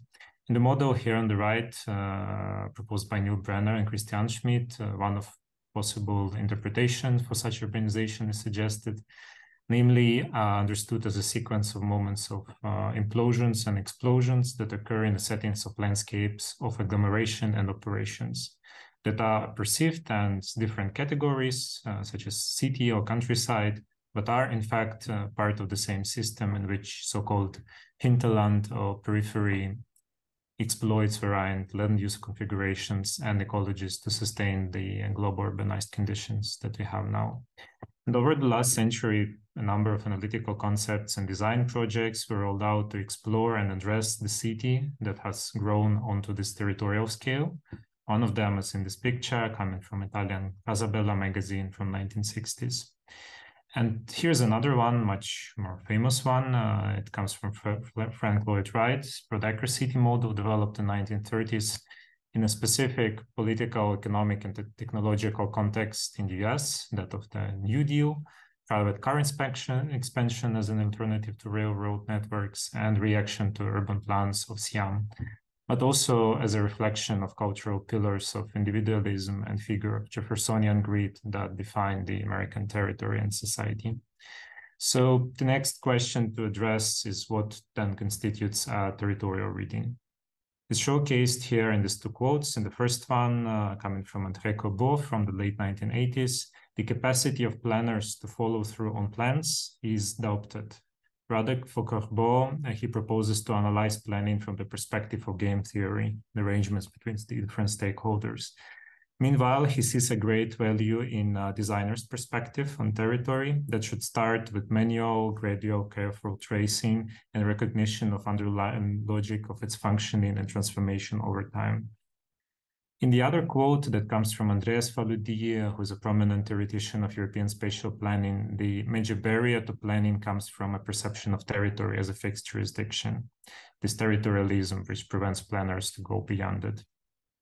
Methodologically, territorial reading can be facilitated through practices that were developed by ecological urbanism, as in this example coming from Bernardo Secchi and Paolo Vigano, where systems of water, rivers, streams, watersheds, canals, and those of asphalt, contemporary and ancient roads and pathways, railroads, are used as underlying spatial systems that in the end define the land use. Finally, we have to ask ourselves what could be a reading of territory by policy. Here, I argue that similarly to the territory itself, spatial figures that are used in planning, they both function as means to subdivide the physical space and to impose a certain condition of power relations and governments onto it. And here's a brief example based on two such figures, arguably the most basic ones. The first one is a grid. You see on screen, grid is by definition a decentralized figure and is a tropic one that can expand infinitely in all directions at the same time, with all cells within the grid being of exactly same dimension, regardless of their content. It is this quality that historically made the grid a tool for expansion upon the open frontier, and grid can also be imagined from a perspective of governance and finance. You can see some of such interpretations here on the screen. Another figure is a tree, an embodiment of hierarchy, to which Christopher Oleksandr devoted a brilliant essay more than 50 years ago, where he argued that many failures of city planning come from simplified and distorted view of the city as a tree in which there are no horizontal links between the branches. Interestingly, Oleksandr also extends his interpretation of a tree from space into governance, finding that although the organization chart, the mayor's office is a tree, the actual control and exercise of territory happens very differently, and it is rather aligned by ad hoc lines of control that arise naturally as each new city problem arises. So with this in mind, let us now proceed to the context of Ukraine and to this integrated map of military, ecological, infrastructural, and other challenges and devastating effects of the ongoing Russian aggression. This map convinces me of relevance of territorial scale as relevant in the process of planning Ukraine's wartime and an anticipated post-war recovery. And it also brings me to a key question, which is what currently constitutes Ukraine's recovery policy and what is the representation of territory in it. So at the level of plans, the policy is presented by this somewhat conflicted scheme on the left, and it is embedded into a functional classification of territories on the right.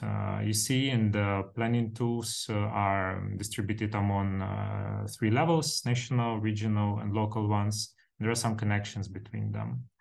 There are 2 things I would like to pinpoint about this slide, is that the first one is about the key local plan, comprehensive spatial plan of the Hromada on the bottom left. Here in this scheme, it comes as a result of other plans, but not as their source.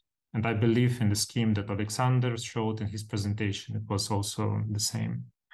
Meanwhile, about this classification of territories by functions on the right, to me, it offers categories that come from completely different ways of thinking and from different temporal horizons. Some of them come rather from innate features of territory, such as geomorphology, like this historical population dispersion, and some are very temporary, such as the wartime damages of population migration. Recovery policy is perhaps pursued most prominently at the level of projects, and it is embedded into a flagship DREAM digital ecosystem for recovery rolled out by the Ukrainian government.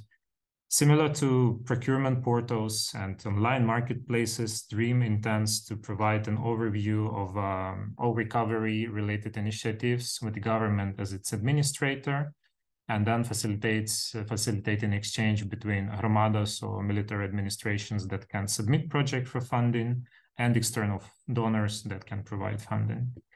As any grid-like system, DREAM offers an almost infinite possibility for expansion, resulting in a highly varied number of project entries per hromada. But it lacks in creating any kind of territorial awareness, connecting these projects between each other and arguing their necessity. Supposedly, these challenges should have been addressed by pilot cases that were handpicked by the Ukrainian government for recovery. Here you can see some examples of the left. Those cases, they represent regions that particularly suffered from the Russian aggression and localities that showcase the great resistance towards the Russian occupation. However, we see that the support to this is limited not only to a fixed set and number of projects, but also to only central settlements in these hromadas at the expense of disparities at the level of hromada as a whole. Meanwhile, internationally backed pilot master plans, such as the ones that are being produced for Mykolaiv and Kharkiv, you see an example on the right, while they offer a deeper interest and awareness of territory, they're still too focused on involvement of investments into selected projects informed only moderately by broader territorial considerations. Finally, at the level of data, the recovery policy acts on the premise of full digitalization and complete access to all territorially relevant information, from registers of construction permits and damaged property to land and urban development cadastres. Similarly to DREAM, urban development cadastre is currently constrained not so much by rolling out the desired technical solution, which is really there, but rather by the lack of content to fill it with. With just 60 comprehensive special plans of hromadas currently in the pipeline nationwide, the desired full knowledge of territory as a unified JS database is incomplete, and arguably it is even incompletable within the time frame, at least of the current stage of recovery. With these reflections, I would like to return to some old experiences from some years ago of several design studios that were run by Connection School during the active phase of decentralization reform in Ukraine. The reform itself, in my opinion, was ambivalent in terms of its effects. It achieved a certain degree of fiscal decentralization. It enabled reconnection of local governments to regulating land use beyond the settled areas. However, it came at a cost of centralization and cuts on many public services driven by depopulation and lack of funds. However, during its active stage, decentralization reform facilitated a great revision of territorial jurisdictions, and it resulted into a renewed interest in territorial reading. The 30 hromadas that served as case study for the studio 5 years ago, they were being reshaped still as the studio progressed, and they showcased a great variety and complexity of territorial arrangements in terms of sheer size, land use patterns, and extent of settled area, extended coverage by water systems or road systems, patterns of centrality or proximity to services. In a subsequent studio in 2020, my colleagues continued this investigation, now rejecting the notion of fixed border altogether in favor of revealing deeper functional connections put into context of topography and local culture extending over a cluster of hromadas and not just one. In the same year, we released a magazine that reflected upon this experience of territorial transformation that we witnessed. And what we tried to do is to put it into perspective of socio-political transition in Central and Eastern Europe after the collapse of state socialism.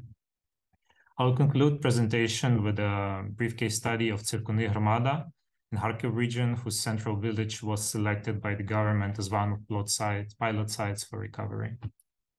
I was invited some month ago to work with students from Etihad Zurich who designed new homes for local households. And in the course of workshop, we did a very brief and very incomplete outlook towards the territory of this Hromada. And we were encountered by a highly particular territorial context with a lot of complexities and shaped along the lines of water and highway access placed in between cultivated and forested lands. The centrality of Tsirkuni village in the adopted pilot recovery project allows neither to reflect on findings of this brief and uninformed territorial tracing, nor to address the challenges and issues that were highlighted by the locals themselves. For example, this resulted in focused demining of Tsirkuni only one village in isolation from at least other two villages that are intimately connected to it. I will conclude with a statement that territorial reading currently is missing in the recovery policy framework, and what it could provide is not just the possibility of embedding the reconstruction and recovery measures into an actual functioning of territory as a physical collection of qualities and a system of power relations between subjects, but it can also allow to view territory from the perspective of previous, often very traumatic cycles of historical retracing. And this exercise, in my opinion, is crucial before we start imagining what this territory can become in the future. Thank you.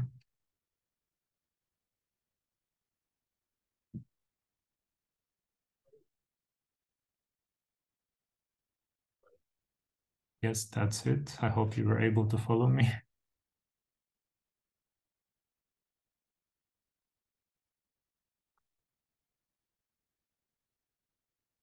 Yeah, sorry, we unmuted the room. So It's interesting. So I wasn't expecting to find the connection of the last slides you just shown, but I think it's interesting because you try to engage the discussion related to thinking about recovery data and linking it to a land use, which is thinking about territories as a place where this data is used, or the reason why this data exists is about trying to implement some of the overarching policies. But what I thought of an interesting link here is that with the theory context you presented, and the municipalities and the state that is facing the issues of recovery, what are the components of thinking beyond the schemes or the plans that you think are vital for the comprehensive recovery, to go beyond considering territory as a place just for the use of any instruments, but as a territory maybe of something that of a future generations, or a place that we have to strategically look at or involve with the most resources we have. So when I worked on this presentation and this topic in general, to me, the initial departure question was like, what are the lenses that we use in order to view recovery? From what perspectives and from what representations we actually view recovery? And then, when I started playing with these spatial figures, there are many, like grid, the tree I showed, archipelago, network, there are really many that you can imagine.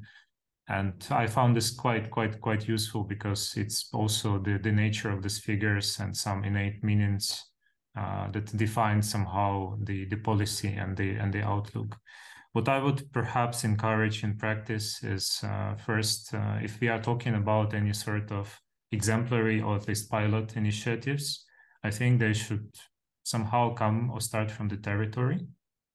This might not be possible in all cases, but at least in some selected cases, we need to really kind of showcase this continuity and then bring these projects that are planned for recovery of particular localities to be seen as a system. Second, I would capitalize on this experience of decentralization reform and municipal amalgamation as a very major, very bold experimentation at revising territorial jurisdiction. We had the period over 6 years where borders were revised freely, and analytically, this was an extremely fruitful exercise. And I think that at this point, we should not completely abandon it, but in fact, at least for certain recovery plans, we should encourage different territorial arrangements. The same also could be done institutionalized, like there are some agglomeration projects that exist in the country. There are lots of treaties for intermunicipal cooperation. Obviously, there are some legal, institutional, financial constraints to that, but I would rather support this plurality of territorial forms and gazes rather than bringing them down into this tree-like structure where, let's say, the one branch only connects to the trunk and not to the other branch. So that, I think, was my message in a nutshell. What are the institutional means that you think could be employed to create that kind of horizontal connections or horizontal diversity of placements and thinking about future development on the level of a region or a territorial community? Well, we could think of certain arrangements that bring formally or perhaps informally different levels, let's say, of governance together, which does not happen very often, I feel. And that, again, could explore, let's say, territories outside of fixed boundary of jurisdiction. There are some examples how this could work as there are so-called municipal conferences, different sort of associations. There are some examples of programs that could be initiated by the state, but that could then invite, let's say, clusters of municipalities to apply for certain funding. I also remember very well from our time at Connections that we found it was very apparent and vivid that there are certain types of issues that hromadas in general at average are just simply too small to deal with. And I would argue that most of hromadas are too small to deal with most of actual recovery challenges when it comes to direct war damages, let's say. So instead of fully then delegating recovery for such areas to, let's say, regional authorities, perhaps national authorities directly, or going through this very defined narrow projects, we could think instead of different territorial configurations that could then invite also other institutional configuration. But also I think that, and this is something that I'm still learning to do. For instance, I'm looking now critically at what we did 5 years ago. And I think even back then, we were not at all deep enough into the territory, in fact. So now I think starting from the territory is essential. And I find it alarming that both on my slide, coming from the government, and your slide coming from the government, again, comprehensive plan, it comes out of a strategy and not vice versa, right? Yes, the connection is now from the top to the down. However, it claimed to be both ways. It doesn't seem to be yet a case. Thank you, Yehor, for your talk and for your presentation. We are a little bit late, so we should move on. And we have another part of our meeting today, which we think is the thing that we all waited for today. This is a talk by Vlad Mykhnenko, who is an associate professor of sustainable urban development and research fellow at St. Peter's College, University of Oxford. He is an economic geographer working on a range of issues relating to urban and regional economic development. And over the past 20 years, he has published extensively, and that is meant extensively, on Ukraine's coal and steel industries and the political economy of post-communism, the upper Ukrainian Donbas, and even the Polish Upper Silesian transition. There was a lot of research done on East European cities. The later part connects to the causes and consequences of the war in Eastern Ukraine, including the hidden tragedy that we were trying to uncover today of internal displacement that's been happening since 2014. And most recently, Vlad has been welcome at the House of Commons in connection with the Foreign Affairs Committee inquiry into the challenges of recovering Ukraine. And he's been presenting and giving advice to the mayor of Mariupol and the city of Mariupol within this initiative that we are held today, Mariupol Reborn, to provide a post-war revival strategy for the city, including issues of economy, land use, policy, administration, and his 5 relatives at the city has been missing since the 28th of February of 2022. But we hope, Vlad, that you're able to overcome all of this and present to us today. I hope it's also nice weather and nice time in the UK. Do you hear us? Yes, I can hear you well. Can you hear me, Oleksandr? Yes, great, thank you. Brilliant, fantastic. Shall I start? Yes, please. Brilliant, fantastic. Thanks a lot to Oleksandr and also to the organizers of this fantastic symposium, and thanks a lot for the very generous introduction. I'm really, honored and pleased to be here with you, although online, but still in body and spirit on this fantastic day. I know you've done a lot of discussion through the day, and this is late after lunch, so I'll try to get some energy, or at least more energy into the room by potentially providing an intriguing and yet optimistic story around the fact that we have opportunity not just to jumpstart Ukraine's economy after the war is over and after Ukrainian victory that we all are hoping for and trying to foster, but also that the future is actually brighter than a lot of people think it is. So I'm going to talk about a few, actually 2 kind of related things, and I haven't done this talk before, so although I'll try to go as swiftly as possible, I'm not entirely sure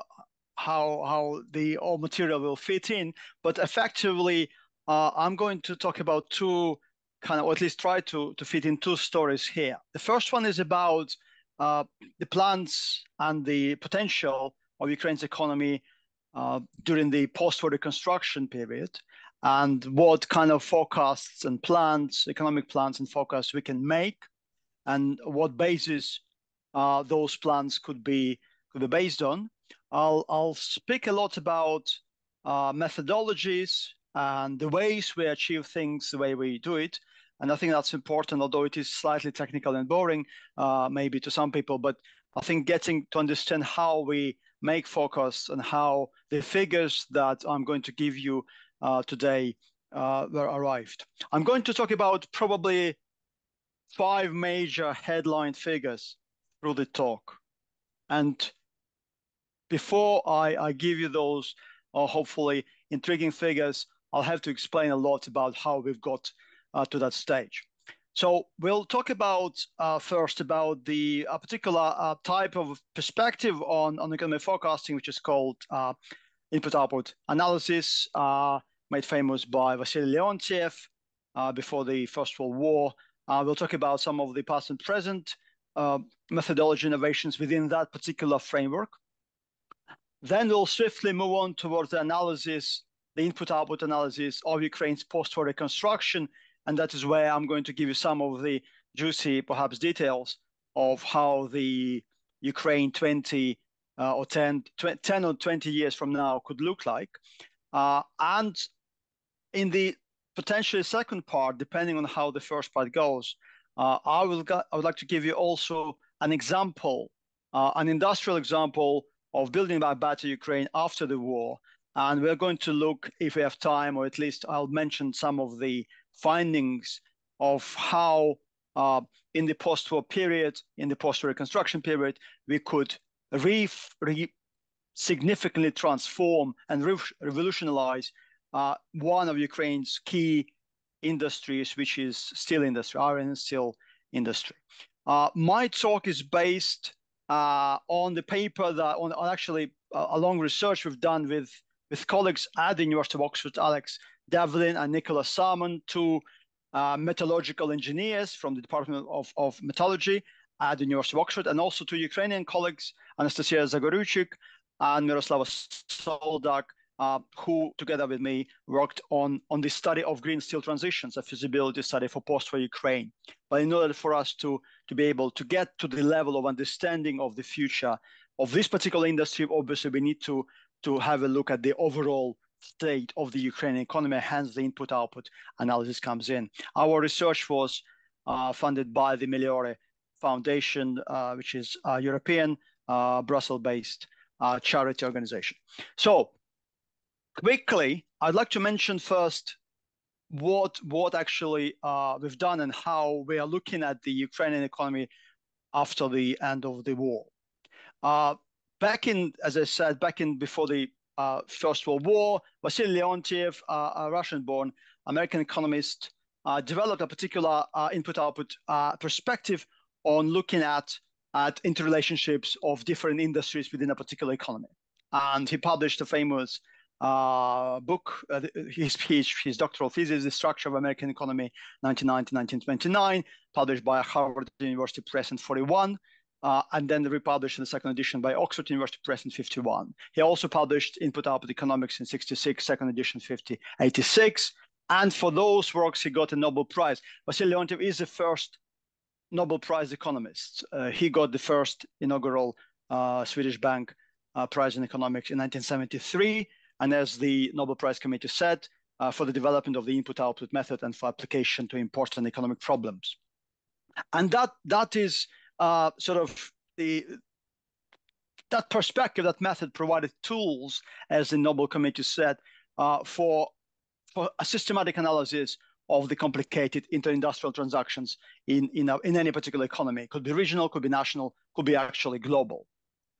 Lots of other people worked on this later on. I just put a few kind of major books and developments on this particular method. 1972, famous book by Harvey Richardson. We had a few articles by Joseph Katz. In 1980, we had a famous book by Ronald Miller and Peter Blair, 2 editions, 85 and 2009. A few other articles by P.W.J. Batty. Jeffrey Hewings has done a lot of work on regional, interregional, and multi-regional input-output analysis. And also T. Sten Ra, probably one of the most recent books on input-output analysis, published in 2005 by Cambridge University Press. So there's been a lot of kind of theory, conceptualizations about the way we can look at the economy in a very systematic way. And it's a very practical method of economic impact analysis that, as I said, treats the whole economy of a region, of a country, or the world as a single system, and also try to look at directly observable structural relationships amongst different economic sectors and industries. Just to give you a little bit of an example of how the system actually works, how this perspective works. Effectively, we are looking at sort of a chessboard-like table in which you have each row and each corresponding column have the same kind of names, as you can see on this very simplistic table here. Say, in our case, agricultural industry producing 100 bushels of wheat, right? And also agricultural industry on top of this table is the same industry which consumes as well some of the products from other industries. So you have effectively on the horizontal axis, you have effectively outputs. Agricultural industry produces 100 bushels of wheat, which 55 of them is sold to households, 20 sold to manufacturing industries, and 25 is actually used by agriculture itself as seeds. So effectively, you can see how one particular product could be differentiated by its purchases on the one hand, as a kind of sales of this particular industry, but also how the same industry can be disentangled in terms of its inputs. So agricultural industry here uses 25 bushels of wheat for its production, but also uses 80 man-years of labor from households. So you can see how in this particular way of looking at things, the whole industry can be disentangled. And because of this actual figures in this hypothetical model, but also in real models that we have, we can then develop some sort of technical coefficients in which we could start playing with actual forecasting of how a particular increase in output for a particular product needs a lot of inputs to be increased as well. So in our case, we now know that 100 bushel of wheat needs about 0.25, 1/4 of a bushel of seeds, right? And also 0.0 man-hours of man-years of labor. So having these technical coefficients of production developed through the system, we then are able to effectively predict the potential increase in demand for all the other products connected to this particular industry. As I said, the book, Vasily Leontiev's first book was published in 1941, and it was really, really instrumental in the war effort, because the US Bureau of Labor Statistics, which used his tables, correctly predicted that in the upcoming war, the US will have serious steel shortages rather than large surpluses that were anticipated by businesses, by firms, and by industry experts themselves, who did not realize how much steel would be needed for the production of particular products from 1941 onwards. And because of that really big impact in the war effort of input-output analysis, other industries and other private sector firms put a lot of interest into developing it, and even until now, large firms still use input-output analysis in predicting and forecasting their needs, their potential needs, depending on the rise of demand for their products. So a method with a huge pedigree. It was used also to analyze the totalitarian economies. This is the World Bank working paper on the economies of the former Soviet Union, published 1922, but based on 1987 national accounts. It was used to analyze Australian economy. This is 1995, Australian Bureau of Stats catalog. United Nations tried to put this method to understand the entire global economy. This is United Nations 1999. The Organization for Economic Cooperation and Development, 2006-07, also tried to harmonize trade data to understand the flows and the impact of globalization on the OECD member states. European Union, Eurostat has done a lot of work by producing input-output tables for the entire EU economy. This is one of the latest 2008 editions. we have analysis, very sophisticated analysis of Chinese subnational economies, regional economies of China, by various authors using the Chinese statistics.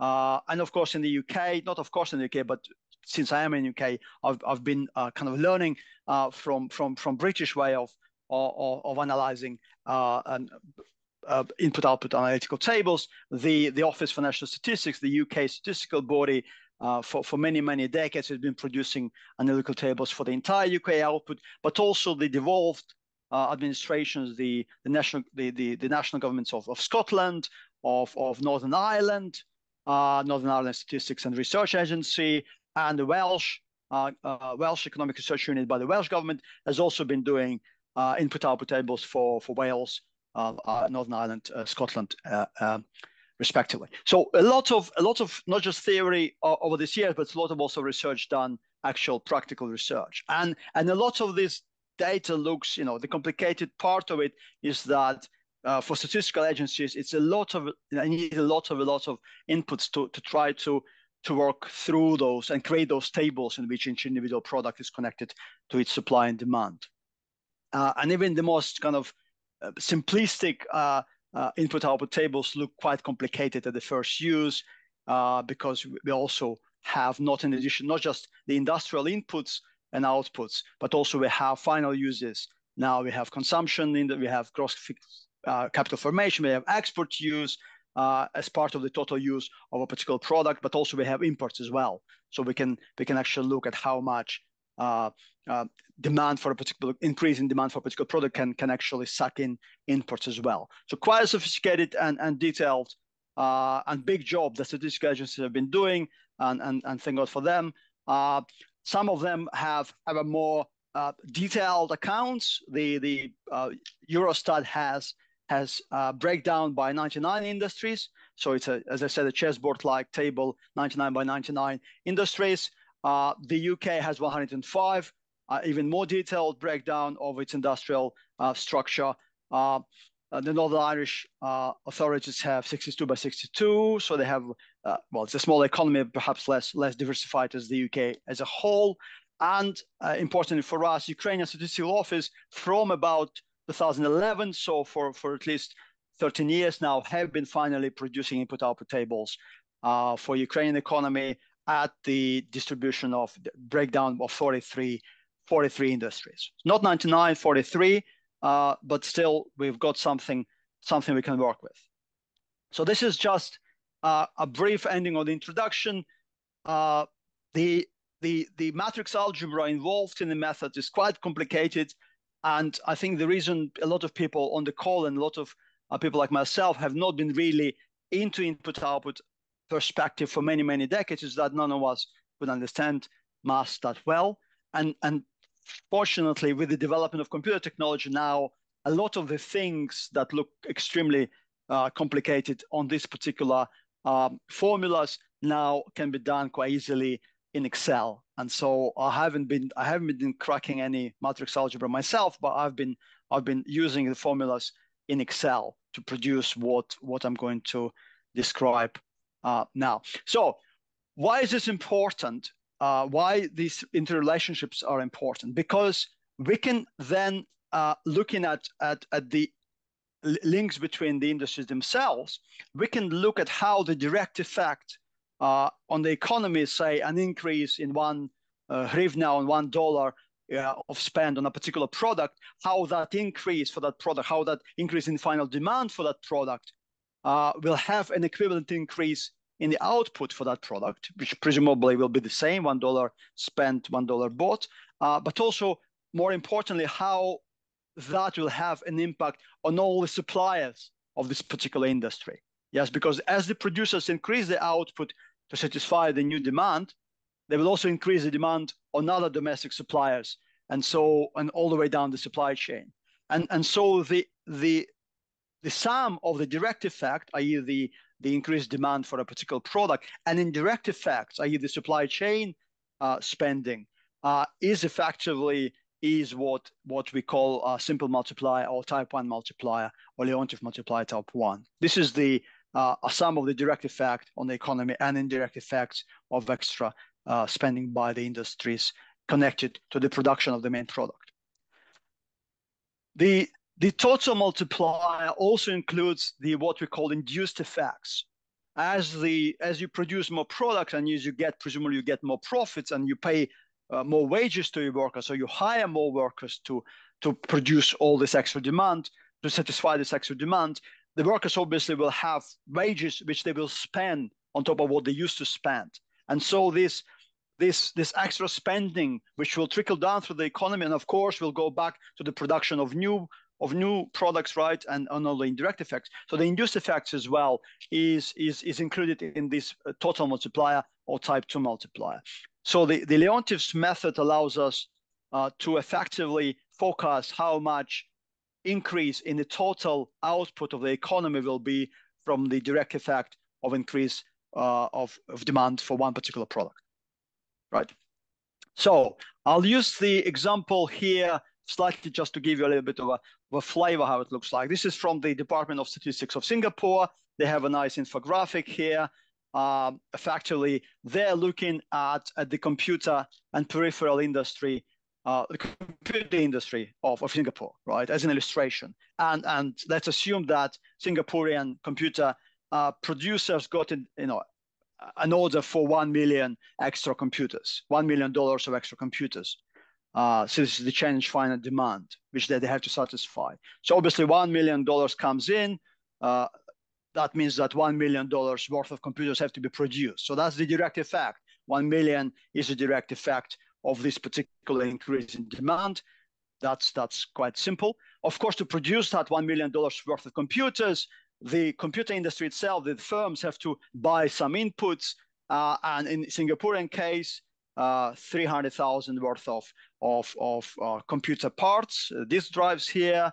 They have to buy some microchips, 90,000 worth of that, and some subsequent rounds of extra bits and pieces. And overall, the indirect effects, i.e. the trickle-down supply chain effects, will come up to a particular sum as well, on top of the $1 million that they have already, that the economy have been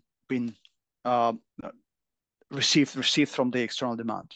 And then, of course, those workers producing those extra $1 million worth of computers will spend this extra money.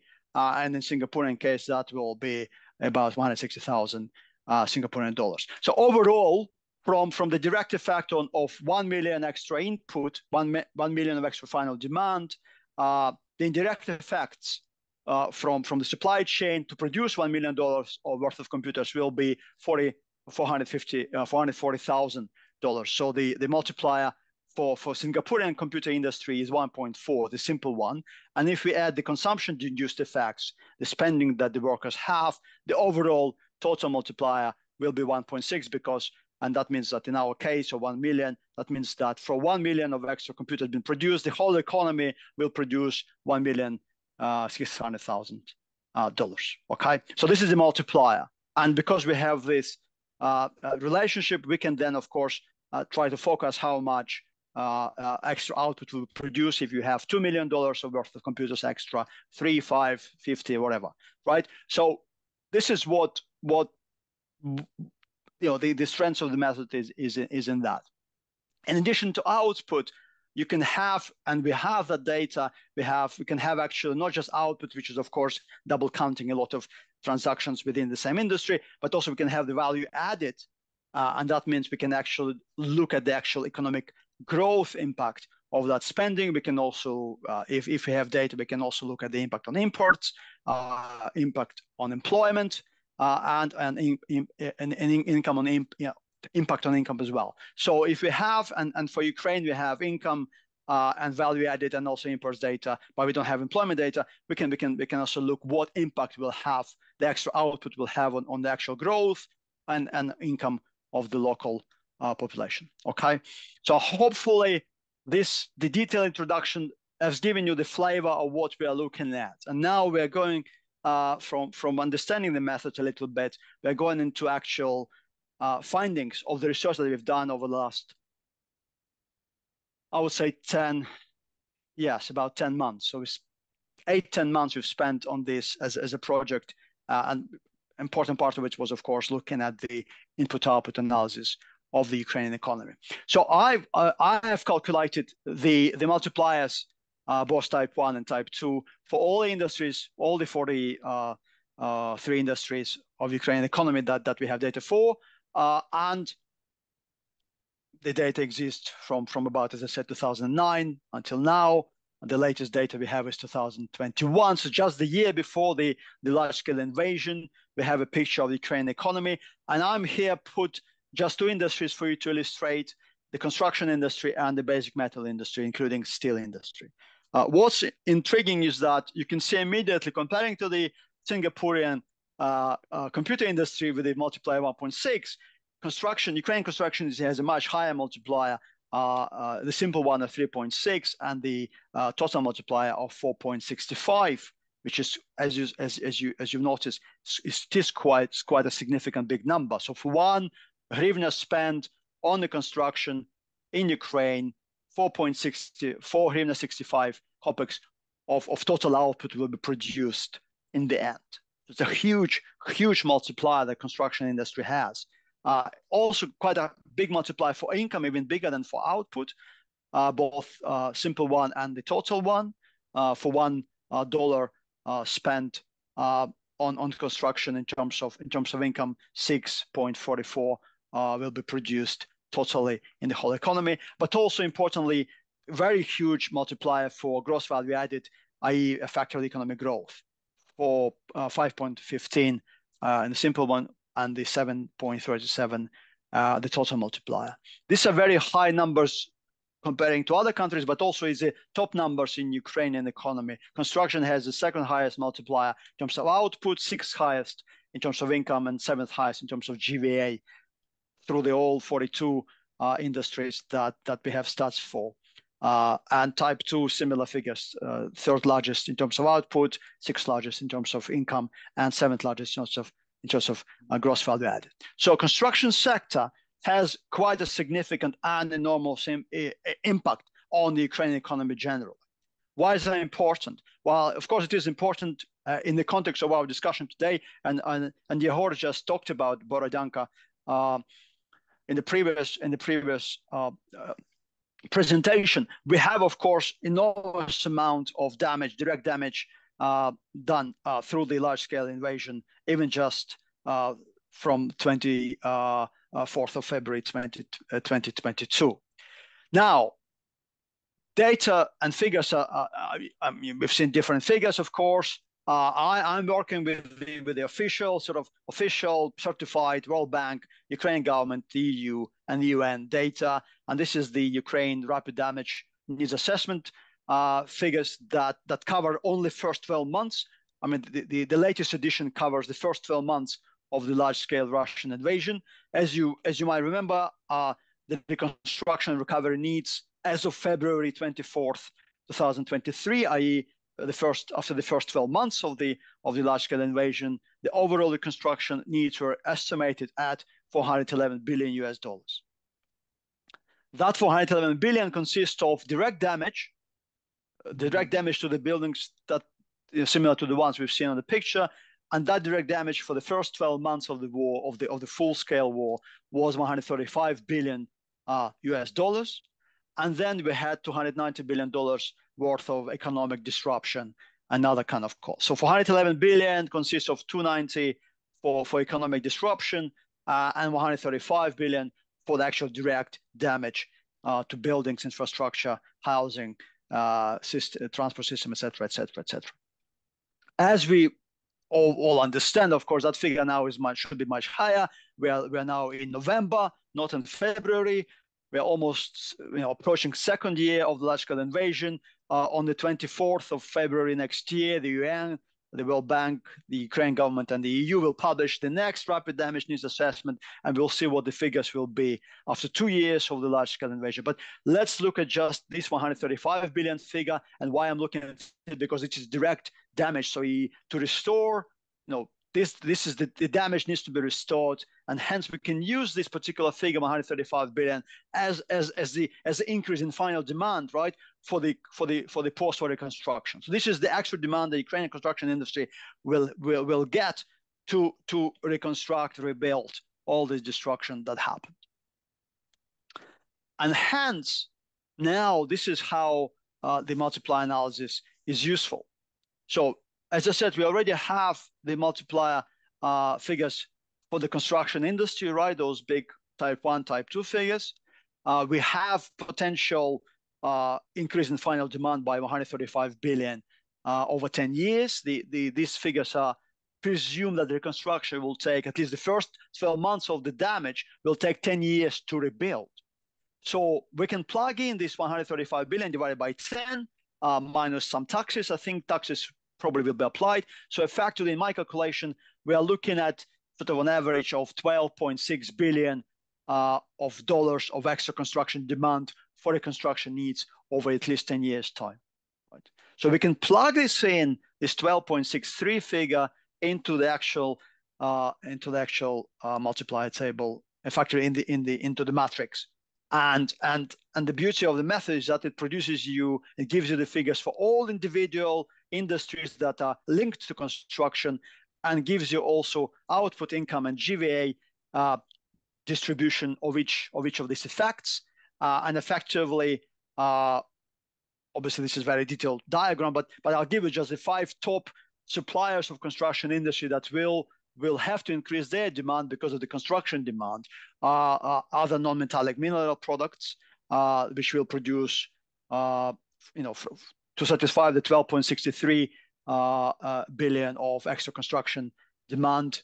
The non-metallic mineral industry will have to produce about 3.3 billion of extra output. The basic metals will have to produce about 3 billion of extra output, which is about 3 million extra tons of steel.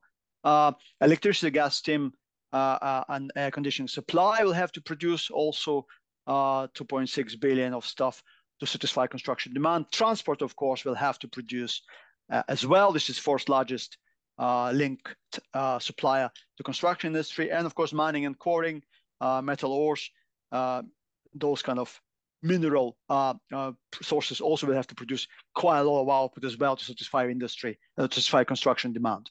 And so from the 12.63 of extra construction input that we have, we will get 45.4 billion of indirect effects. We'll have 58.7 billion of overall impact on the Ukrainian economy in 1 year of reconstruction, only looking at this figure that covers only the first 12 months of the damage, right?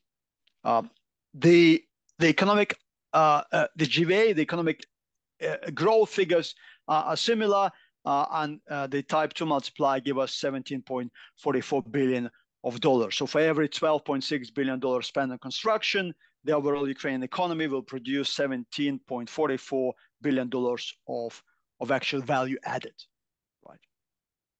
What does it mean generally? It's lots of billions and difficult to figure out what does it mean.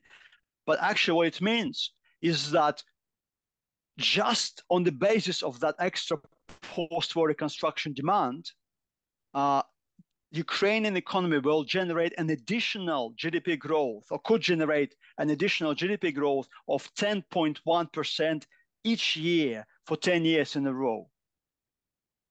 And that will come to about $2.2 billion of GDP over 10 years, which is just from this particular reconstruction effort.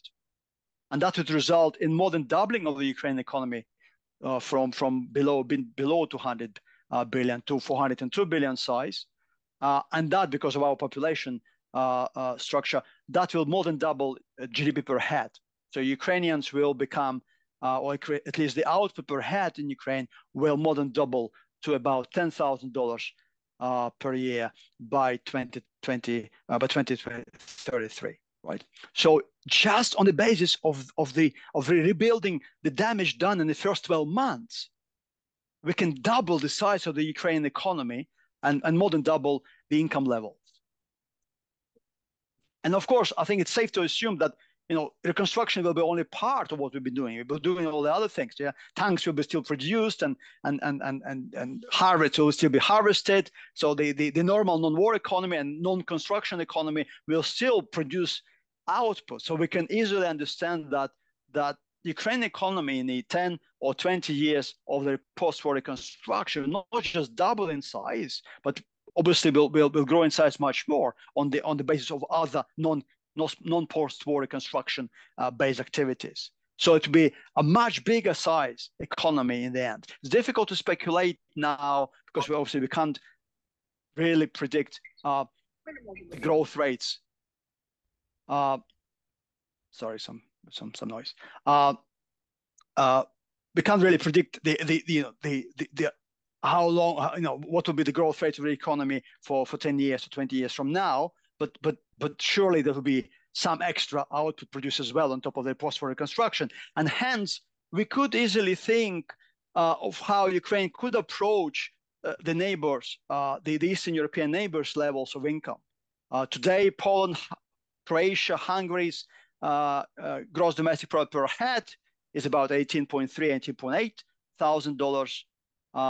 The Europe and Central Asia average GDP per head is $19.3 thousand. Lithuania, Portugal is about 25K. This is probably a bit maybe too much to hope for, but it is not inconceivable that Ukraine in 10 or 20 years time will actually reach Europe Central Asian average in terms of GDP per output. So I think this is the three big figures I was promised to give you. At this moment, I'd like to stop for a moment and ask you for any questions related to this, because as I said, I have some other part, the other case study of a particular industry to be rebuilt. But I think it's important to pause here for a moment and see if there are any clarification questions related to this particular finding. Is the mic on? Yeah, I can hear you. Okay, great. Julie? Yes, sure. Julie Lawson? Hello, Vlad. He's there. Oh, hi. I want to ask you some specific questions. You talk about the economic multiplier effects of some sort of economy, but what sort of economy? And I know this will lead you into your next part of your talk, but we're really interested in also the role of the housing system reform, housing sector, and what kind of housing we will rebuild. And we know that building homes has been actually a key strategy of economic stimulus. But of course, we don't want white elephant homes that no one can afford and only investors from abroad can own, and they remain empty. We want homes that will attract people to have a good life back in Mariupol, back in the areas destroyed. So can you give us more, beyond GDP? We want to know also about the human development impact of a good economy and what that would mean also for social development, inclusion. And so if you can, talk about input analysis and outputs, but also with regards to this type of stimulus that we need so that we have the housing system that we want. Could you eventually bring us to that point? Thank you, Julie. No, I can't really bring you to that point, given that, of course, I'm not a housing specialist. And also, it's difficult for me to envisage. No, it's not that difficult for me to envisage, given I've seen the Mariupol Reborn project and different plans of reconstruction. It's difficult for us to envisage how much different types of housing and how different types of products in the future will cost, and what the linkages between the new housing production and the old housing production were. So there are limitations there are certain limitations to this, right? Because as you said, you want to build back better, which is great. We looked at only in one industry today, or at least in this project, which is Ukraine's second most important industry, really, iron and steel industry. And in that, we've seen how sort of the novel and new and green solution that we are proposing, or at least we are investigating, actually, in the end, will produce more income and more economic growth than the current coal-based iron and steel industry, although it will produce less output. So it is a tricky one. I'm not a housing specialist, and of course, as you've seen, I'm looking at a very, very, very total picture of the whole economy and how it could evolve in the next 10 years. So the details, the devils and the details are somewhere there in the room, and I'm sure you will be able to get to the bottom of that much better than I can. So this is not a third-party action answer, but hopefully in the next example you'll get some feeling of what I mean by building by better and how much more you can get with actually spending on doing things differently. Okay. We have a question in the chat. I think we can also it's relevant question. I think with regards to claims that have been done today as well, there is a question of what's the comparable role of agriculture sectors is being promoted as a Ukrainian economic driving force compared to construction industry, and how much space and how much political attention should be paid to agriculture sector compared to what's paid now, and how maybe relevant is this investment and expansion of agriculture areas that are still happening in Ukraine, as we've seen a lot of areas being further eroded in the western parts of Ukraine now, which is challenging the stability of ecosystems, being pushed by, well, maybe efficient, maybe non-efficient agriculture, but definitely for a push for more agriculture production.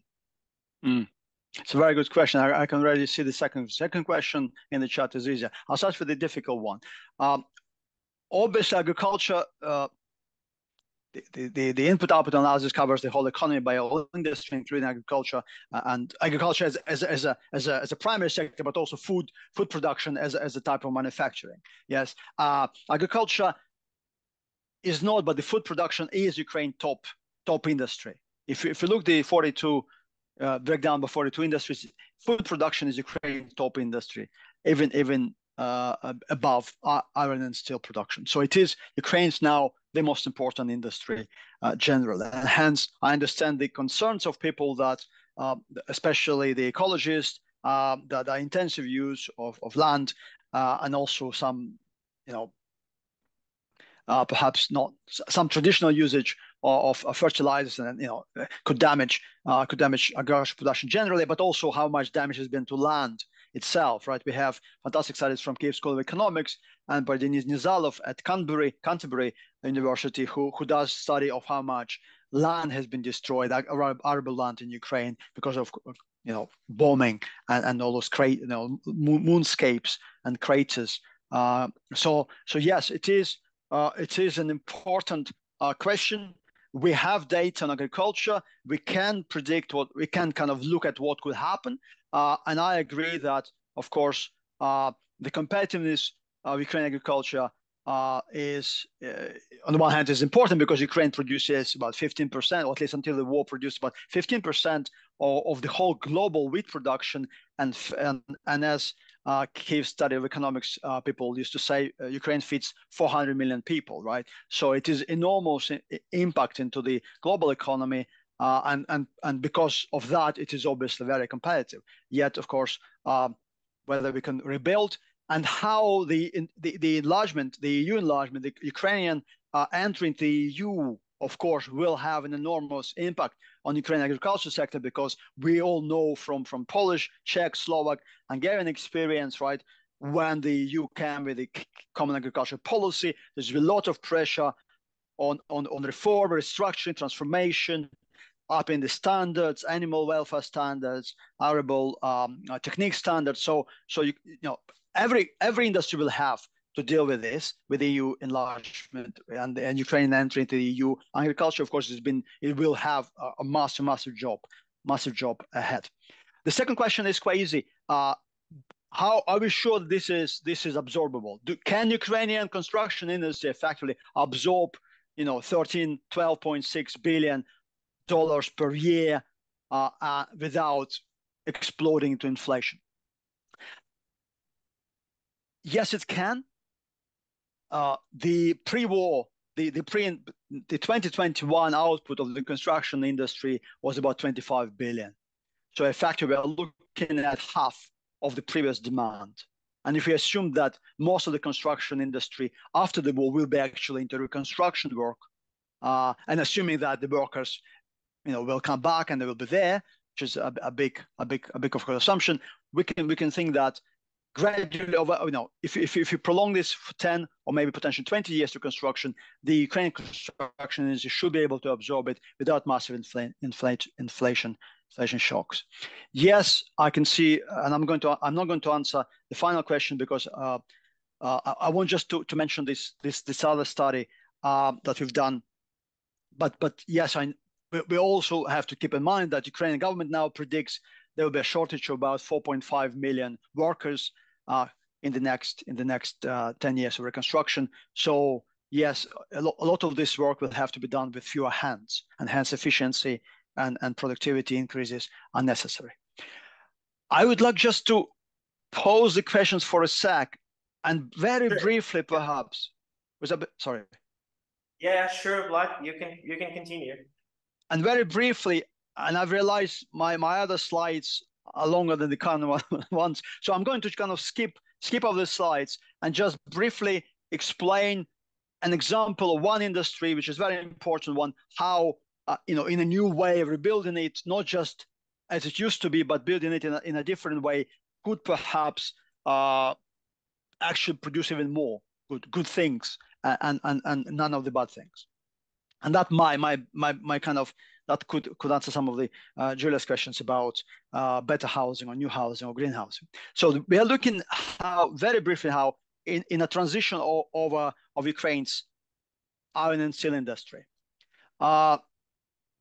We don't have time to go through it, but effectively, just to very, very rudely and basically describe, steel is, as everybody knows, is a very important product. It's the most important engineering construction material. Lots of things are made of steel, not everything, but a lot of things are made of steel. It's a very, very important metal.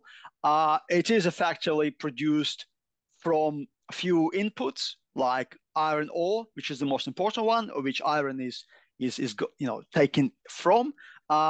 Traditionally,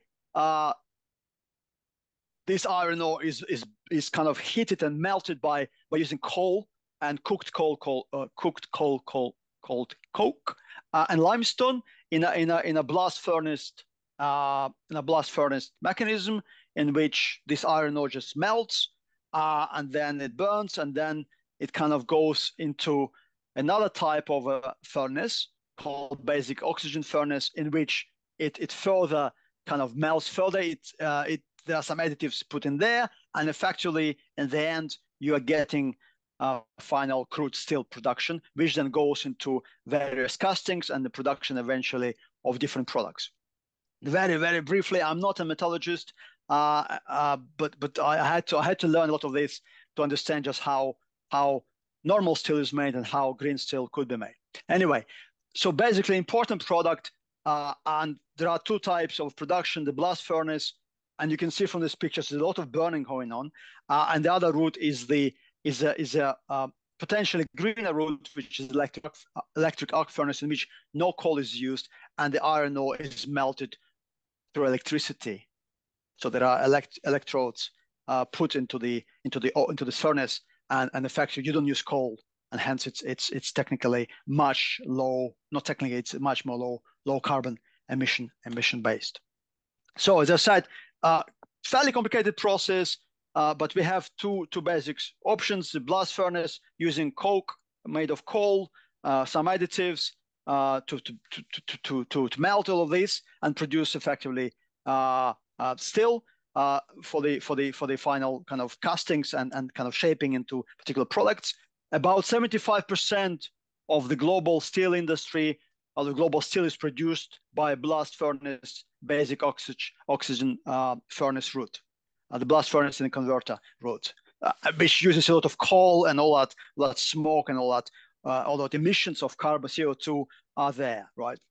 Electric furnace, as I said, is slightly much low CO2 emissions. It uses electricity, and of course, if you use green electricity, it's even better. But electric furnace currently is only globally is only 1 in 4 tons of steel is produced by electric arc furnace route. Okay, so two ways of producing steel that comes in the end in various shapes and effectively goes into everything that we use from spoons to rails to bridges to houses to cars, right? That's an easy part. Ukraine has been an enormous producer of steel for centuries now, and in 2021, Ukraine was one of the top producers. I think it was top 14 producer of steel globally, but also more importantly, most of the Ukrainian steel has been exported. So it's a top 9th exporter of steel generally. So very important, as I said, not just as a local economy, but also very important for global production. 14.5% of Ukrainian industry was steel industry, 2.3% of Ukrainian GDP was steel industry, and steel companies paid in 2021 paid $3.5 billion of taxes into the state budget. So it is the second most important industry, as I said, after agriculture and food production, and it is the most important commodity export. Basic steel is Ukraine's top commodity export from the beginning of independence, from 91 every year until today. So for 30 years, steel, basic metals, including steel, was Ukraine's top commodity export since the entire period. The problem with steel industry, of course, it is a heavy industry, and it produces more CO2 than any other industry, more than cement industry, more than chemical industry, and around 8% of global total emissions of CO2 are based on steel. So reforming steel is very important in terms of climate change, but also Ukraine's steel production is 95% is coal-based, and this is the Ilycha iron steelworks in Mariupol pre-2022 picture. But you can see a lot of emissions, not just of toxic waste, but also of toxic smoke, but also of CO2 as well. So Ukrainian industry has been linked to coal since the very beginning. And you can see here how coal production declined, but also steel production declined alongside. So delinking and moving away from relying on very dirty fuel, of which there is abundance of, but which is, of course, is very damaging for climate change, is an important issue. In addition to the obvious question, of course, a lot of Ukrainian steel assets have been destroyed. This is the famous Azovstal plant in Mariupol that's been totally destroyed during the Russian invasion of Mariupol. This is a picture of May 2022, and you can see devastation. So rebuilding Ukrainians, one of the two most important industries, the old way would be a massive mistake, thinking about not just climate change, but also thinking about what is coming in terms of the trade restrictions. The European Union has introduced the carbon border adjustment mechanism, a CBAM, which is effectively a carbon tax. So from today, every producer of every importer to the EU will have to declare how much carbon is emitted to produce for each piece of product it produces. And from 2026, the EU will introduce an actual tax on that CO2 emission. So Ukrainian industry, which is, as I said, the most important export until the war, is facing not just the problem of reconstruction and rebuilding, but also facing a huge new challenge of a huge tax that will be, of course, applied if it continues to produce steel through blast furnace so coal-based effectively mechanism. So it is important to find a new way, and hence green steel comes in. And effectively, we're talking about production, manufacturing of steel without the fossil fuel, without the use of fossil fuels, primarily coal. So again, this is very, very brief, and we are running out of time. I'm going to just to highlight that, of course, you could continue producing steel through electric arc furnace kind of route if you use renewable sources of electricity, and that will give you an easy way towards green steel. If you don't burn coal or oil, or don't use gas and to produce electricity, then of course whatever renewable electricity you use for the electric arc furnace route will potentially be green steel. But also another way that we are looking at is through alternative fuels like hydrogen. And there are different types, but effectively there are ways that Ukraine can also produce hydrogen and use hydrogen as a fuel instead of coal in a furnace to produce steel, right? Okay, it's quite complicated, and we haven't got time for this. There are some good stories from various leaders in the economy, in the kind of hydrogen economy business. Saudi Aramco has been doing some really fascinating research and trying to not just produce hydrogen, but also transport hydrogen, which is very, very difficult fuel to transport, and also use it for production of green electricity in Japan. And they have already demonstrated two examples of this. I'm not going to go into this particular kind of stuff. But what we've done in our study, we've looked at Ukraine's renewable power potential, right? So we don't have oil, obviously, or not enough of it, and natural gas is kind of good transition fuel, but it's not really a renewable fuel. Nuclear is a good transition fuel, but nuclear is not entirely renewable energy, and also has some obviously toxic consequences. So we've looked at the renewable power potential of Ukraine as a way of producing either hydrogen or green electricity. And in this study that we've done, we've looked at actually the entire Ukraine 1 degree by 1 degree grids by looking at wind and solar combined potential, where you could have wind and solar installations combined so that you could produce quite reliable renewable energy, electricity, which then could be plugged into the electric arc furnaces for the production of green steel, or into the hydrogen production for the production of green steel, the other route. We've looked at and costed the green hydrogen and green ammonia potential, another fuel that is kind of could be used to transport hydrogen and back. And we've done the calculations of it through onshore and offshore wind stations across Ukraine on the Sea of Azov and Black Sea.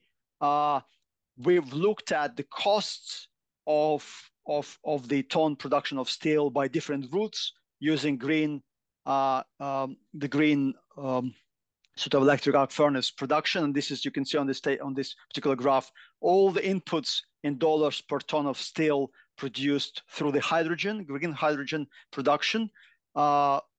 We've compared it to the natural gas kind of transitory fuel, natural gas electric arc furnace production, also the costings of different inputs into that process.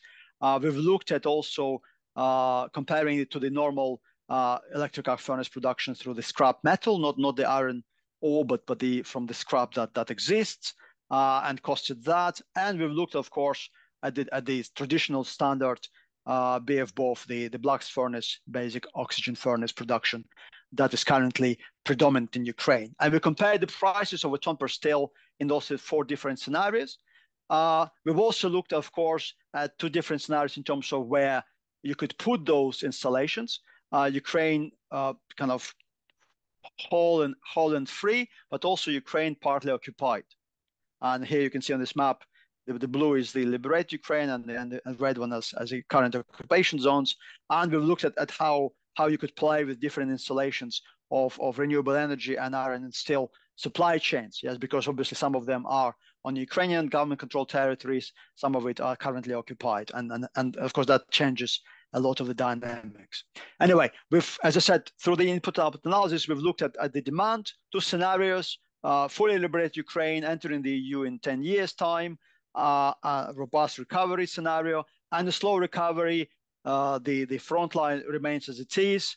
So Ukraine is partly liberated, and a slow entrance in the EU, and a slow recovery and smaller demand. So we looked at the strong recovery scenario and the small recovery scenario. We've done the calculations of all these types of production that can be done and how feasible the green steel could be, and also where the installations could be placed, the new installations, right? Remember, if you're moving away from coal, then of course all your supply chains are now, and you're moving towards renewable energy, all your supply chains are now very different, right? There is nothing here, or hardly anything here, where the coal basin is.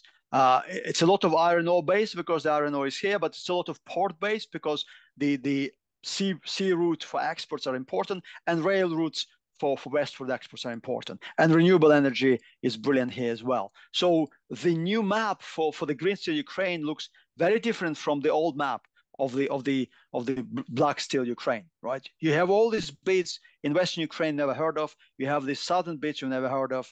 Berdyansk in Zaporizhia Oblast, not a steel mill at the moment. Some bits that currently looks as they look. And if you look at the partly liberated scenario, of course, the supply chains kind of shifts a little bit, and the map of the new installations will look like this. Green steel mills kind of shift slightly different from the full liberation scenario. You can see there are a few of them, of course, but also they're kind of in slightly different locations. So the geography of Ukraine will change, but this is the penultimate slide. This is how the green steel production in the future and the coal-based production compare. So in terms of output, the coal-based production produces a lot of output because, of course, you need to mine coal as well as everything else. But in terms of the gross value added, the economic growth, actually, it's much higher in the green steel production than it is in the coal-based production. So there is a strong correlation between the reform of this industry and the faster post-war economic growth by 65% higher growth from doing green steel production than coal steel production. High incomes as well. So it's a huge difference in everything, right? A huge difference in everything. And I think this is kind of a good example for Julie asked what kind of housing, what better housing looks like. I think better still looks like this. And the difference, as you can see, in terms of actual output after 20 years of reconstruction and rebuilding, is a very two different numbers. So final slide, just to conclude. Also, an important figure I promised to give you is how much it would cost. So rebuilding Ukrainian steel industry the green way through the 20-year transition will cost $46 billion. You need 46 billion, more or less, 46 billion investment into the steel industry to radicalize, to revolutionize its production. To fully decarbonize the production of steel industry, you need 46 billion. It's a lot of money, yes, but as I said, the economic output contribution of that will be 415 billion. And it will be 1.7 times higher than the original coal-based sector. So this is a really fantastic investment opportunity in terms of the returns, right? So doing things green way is actually will be much more beneficial, and for all the reasons as well. And I think that is the fundamental shift that I think this is a good example of fundamental shift of the Ukrainian economy that could happen if we build back better, of course, if this reconstruction process is done thinking ahead. And I leave this map here because this is quite an unusual map. You will see places you've never heard of, and these are places which probably you need to buy land now to be able to capitalize on potential steel mill investment. Okay, thanks a lot, guys. I'm happy to. We've run out of time. I know. Sorry for being late. No, thank you, sure. This was a drive from the side of, yeah, thank you. This was a drive that we had from the side of thinking about the land use to thinking about economy and land use. And I just have two short questions that we will even more run out of time that we don't have, but I really hope that our panel participants can postpone 10 more minutes of their time for this meeting.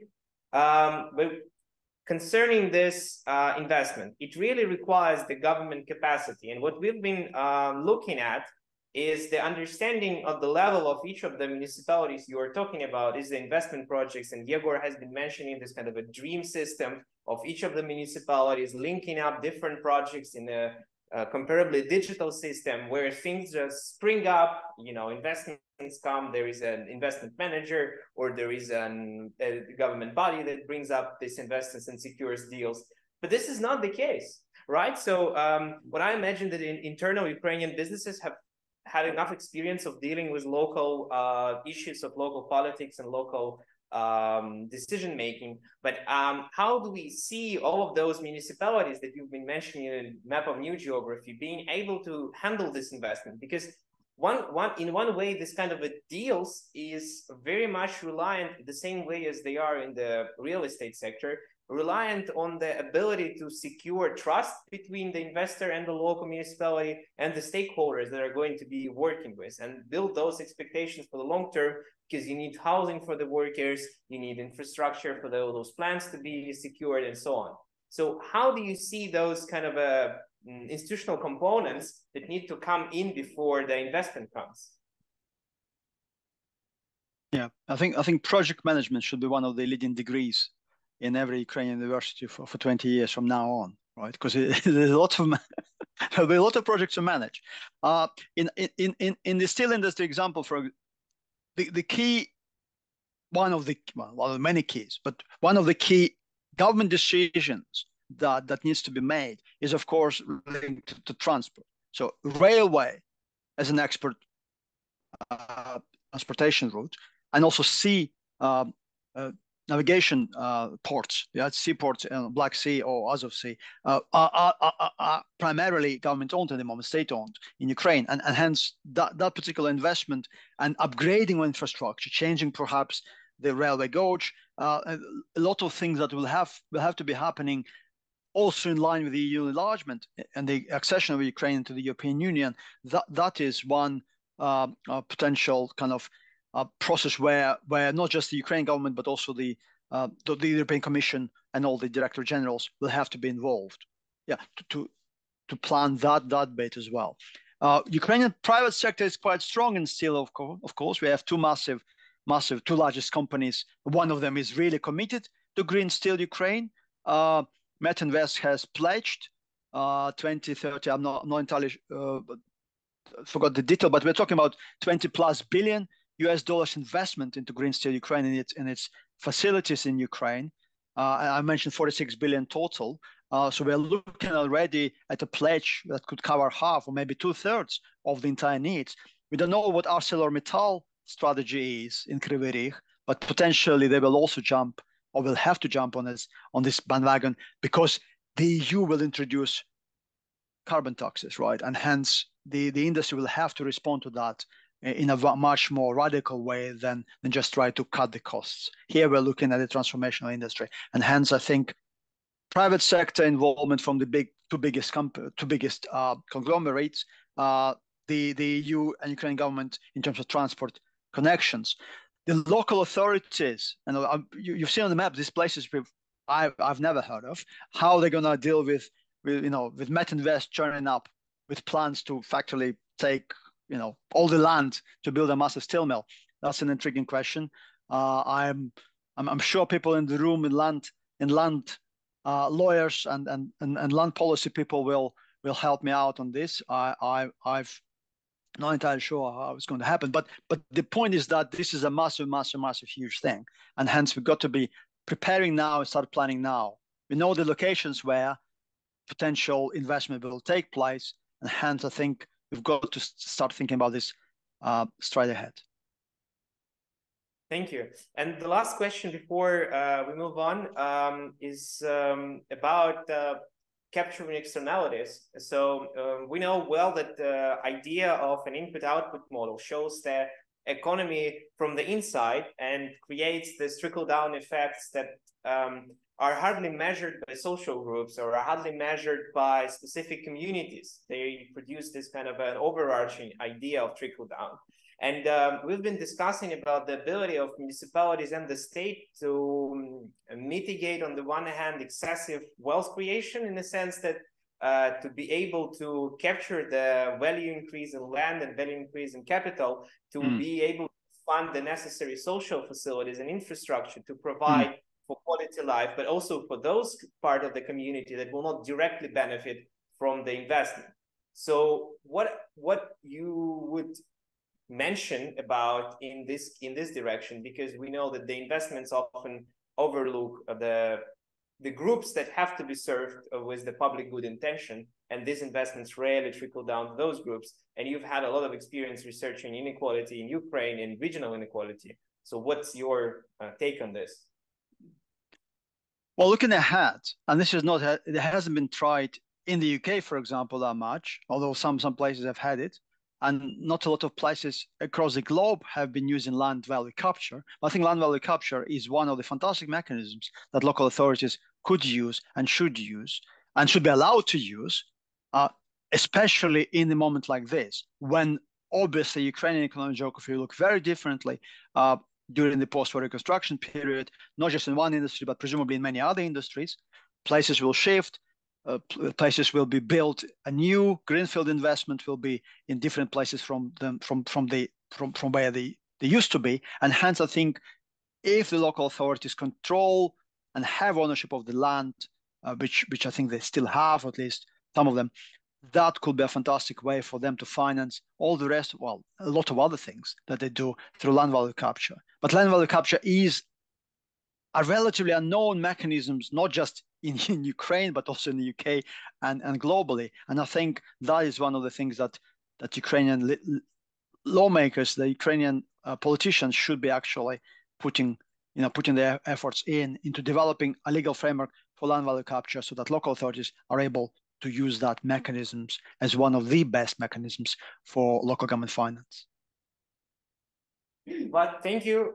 This was a great event and great happening to have you here. Thanks again. We are out of time and we have to move on, and we'll have all of this recorded and sent out to different stakeholders, and you will be able to share this meeting as well. But for now, we have to pause. We have to wrap up this session and move on to the next one. So bear with us. We will jump in 5 to 7 minutes with our final discussion. Thank you, Vlad, again. Thanks a lot. Thanks a lot for inviting, and really, really great pleasure talking to you. Cheers, guys. Thank you.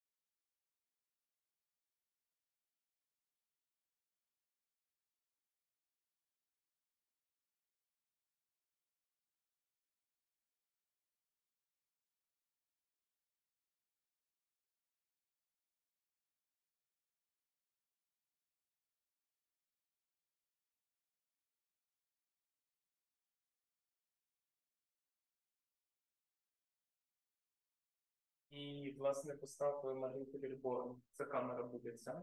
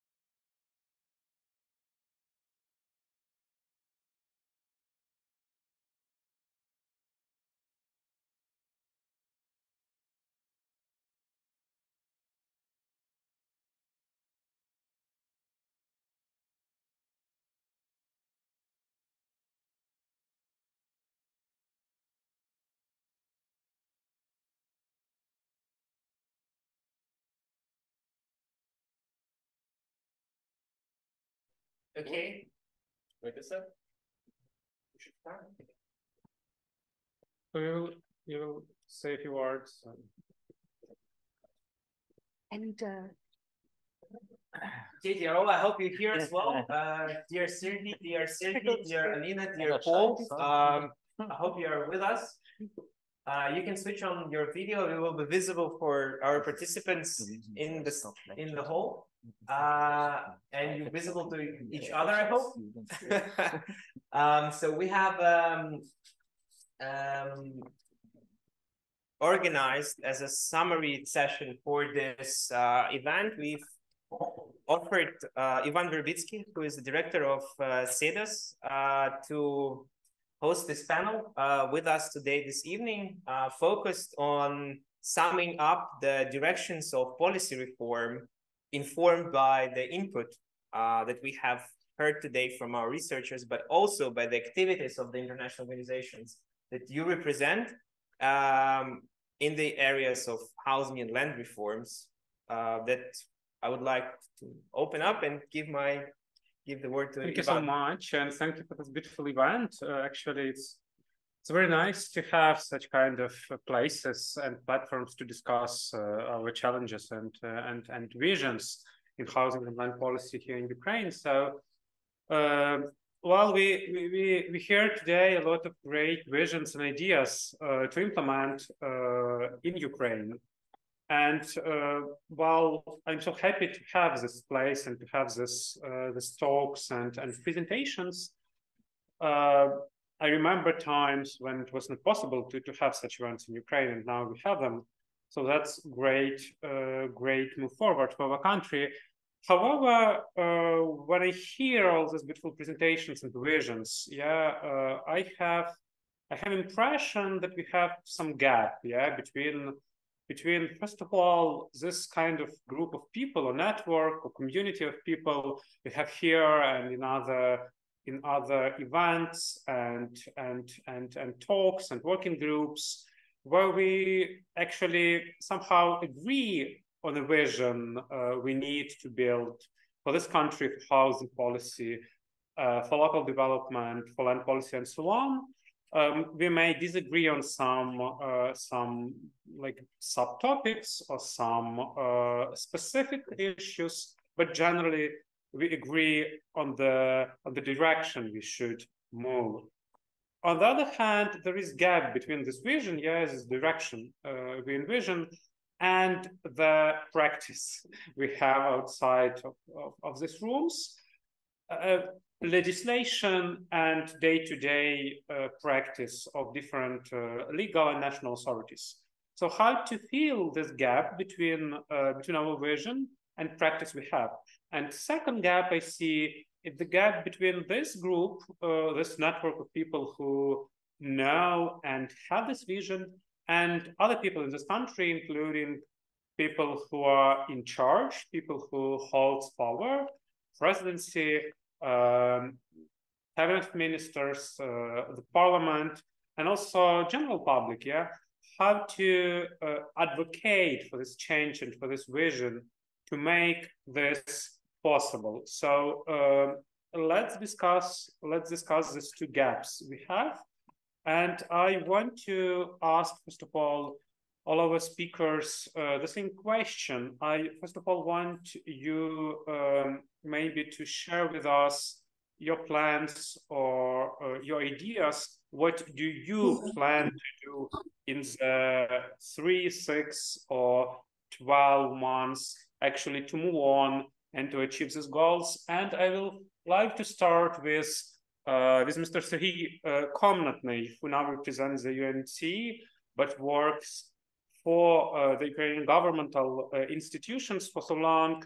So what is your plans and your vision for the next couple of months and a year? What do you plan to do to achieve these goals and this direction we all have here? Дякую, Іване. Я сподіваюся, мене чути. Thank you very much, Ivana. I hope you can hear me. Yes, we can hear you.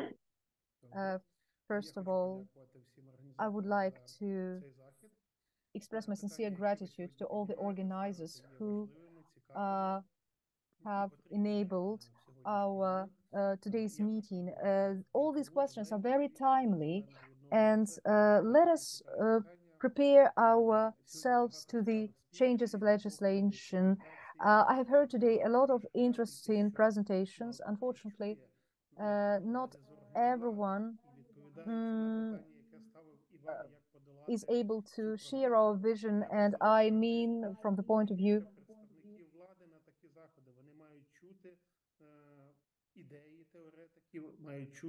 so the authorities have to listen to the ideas, they have to listen to the experts.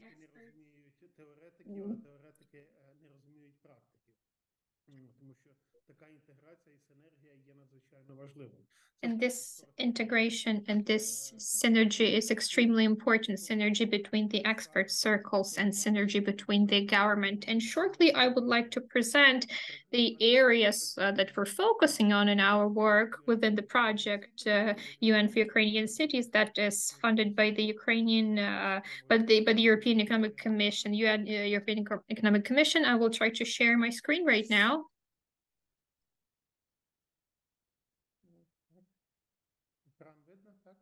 Can you see my screen? Yes. Great. So the project UN for Ukrainian Cities started back in 2022, but its active stage is planned for 2023-2024. And this project is funded by the German Federal Ministry, BMZ, and it is supported by GIZ. The project is split into phases, into components, and the first component actually is very relevant to our today's event's topic. And I'm very grateful to be invited to speak here at this event. The first component is support to revisions of the national policy framework for housing and urban development and development of an online platform containing this topic of reconstruction of Ukrainian cities. We provide expert, analytical, and technical support, and we also organize experience exchange events. We hold thematic workshops at the request of the ministry, and we also organize training and educational trips, also the request of the ministry, and relevant experts are involved in these events. Our next subcomponent, as part of the first component, is support of the development of urban cadastre. And I will focus on this in detail because it is more relevant to our topic, the topic that we're discussing today.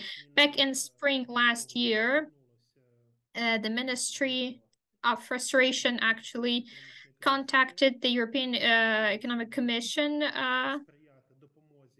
to request the support in the development of the urban cadastre. And this year, during the 84th session of the Committee of the European Economic Commission, Ms. Kozlovska, who is the Deputy Minister, confirmed this request in her speech during the committee. And we started thinking how we can help the ministry in creating this urban cadastre. And recently I actually visited a study trip that was organized. It was a study trip to Spain. We sent a group of experts from the State Geographical Cadastre, from the Ministry of Restoration, a group of experts from Kharkiv and Mykolaiv. They spent a couple of days there from the 1st to 3rd November, and they discussed during the roundtable how to provide the functioning of the cities after technological catastrophes and after natural disasters, because the consequences are quite similar to what we're facing after hostilities. So this event was extremely useful for our delegation. It was organized by WPLA and the UNECE. And within our symposium, there was also the whole day allocated for Ukraine, and we discussed during this day the ministry's plan, the opportunities for the municipalities to implement this plan, and we also focused on the obstacles on the way to implementing effective, transparent, and digitalized urban cadastre. After that, for the next days, best practices were introduced, best practices on implementation of urban cadastre. So Ukrainian experts were able to learn about best practices, to ask questions, to receive answers, to exchange experience. And the most important thing is that we reached agreements between WPLA and the representatives of the ministry. And the agreement says that we will create an ongoing information exchange channel. And during our work on the implementation of the cadastre, the Ukrainian experts will always have the opportunity to contact WPLA on various issues. We're also considering the opportunity to support separate components of the cadastre because it's a very comprehensive and large electronic system. So maybe there will be an opportunity to find relevant donors to support the ministry to implement some parts of this cadastre. Moving on.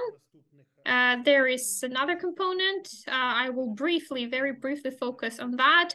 Economic and demographic assessment, one of the components of our project. And basically the key area of the project is master plans, it's reconstruction master plans. And back in March 2022, the ministry contacted the European Economic Commission and asked for help in creating the reconstruction plan for Kharkiv city.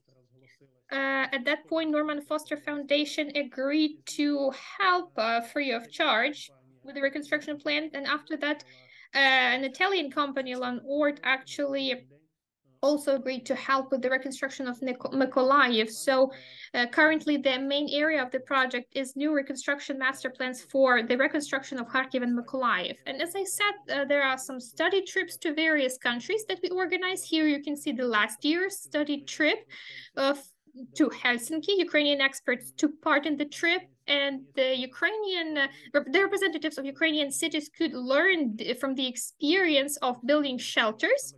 We all know that Finland is the leader in constructing effective shelters, and we saw that one trip is not enough. So we are working on organizing another study trip. And the ministry also has a request to learn more about Finland's experience when it comes to reconstruction waste and how to manage this waste. And because we will have a lot of it. And I think it is great that the ministry would like to create these mechanisms to process construction waste so that it decrease the harm to the environment. And another component 5, is investment tracker, which will be part of the urban cadastre. This is very shortly about our project that we are implementing. And speaking of other further plans, we will work on these areas that I presented, and you can learn more on the websites presented here. And finalizing, I understand that we have some time frames. Ivan, at the beginning of our session, said that there are gaps in the understanding of the theoretical part and the practical part, and he asked how to solve these gaps, how to overcome this issue. First of all, is involving the practical experts in these theoretical events. And secondly, every theoretical expert have the opportunity to apply for the state bodies to work there in practice and to see how the practical implementation develops. And I think the inequality is another gap.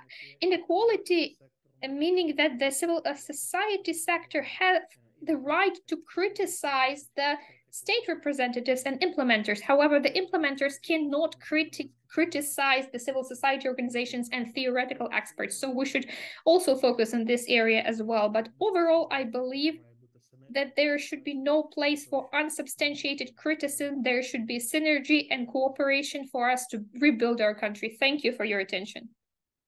Thank you so much for your presentation. Now I would like to proceed with other speakers, and then we will have questions and discussion here. So I would like to ask Iryna Mykhnenko, who represents here the Norwegian Refugee Council and who leads the work on the new law on the principles of state housing policy for the Ministry of Restoration of Ukraine. Iryna, what is your plans for the next 3 months and a year to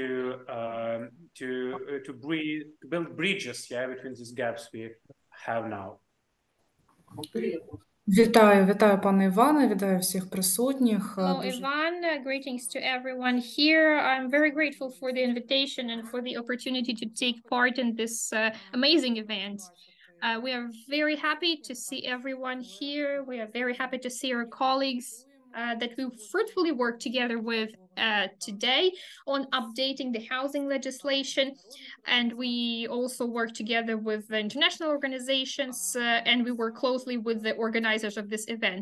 At the request of the Ministry of Infrastructure and Ministry of Restoration, we are providing complex support in the development of the draft law of Ukraine on the basics of housing policy.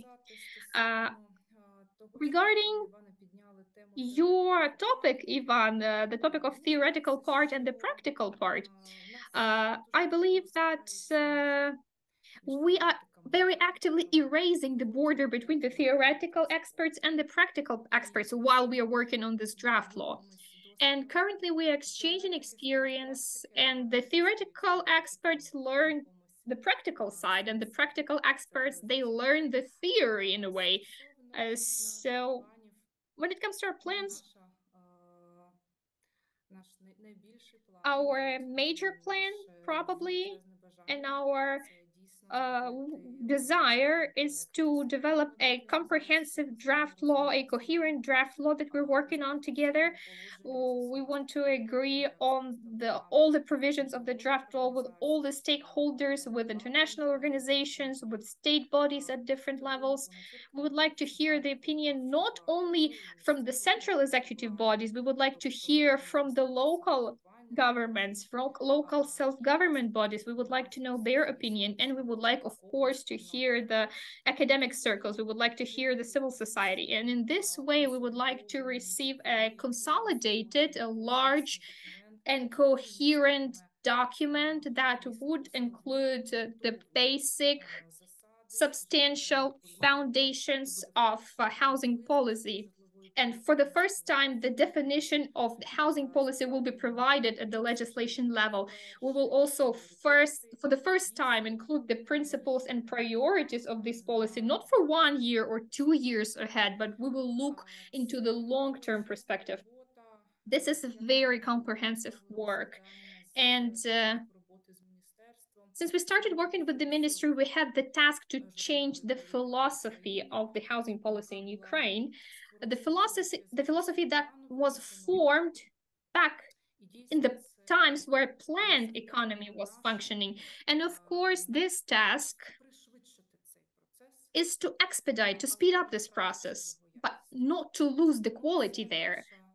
So this is our goal for the near future. And we're hoping that by the end of this year, but of course, it will also depend on the representatives of the ministry, and we are hoping for their support. So we're hoping by the end of the year to receive an official approval from the central executive bodies, and we are hoping to provide the agreed document for the executive bodies and present this document for public discussions. So this is our dream, and this is also our plan, our key plans, key short-term plans, if I may put it this way. When it comes to our further steps, we understand that the plans that I have just shared are very short-term plans, and those plans are focused on Ukraine, and those plans comprise only the first tiny step at the beginning of a very comprehensive work ahead, because as soon as we adopt this draft law involves amendments to a very large number of normative and legal acts related to the housing code that is currently effective and that is going to be cancelled by this law.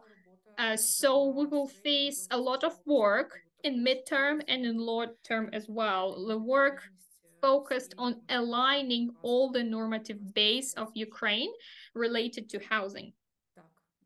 So thank you.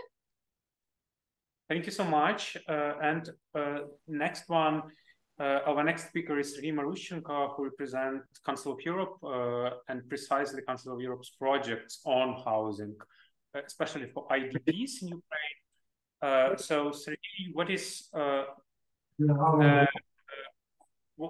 plans of Council of Europe and especially this housing project for the next 3 months and a year regarding housing policy in Ukraine and for Ukraine?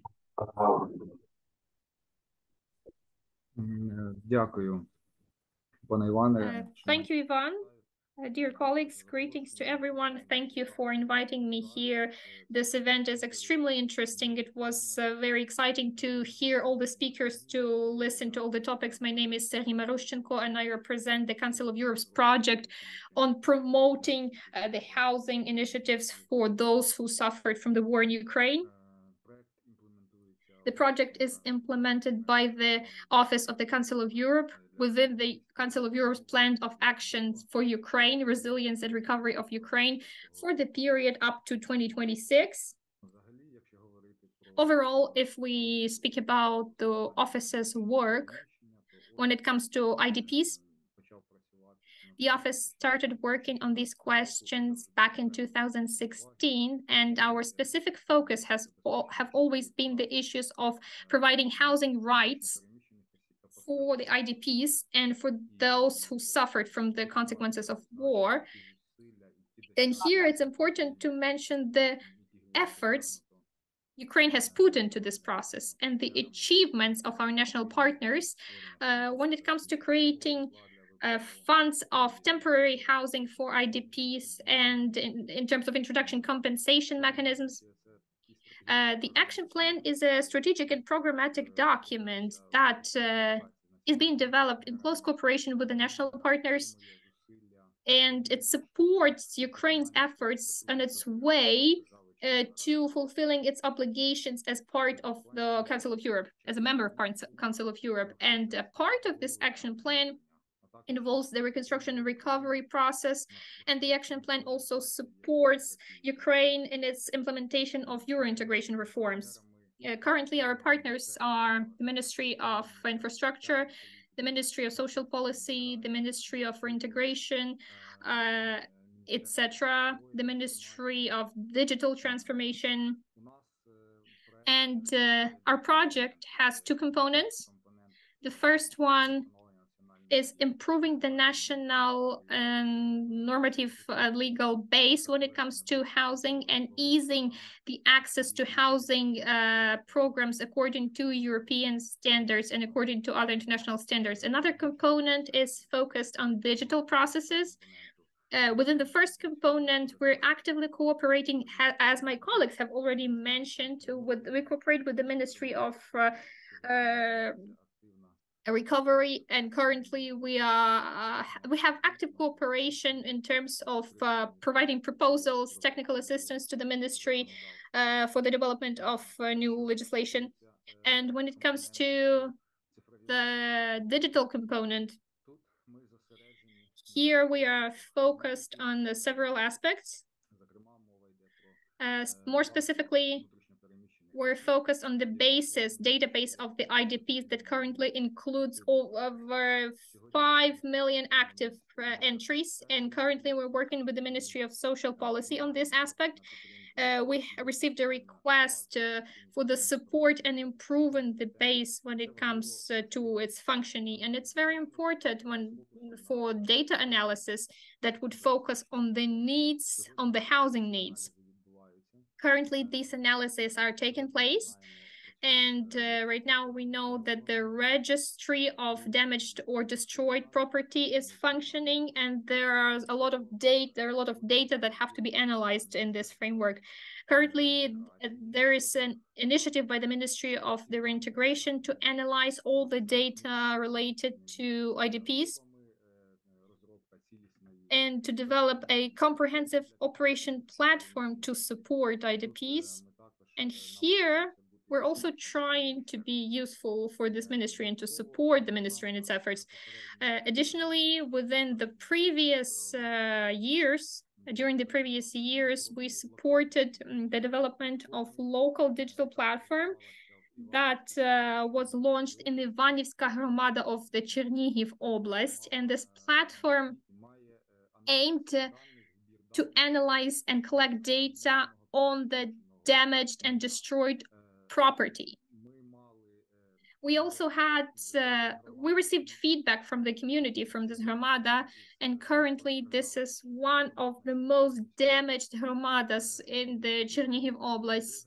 And based on the information received from the head of the community of hromada, this platform actually helped to involve donors to help restore those objects outside the state support program. So that was additional donor support.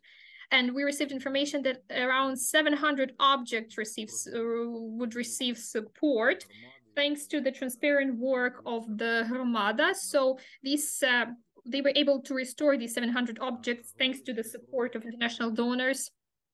And speaking about our plans for the near future, we plan to support the Ministry of Recovery and the working group within the ministry, the group that focuses on draft law on the basics of housing policy, and overall speaking about what's important for the Council of Europe. We are focusing on the reforms that are taking place. We need those reforms to take place in order, in line with European standards.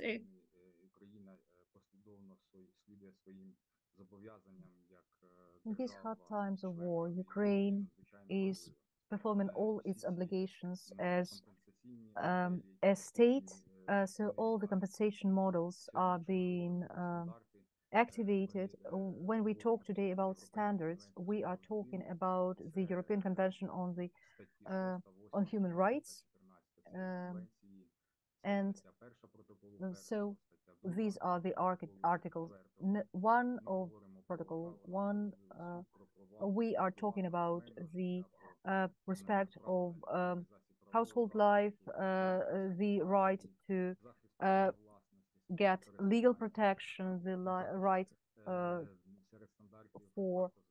have one's identity, etc. We must also refer to Article 31 of the Charter of Europe about concerning housing and the right to have housing. And in terms of the recommendations of the Council of Europe, a lot of recommendations have been adopted to protect the population who became victims of the hostilities. So the Parliamentary Assembly is calling the member states to ensure long-term solutions for the population to provide its protection. And we are discussing now several scenarios.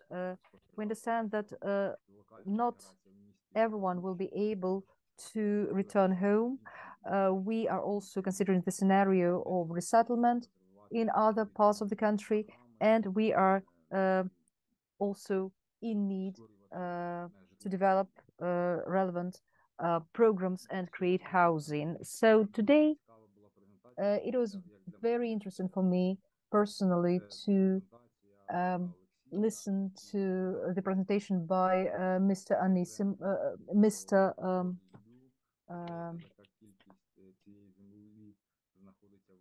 Mr. Burkowski, because it gave me an understanding of the land resources of Ukraine.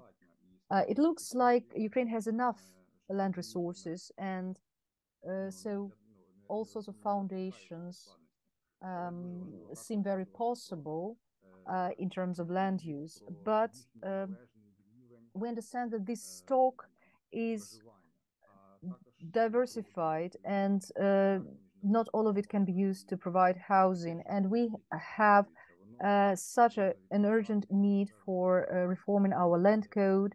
And when we're building some kind of housing, it must provide legal security, and it must guarantee that the occupants of such housing will not be kicked out of their households. They need to be provided with water, they need to be supplied with energy, they must have access to such housing, so we must make it affordable. And the housing must also give enough space, provide for physical security, and it must meet the criteria of accessibility and affordability for vulnerable groups.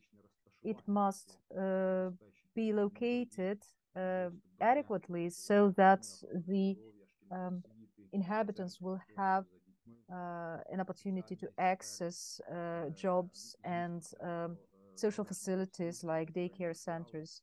And so such housing must be constructed appropriately with high quality construction materials, and everything, all these aspects must be taken into account while we're shaping our programs of housing.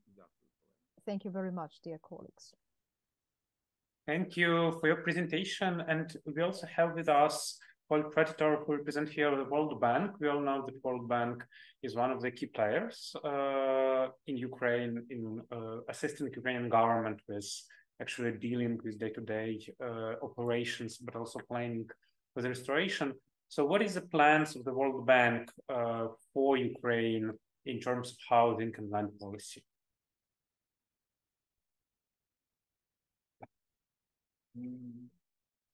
Paul, did you choose the English or Ukrainian? Didn't hear you properly. Can you say something? No. Dear translators, do you hear us anything? Dear interpreters? No, we don't. No, there is no sound, excuse me. I don't, yeah, it's connecting to audio.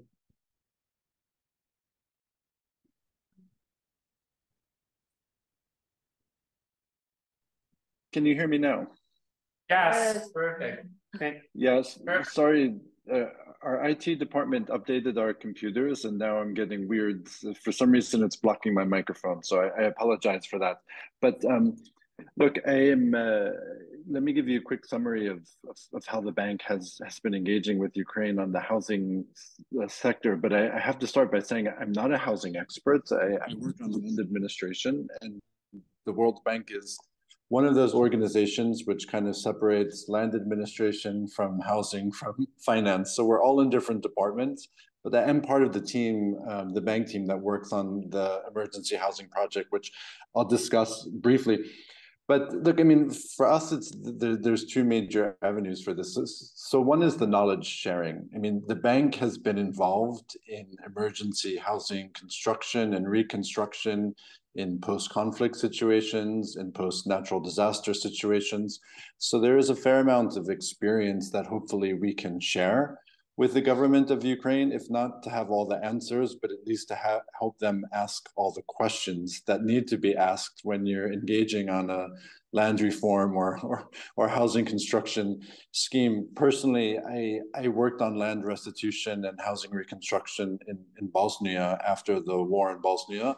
That's the basis of my experience. And after that, worked a bit in Colombia and Philippines and some other places.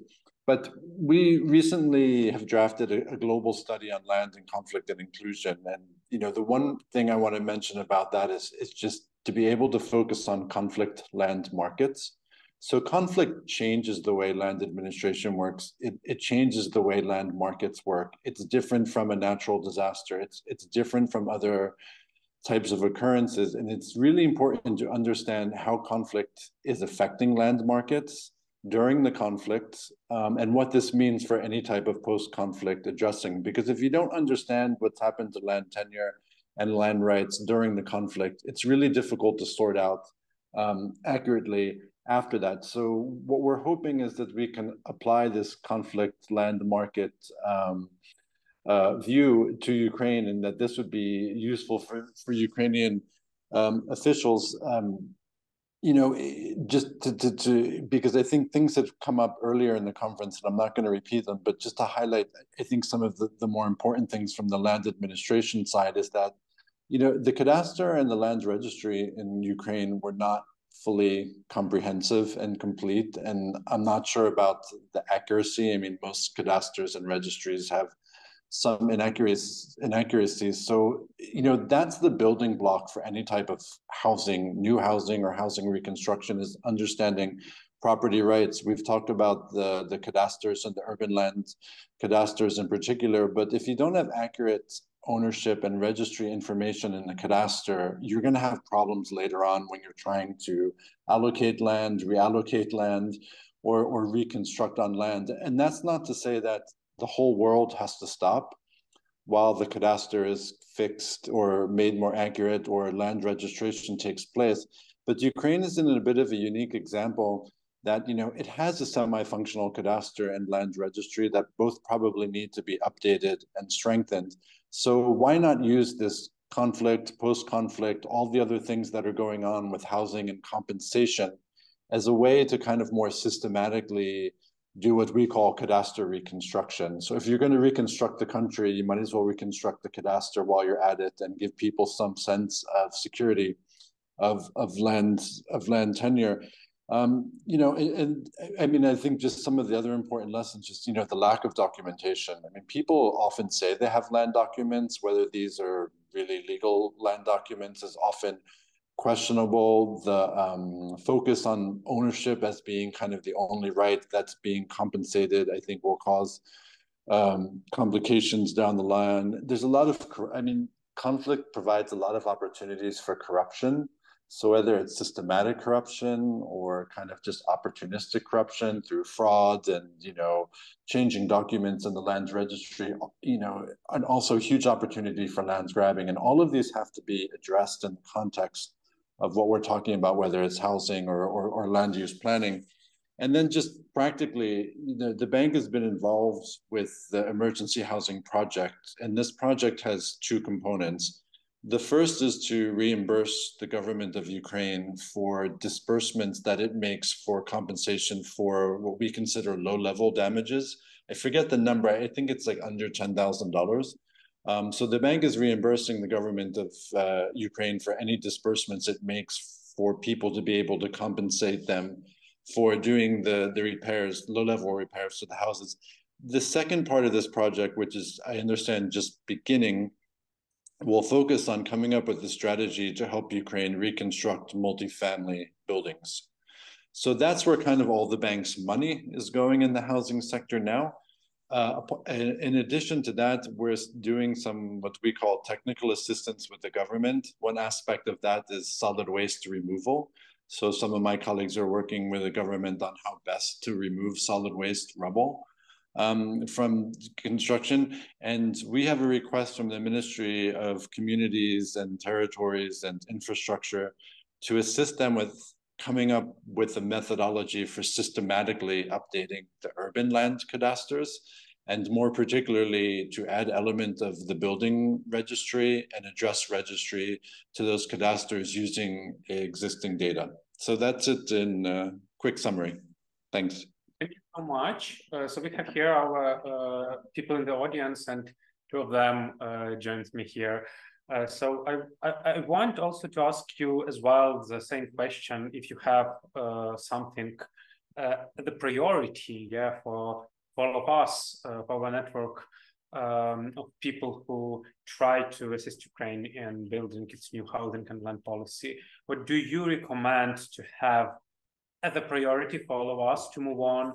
And maybe you see also some connections between this process and Ukraine's European integration and also Ukraine plan.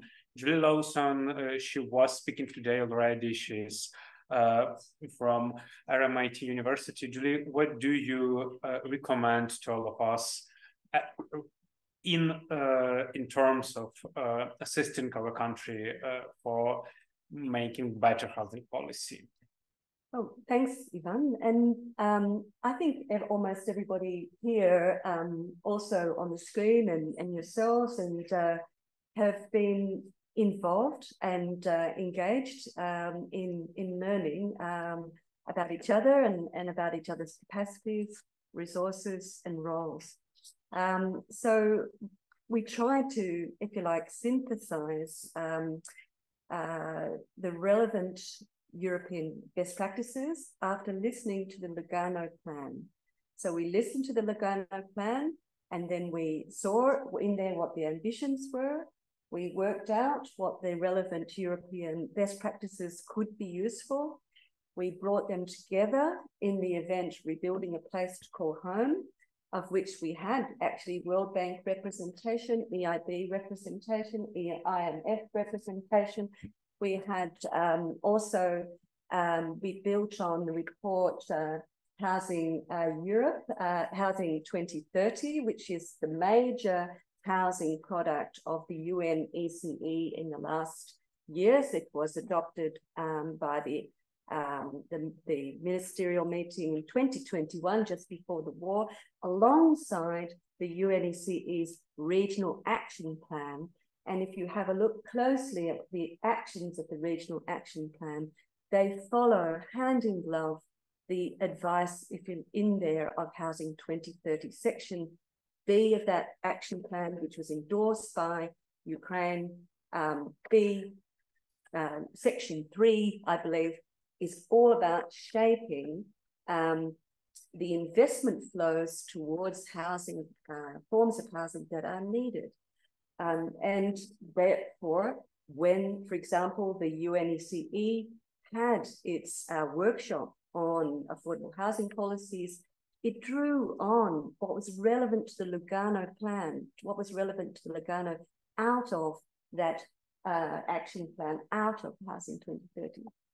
But what's happened since then is that, of course, we have the excellent RDNA work of the World Bank, and we got some figures there at least, but we've also got the data of the IOM, which start to help inform us about where the real needs are and propose, in a way, a investment plan together with those who will invest in Ukraine to channel that investment towards the affordable, energy efficient and inclusive housing, which is recommended, is part of not only Housing 2030, but the EU's agenda on energy efficient, inclusive housing, its own charter, its pillar of social rights.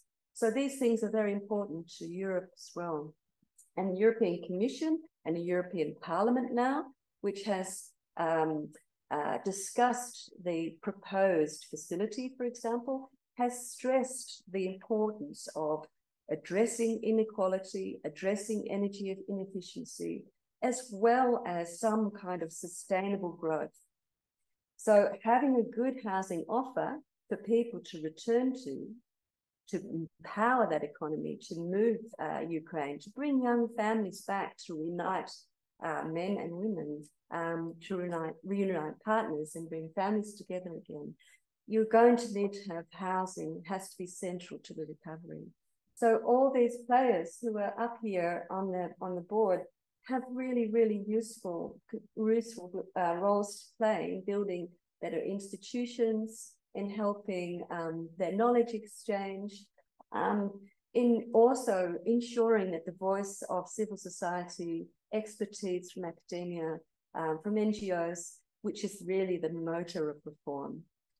It's the motor of reform. So we need to make sure that that is the fresh new thinking, which is the power of Ukraine. You know, it's really, that's where we have to harness it.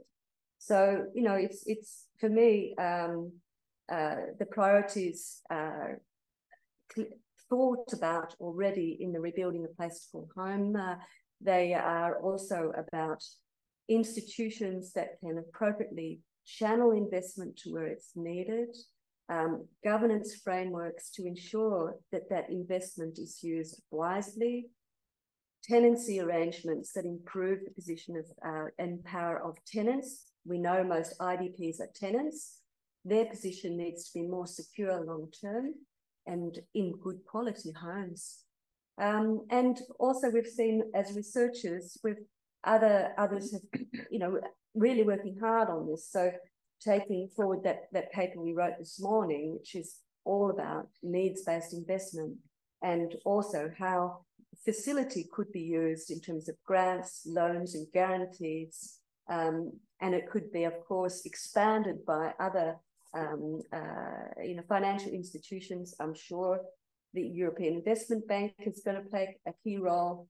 I'm very interested in what the World Bank's multifamily homes program will be, and I hope that the World Bank will really, really listen to European best practice on models of affordable rental housing that are sustainable, resilient, innovative, because Europe is really the host of many, many good types of models of this. So, you know, it's very important that they understand how they work, and, you know, together with Ukraine, work what's going to work best here. Thank you so much. And Wolfgang, you presented to us today the Austrian experience. What should be done in the first stages to move there? Because we see this gap between Ukrainian situation and what is in Austria, for example. And we know that we cannot build this model in all this complexity in year, 2 years, or even maybe 10 years. But what might be first steps? What was first step in this Austrian experience? What do you will recommend us? Thank you, Ivan. I not only presented the Austrian model, but our approach, which we do by commission of the Austrian Ministry for Climate Action as the Austrian contribution for the new European Bauhaus Rebuild Ukraine initiative. So we present as the Austrian contribution the business case of our limited profit housing associations. What we have done is to draft a scheme which we call common good housing.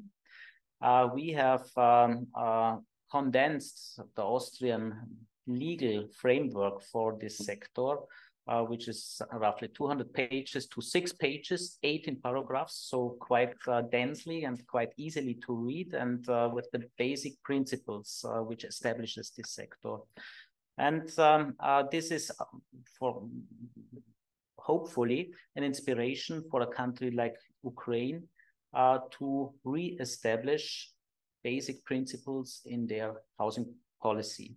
So from my point of view, what we have heard in the past 40 minutes, it seems particularly important to match the two challenges. On the one hand, to abate the most serious consequences of this disastrous war and to help the millions of IDPs. And but secondly, to set the principles for new ways of organizing housing provision for the population of Ukraine. And this is not only for those living here and suffering from the war, but also for those who are abroad and who should be invited to come back to Ukraine and to help to rebuild this country. It should be part of an initiative to make the Ukraine the most advanced, spiritful country on this continent for the coming generation.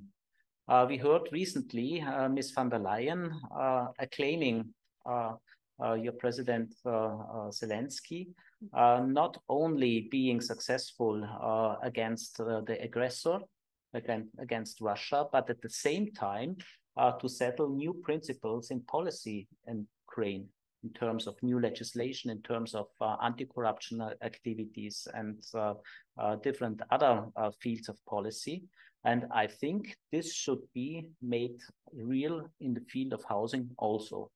So a double strategy, on the one hand, to put measures to help those in need urgently, and on the other hand, to set new strategies for a long-term perspective. And housing is something where you have to draft policy mechanism for decades, for many decades.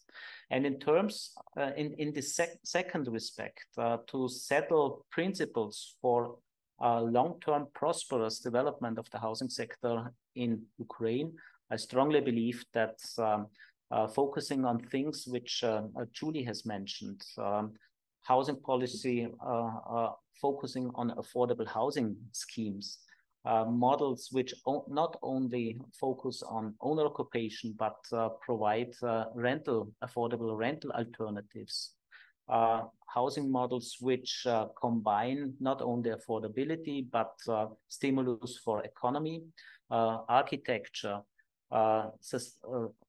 ecological sustainability, inclusion, and all those targets which where housing is one of the most important and crucial fields of activity.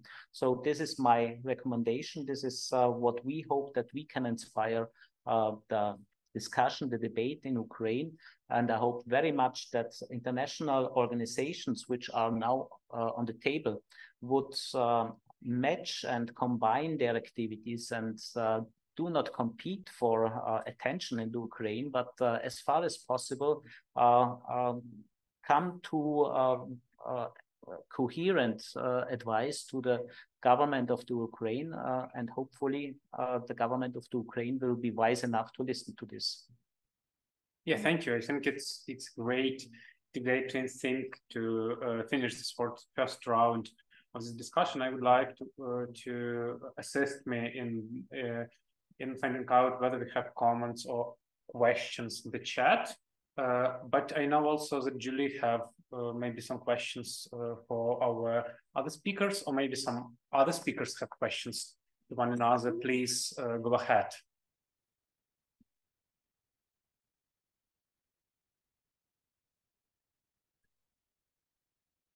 I think the key things that is also about open adherence to the Laguna plan. You know, that was the beginning, if you like. It's what presented in the different countries when seeking the support of Europe and the G7. So we should, as international organizations, support that plan. And that's what I keep coming back to. So that should be what we're looking for. And if we look in the housing paragraphs, we see there's a clear commitment to reform in the affordable housing and the rental housing space. It even mentions legislative reform of actually non-profit housing and municipal housing and ability to have cooperatives. It actually mentions that. And there was a commitment made to 150 to 250,000 dwellings to be built as well. We mustn't forget that. So that was a year ago when that was launched. We actually were all involved in the working groups. You were too. Now we have a year later of damage. And so there will be even more required. We've seen from the IOM data of needs at the most conservative of estimates, we have 500,000 dwellings that are needed in the affordable rental space. So my question is to those who are in the audience, to those who are on the big screen and are advising the government, how will you help achieve that goal, not tomorrow, maybe even not in a year, but in the long term? How will you help build institutions and systems that will keep a good program going at a good scale for future generations? So, you know, we're talking about actually what was needed and happened after the Second World War, when the advice of UNECE then was vital in building different types of systems across Europe. So where CERHI is working now, it was established in 1947 after the Marshall Plan. And it's really important that we have a level of ambition that is commensurate with the scale of the problem at hand. So we're not just doing little pet pilot projects, but actually able to deliver. And that's going to require capacity of a suitable agency, a suitable financial intermediary, implementing capacity, strong municipalities who are capable, entities that provide housing which are well regulated and well governed. Europe has many examples of those things. We should draw on it. And I think also our friends in Unity, who've been helpful for the last 70 years, are very important voices. Our friends at the Council of Europe, the guardians of housing rights, right to adequate housing, extremely important.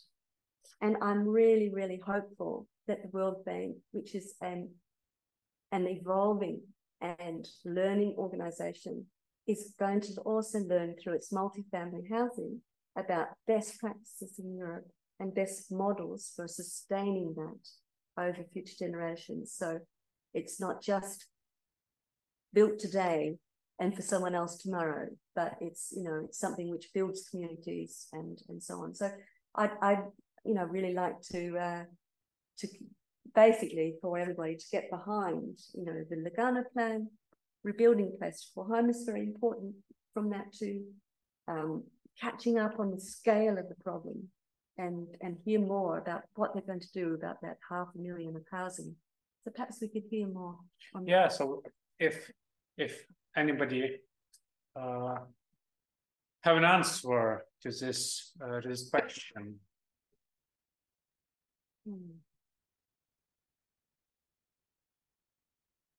Look, I mean, I will just say again, you know, I'm not the housing expert at the World Bank, and I have colleagues who work on the housing agenda. But I think also we have to be a bit realistic about how international organizations work and what their ability to engage. So our engagement is via the government. So we don't set the priorities. We advise on priorities. We try to give them knowledge, but ultimately the decision in the case of the World Bank is, you know, from the government of Ukraine to decide what they're going to borrow money for and what type of programs they want to do. But I will say, you know, speaking as a as the professional and not maybe on behalf of the World Bank, but development organizations also have a shorter time frame. I mean, the housing project that's ongoing now, I think, is a 4-year project, and whether that continues in the future is really up to the government of Ukraine, not to the World Bank. I mean, we can't work in a country without working via the government. So that's also something of a bit of a consideration that needs to be taken into account. And then just from my own technical expertise, I mean, we will continue to recommend to the government of Ukraine that, you know, anything they want to do that involves land use planning and use of land, you really need to enhance the cadastre and the land registry, because I've seen housing projects in post-conflict situations fall apart because of the land rights issues. Thanks. Yeah, thank you, Alina.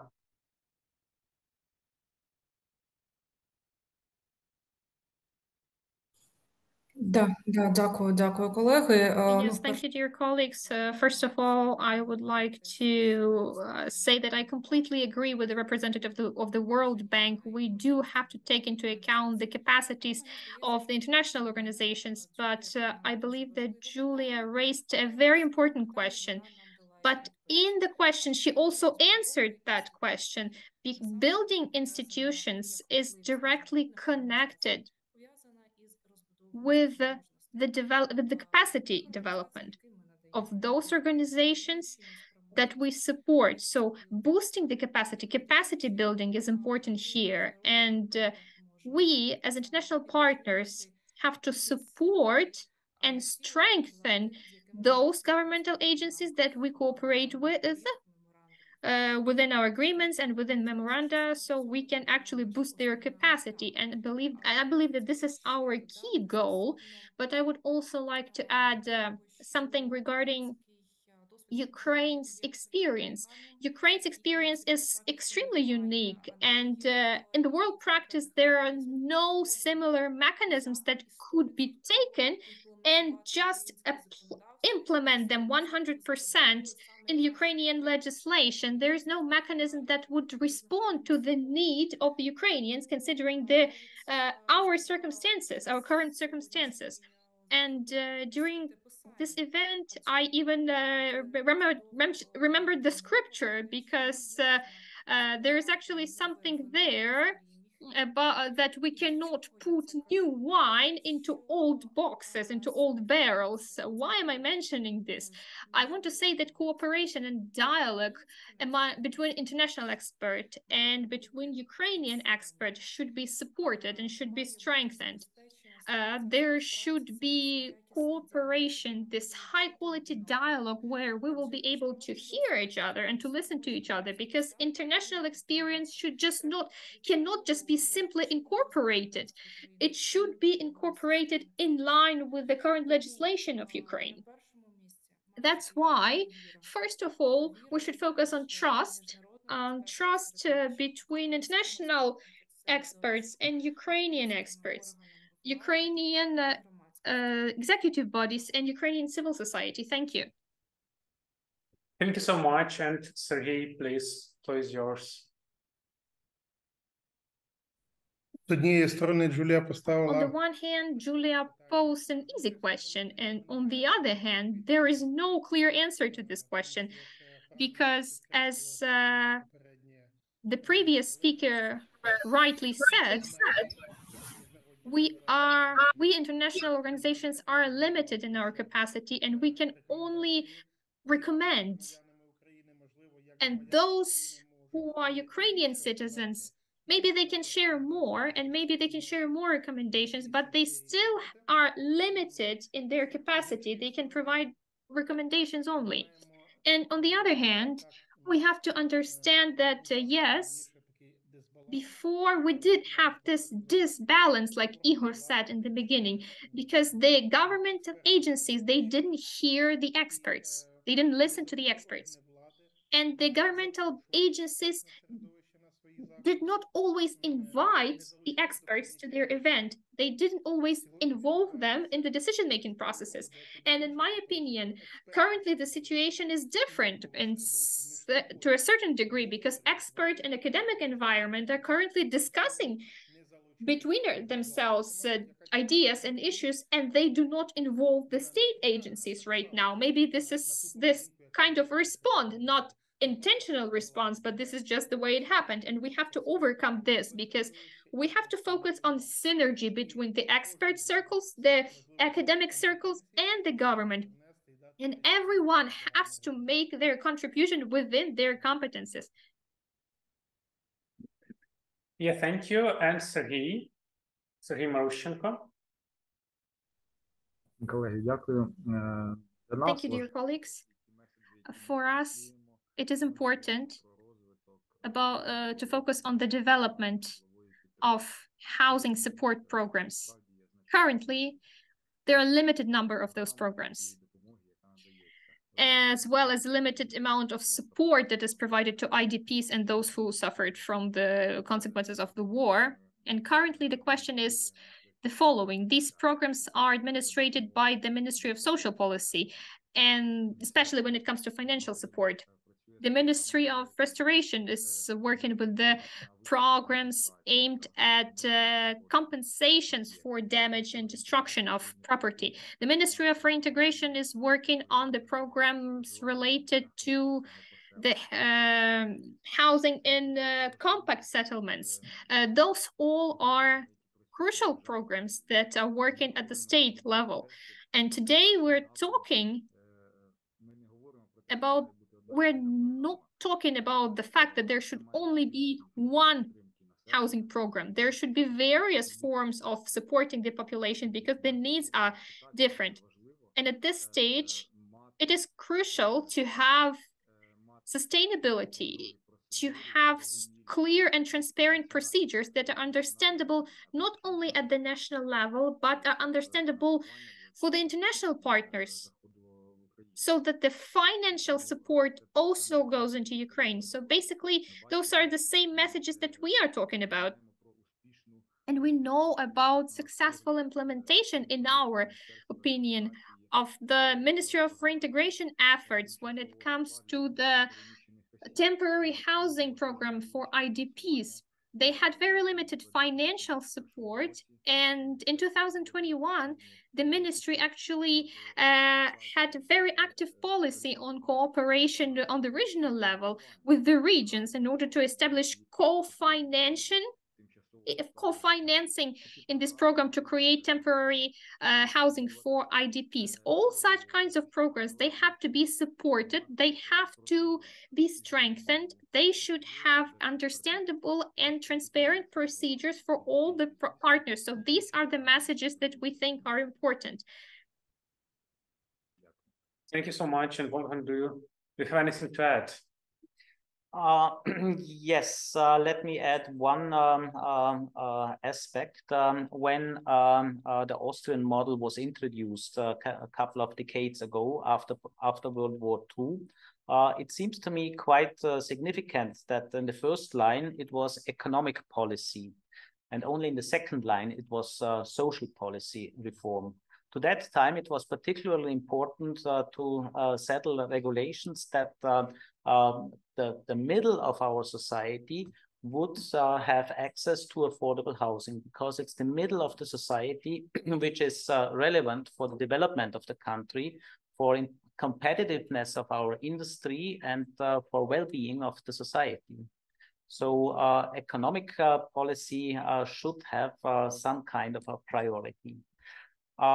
I do have a question to Alina Moskalenko, and this is I heard from your short presentation that you're searching for targets. That one aim of your project is to settle targets of this new housing law. Do you have already concrete ideas which will be the main targets you are going to recommend?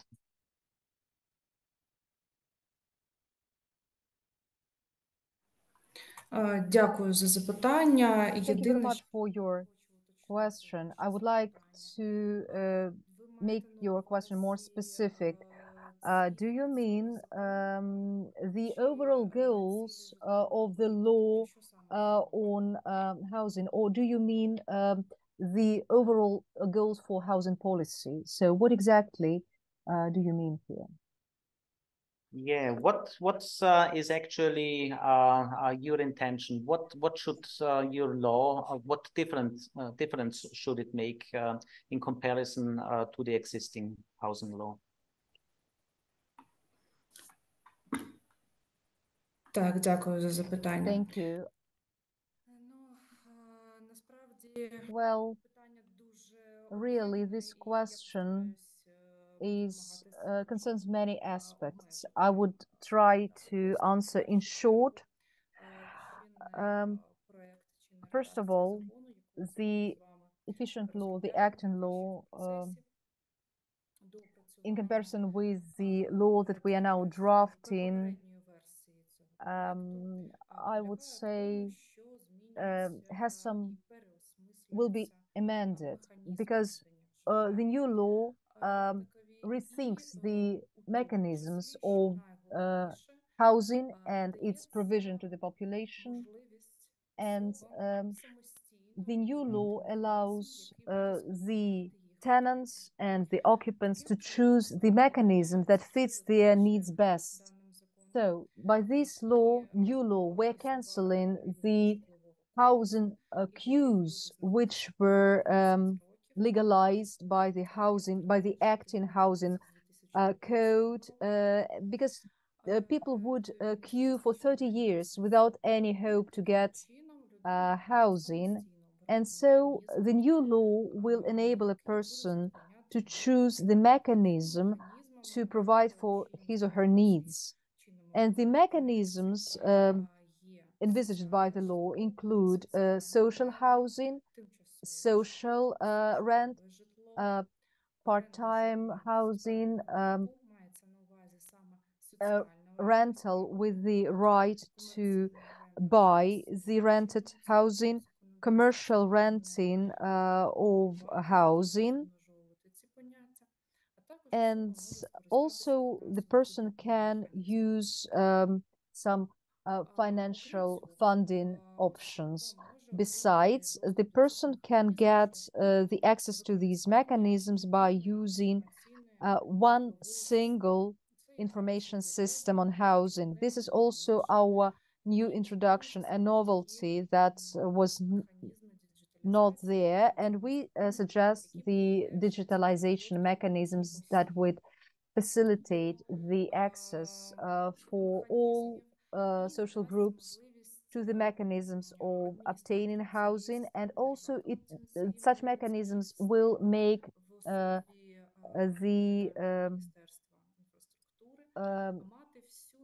make it easier for the administrative centers, for administrators, providing them with an easy access about the available housing and the number of persons in need of housing. I would like to repeat, unfortunately, presently, Ukraine does not have one consolidated database, one roster which would provide the figures on housing, available housing, and the figures on people who are in need of housing. Also, the new law will rethink the living stock, because the law that is still acting practices rather Soviet kind of approach, because the current law classifies the housing stock not only according to the form of property, but also according to the function.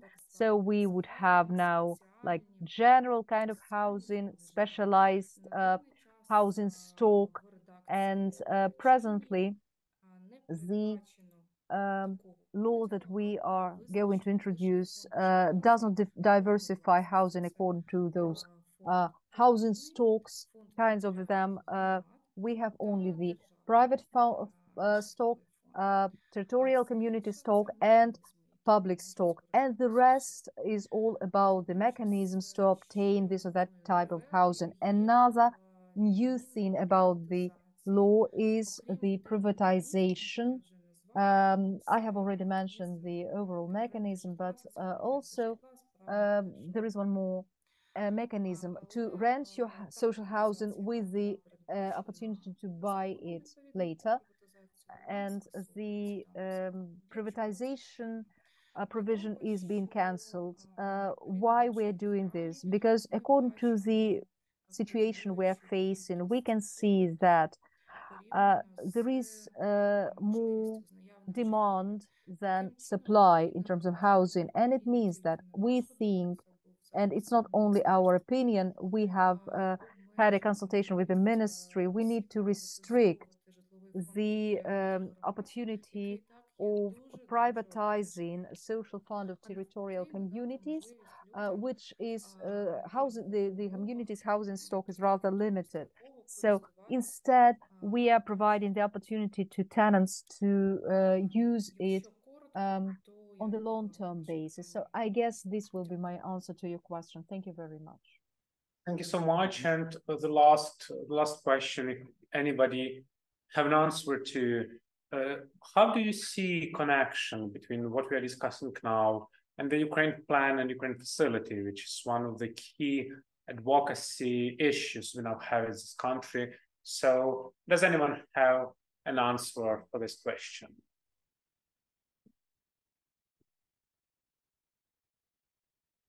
Julie? Well, if nobody else does, yes, please. We have put forward some very clear ideas, which new housing policy has contributed to thinking about, which have been presented in Lviv, in Kiev, in Warsaw, and in Brussels, at various meetings about the use of the facility, which is really set up with 3 pillars very clearly: 1, 2, and 3. 1, loans and grants; 2, for example, a guarantee; and 3, a technical assistance. So it's quite clear that it could easily be used in the reverse order. Technical assistance, for example, to help establish a housing agency, good legislation on a mechanism to actually deliver affordable rental housing. Principles are great, but we need actually a prescribed mechanism for the business operating model to ensure that's sustainable for the future. There will be a need for that, in addition to the general principles law. That's quite clear. So to have it well governed, if there's this kind of model of investment going through. So first, that technical assistance, I think, would be really, really helpful from the facility. Pillar 2 is actually a guarantee, possibly. So one could imagine that the investment that flowed towards affordable housing in Ukraine would initially come from investment banks, development banks, for example, the European Investment Bank. To encourage them to do so, a guarantee would be very, very useful. And that's what Pillar 2 is there for. And then Pillar 1 is all about grants and loans. So we know, if anybody knows anything about affordable housing, they know it needs subsidy to make it affordable for low-income groups. So those grants in Pillar 1 could be incredibly useful. But of course, at the top level, at that scale, it needs an agency through which it should be channeled through Ukraine to municipalities who have the greatest needs. So that's why we need both a financial intermediary to help channel the investment, but also an agency in Ukraine which is aware of needs and works together with municipalities to help them to channel that investment towards really attractive, integrated projects that part of the community where people are proud to live in. And so I think, that's the advice that Ukraine could be given to the European Commission that really actually helps them, brings that Lugano ambitions further. It's not that difficult, really. And we know already from the World Bank's estimate how big that scale of need is. We've had the research today, which I'm really happy to share with Serhiy Mykhnenko, which is all about that needs-based capital investment to serve the needs of the IDPs where they are living and where they want to return to, where they want to resettle.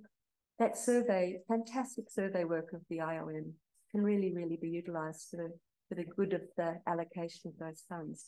So yes, as you know, academics abroad, we're still hopefully helpful and collaborative and using the Ukrainian vision of the Lugano plan to guide us. So that's our main conclusion, which we believe the European facility could be a lever for change, for transformation even, for the good of the fulfillment of the Lugano plan. Yes, thank you. I do not see any other hands, so let me close this beautiful session because we are out of time. And to summarize, I would like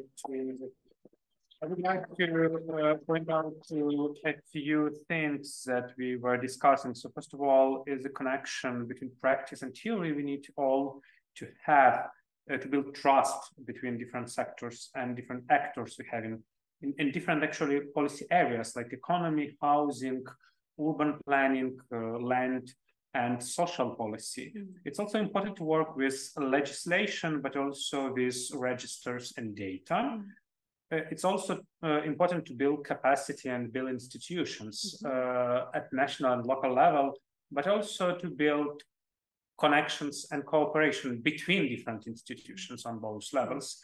And also with this in mind, the process of European integration, Ukraine plan, and adaptation of European best practices to the Ukrainian context would be a way to achieve actually this vision and these goals we'll discuss here. I also would like to hope, that the new draft law and other recommendations would be finally implemented better than Lugano plan, which was actually not approved by anyone. So advocacy, and work with government, with public, and between all of us would be the key to make this happen. So thank you so much for this conversation and for your work. Thank you. Thank you also, Ivan, for keeping this conversation going on different levels and here in this building, in this room and online. So I would like to say a few final words for today's symposium, which was the second annual symposium, and we will look into the next year developing the third symposium, which we will announce as soon as we have the topic, as soon as we have the understanding of the pressing issues and the answers we could gather, the information we could create, or the knowledge we could share. With this in mind, I also wanted to thank everybody participating online and offline here. Our translators, our interpreters who've been working with us today, who've done a lot of work. I'd like to say a few concluding words regarding the technical and the administrative issues regarding the events. So we will work with the speakers to produce a quality report that would summarize points that were mentioned today and were expressed in regards to content and policies and ideas that we think are important for other stakeholders to be informed about. We'll also upload this the recording of this event to the social networks and to YouTube of Mariupol Reborn and Kharkiv School of Architecture, and you will be able to share them. So there will be several emails you will be getting throughout next month. The first one with a thank you email, then the one with the recording and the paper by Julie Lawson, Laurence and Nouwelant about the need-based assessment. and then the full report that we hope would enhance our ability to manage the housing sphere and the land use planning in our communities. Thank you, everybody, again, and see you soon in our different events, possibly within Kharkiv School of Architecture or elsewhere. Thank you. Have a nice evening.